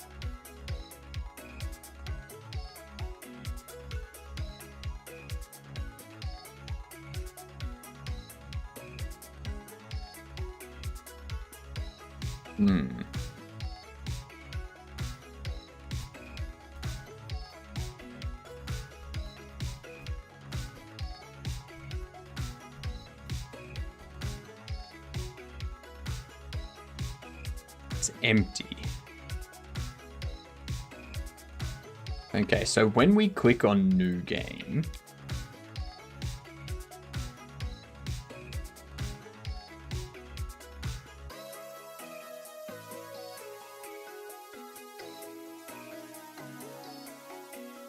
we go into naming store.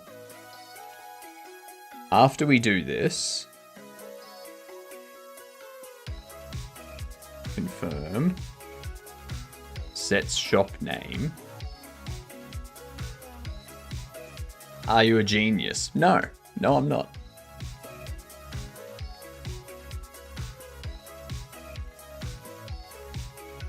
If I was a genius, I would probably be in a university somewhere studying, like, quantum mechanics or some shit. I do not understand quantum mechanics for the life of me. So, yes. I mean, I understand the general idea of it, but the math behind it and the deeper theory than the top level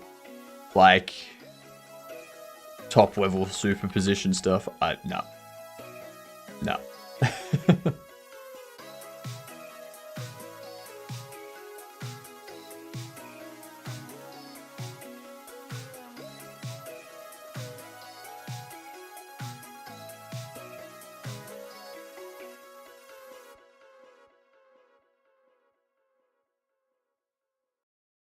So we set the shop name.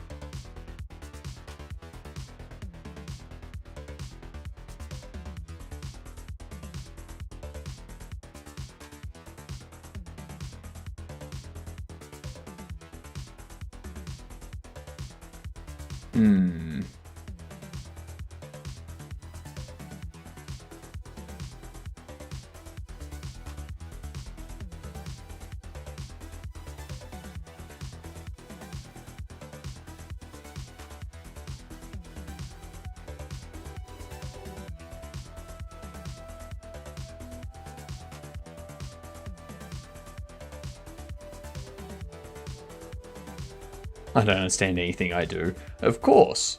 That's because you're curious.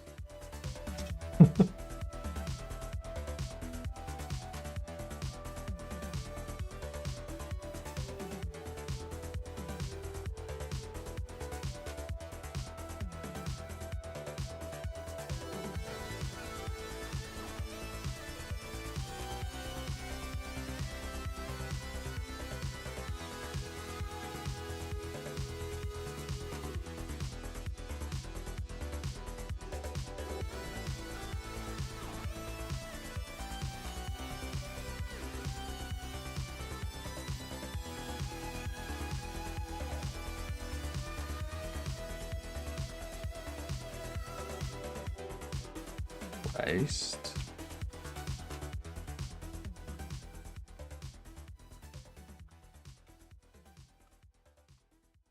Okay.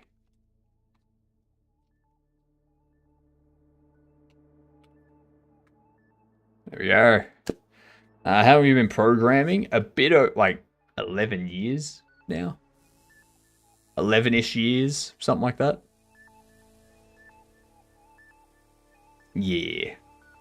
I've been doing game dev stuff for about 1 year and 4 months.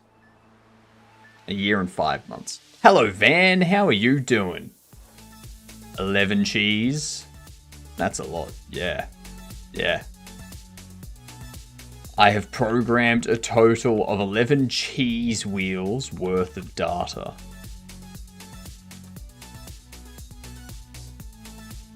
Mm-hmm.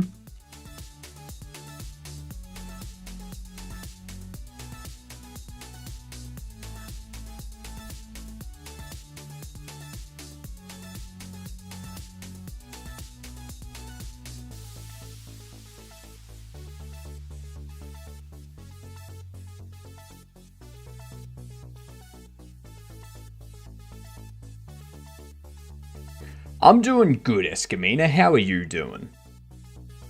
What game engine is this, Nat? It is Godot. We have Godot right here.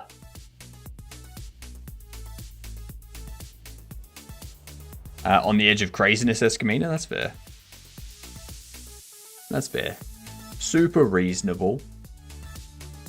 Very, very reasonable.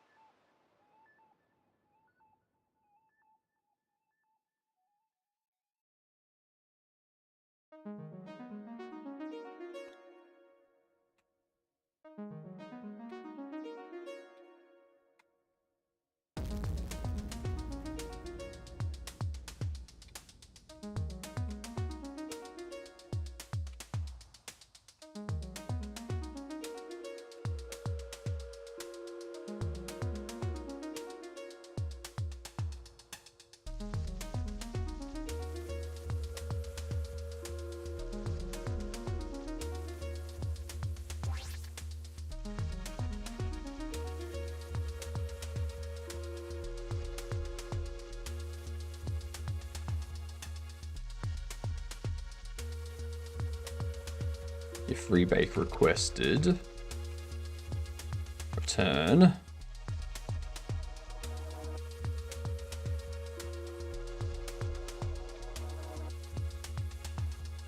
Do that.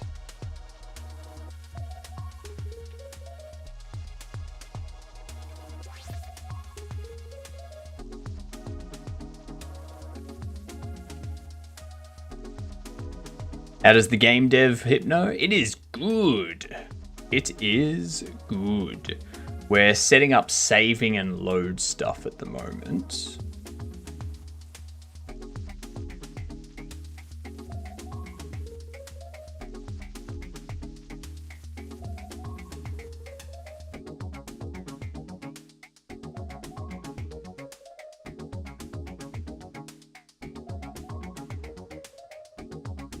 It's the Bobble Shop Sim.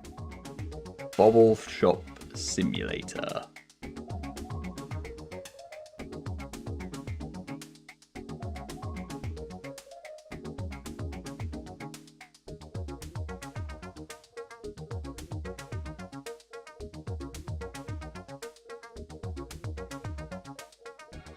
For some reason,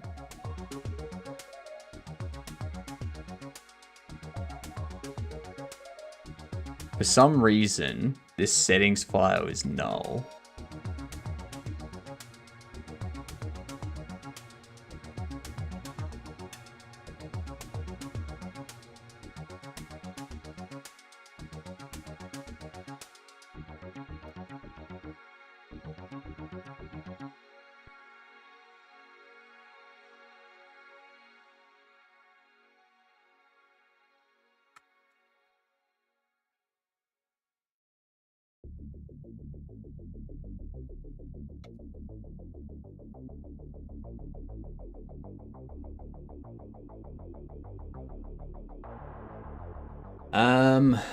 Something is triggering.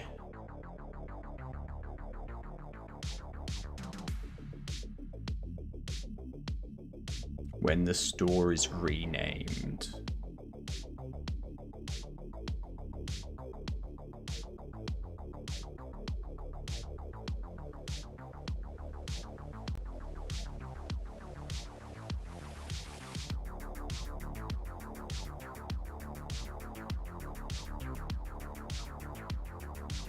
What up, VM? I've always wanted to stroke my beard such that I appear smarter than I am. Now, I'm not saying that applies to you. Just that my damned beard never quite grows so long without being an unruly mess. The horror. Yeah, no, I generally just stroke the beard because I got nothing else to do while I'm thinking. That's basically it.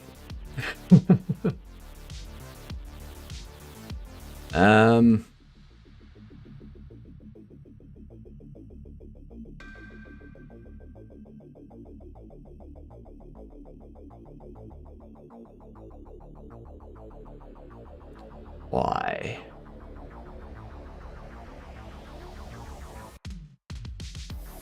It says that it's not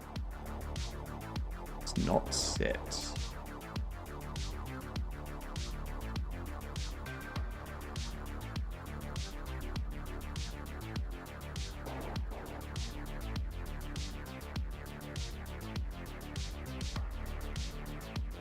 Why?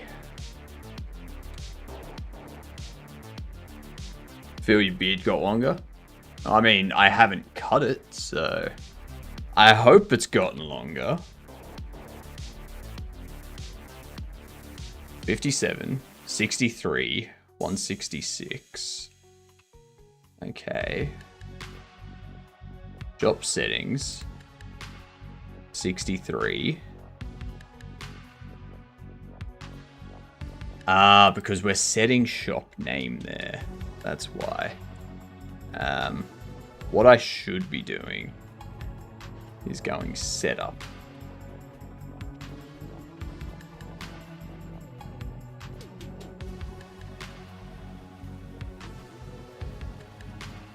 Not even.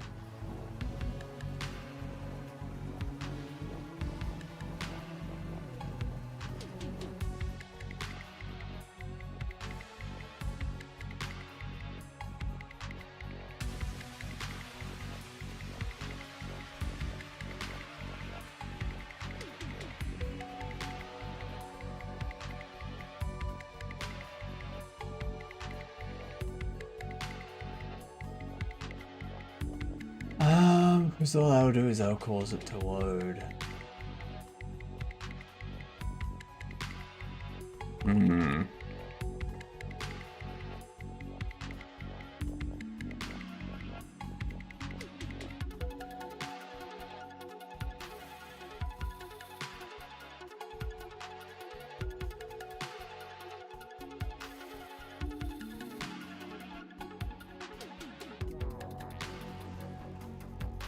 You know, if settings file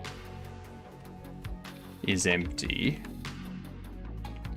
settings file equals constant saved path, save number,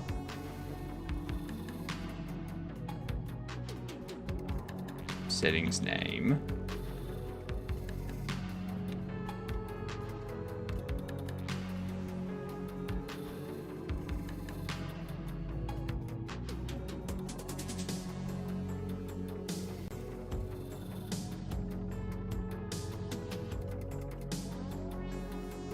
all right.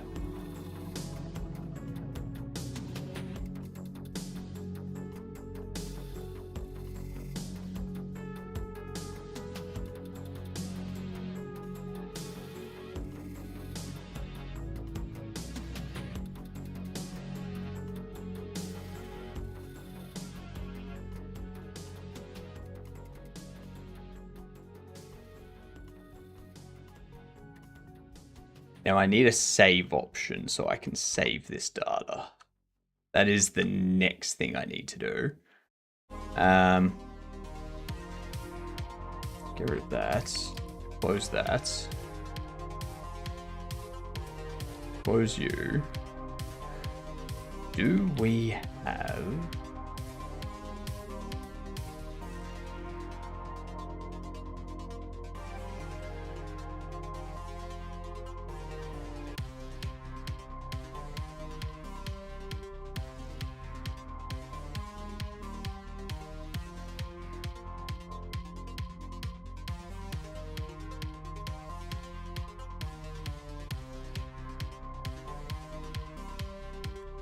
I feel like setting up another variable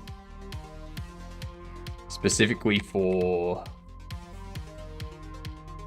game in progress.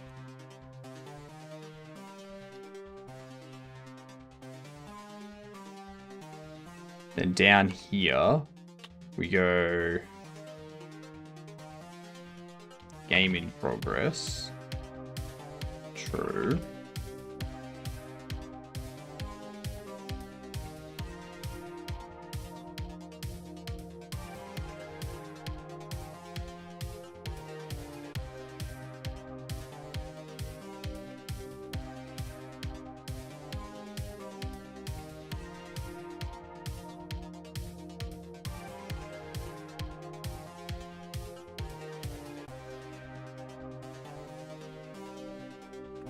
No.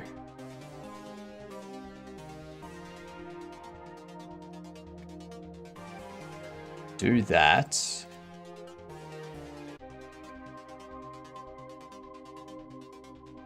And also under shop naming, set shop name.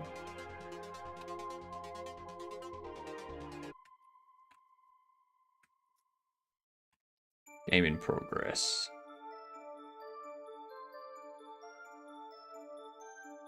Yes.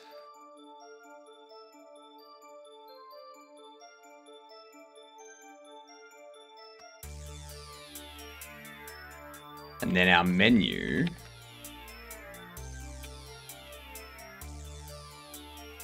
Under here.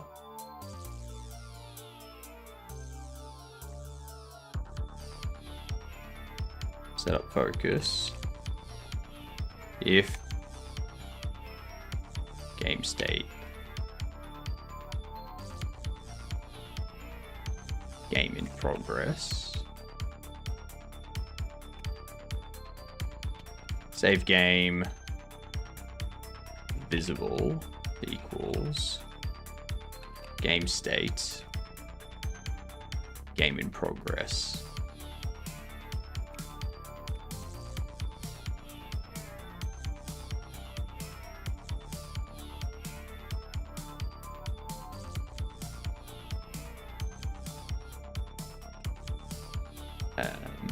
If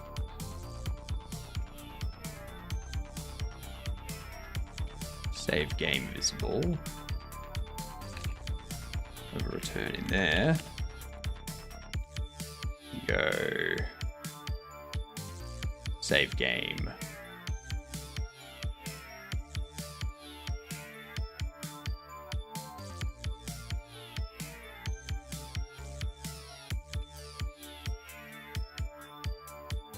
wrap focus.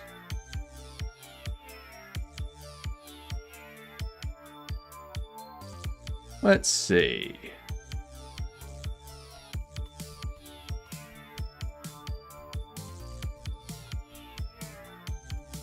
Okay, so it is there.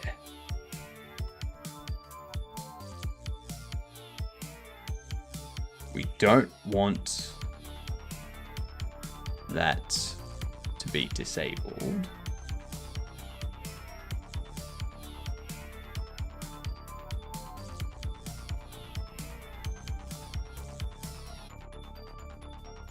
I had experience with Unity 2D 5 years ago, made some decent games. Now I'm bored. Have a few ideas for simple mobile multiplayer games to play over LAN with friends, not to publish. Never tried making online games before. If you have any idea how to do that, would you recommend Godot or any other game engine over Unity? I mean, I wouldn't recommend any engine over another. If you've already got past experience with Unity, then continuing with that's probably going to be faster for you. If you don't want to use Unity, then Godot is a nice alternative. For a mobile game, you do not want to touch Unreal Engine. Unreal Engine is far too heavy for mobile stuff, unless you really know what you're doing for optimization. If it's a 2D game that you want to do, you could also look at things like Game Maker, or Default, things like that. But when it comes to like online games, I haven't touched that stuff yet. I know Godot does have networking stuff that you can use to do multiplayer, but I've never used it myself. Never actually used it myself.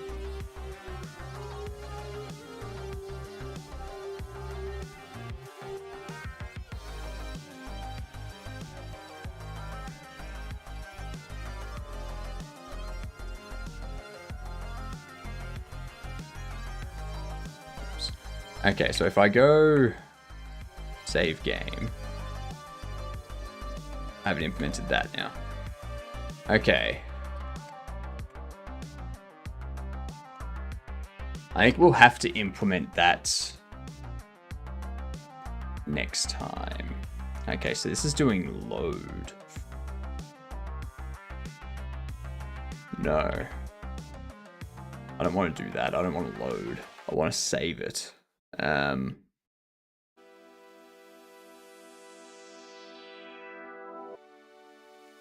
want to go...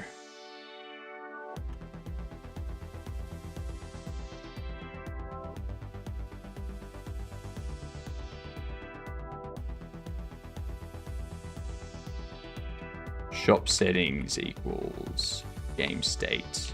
Shop settings.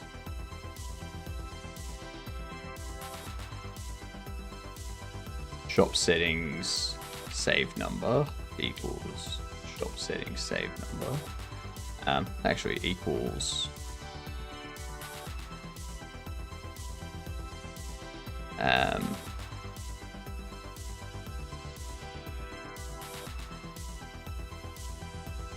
get index +1.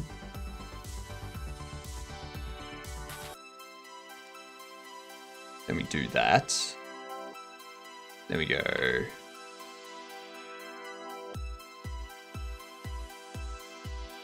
save settings and save load save game.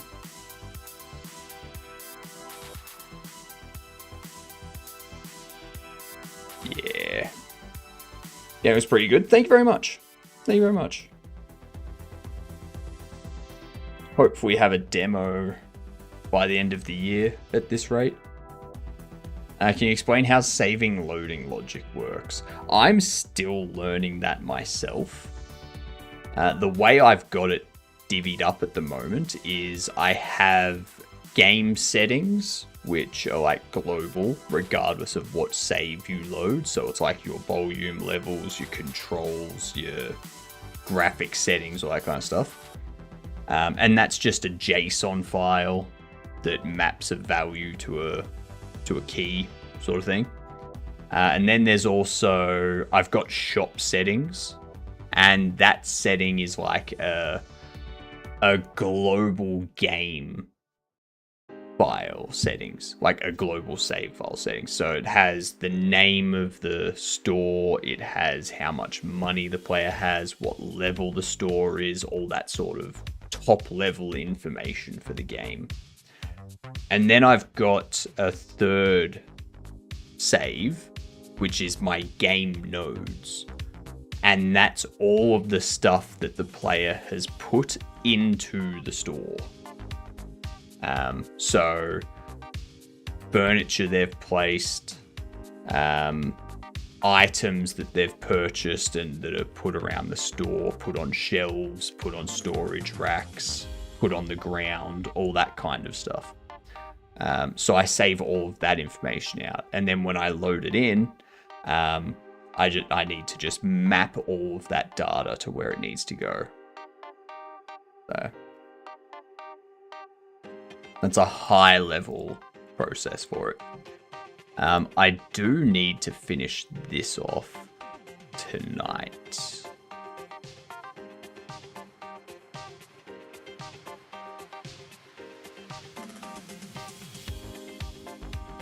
Let's give this a test real quick. So yeah, the more you split up game logic, the more you split it up, the easier your saving process is going to be. Australian or the rest of the world, Xmas? Wait, what? Beta by Xmas sounds like a plan. Rest of the world. It will still be October, the rest of the world, due to time zone.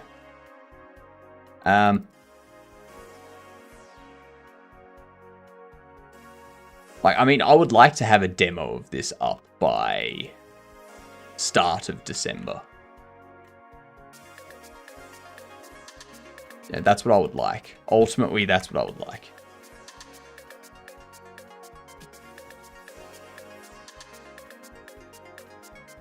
Okay, so something's not happening there. When I click them... Oh, hang on, that's because...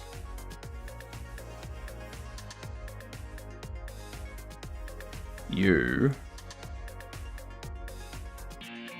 Okay, mouse stop.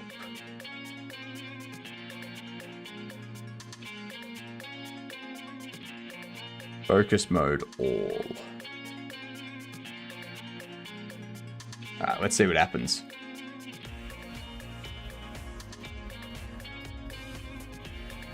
You think it looks decent at the moment? I will show you this quickly. Watch this.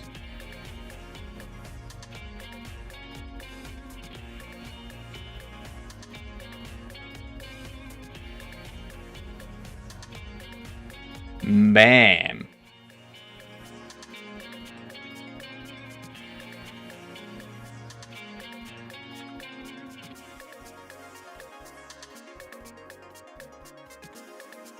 Okay, we need to figure that out tonight.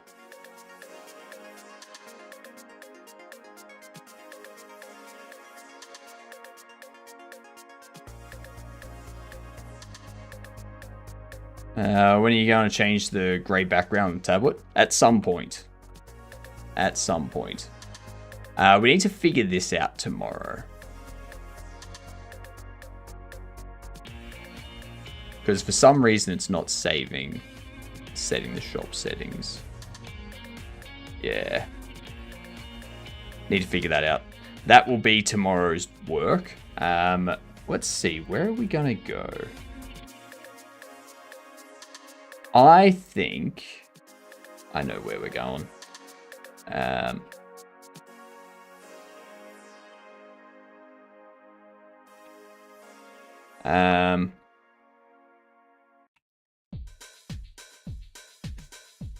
We're gonna go to a bit of a concert.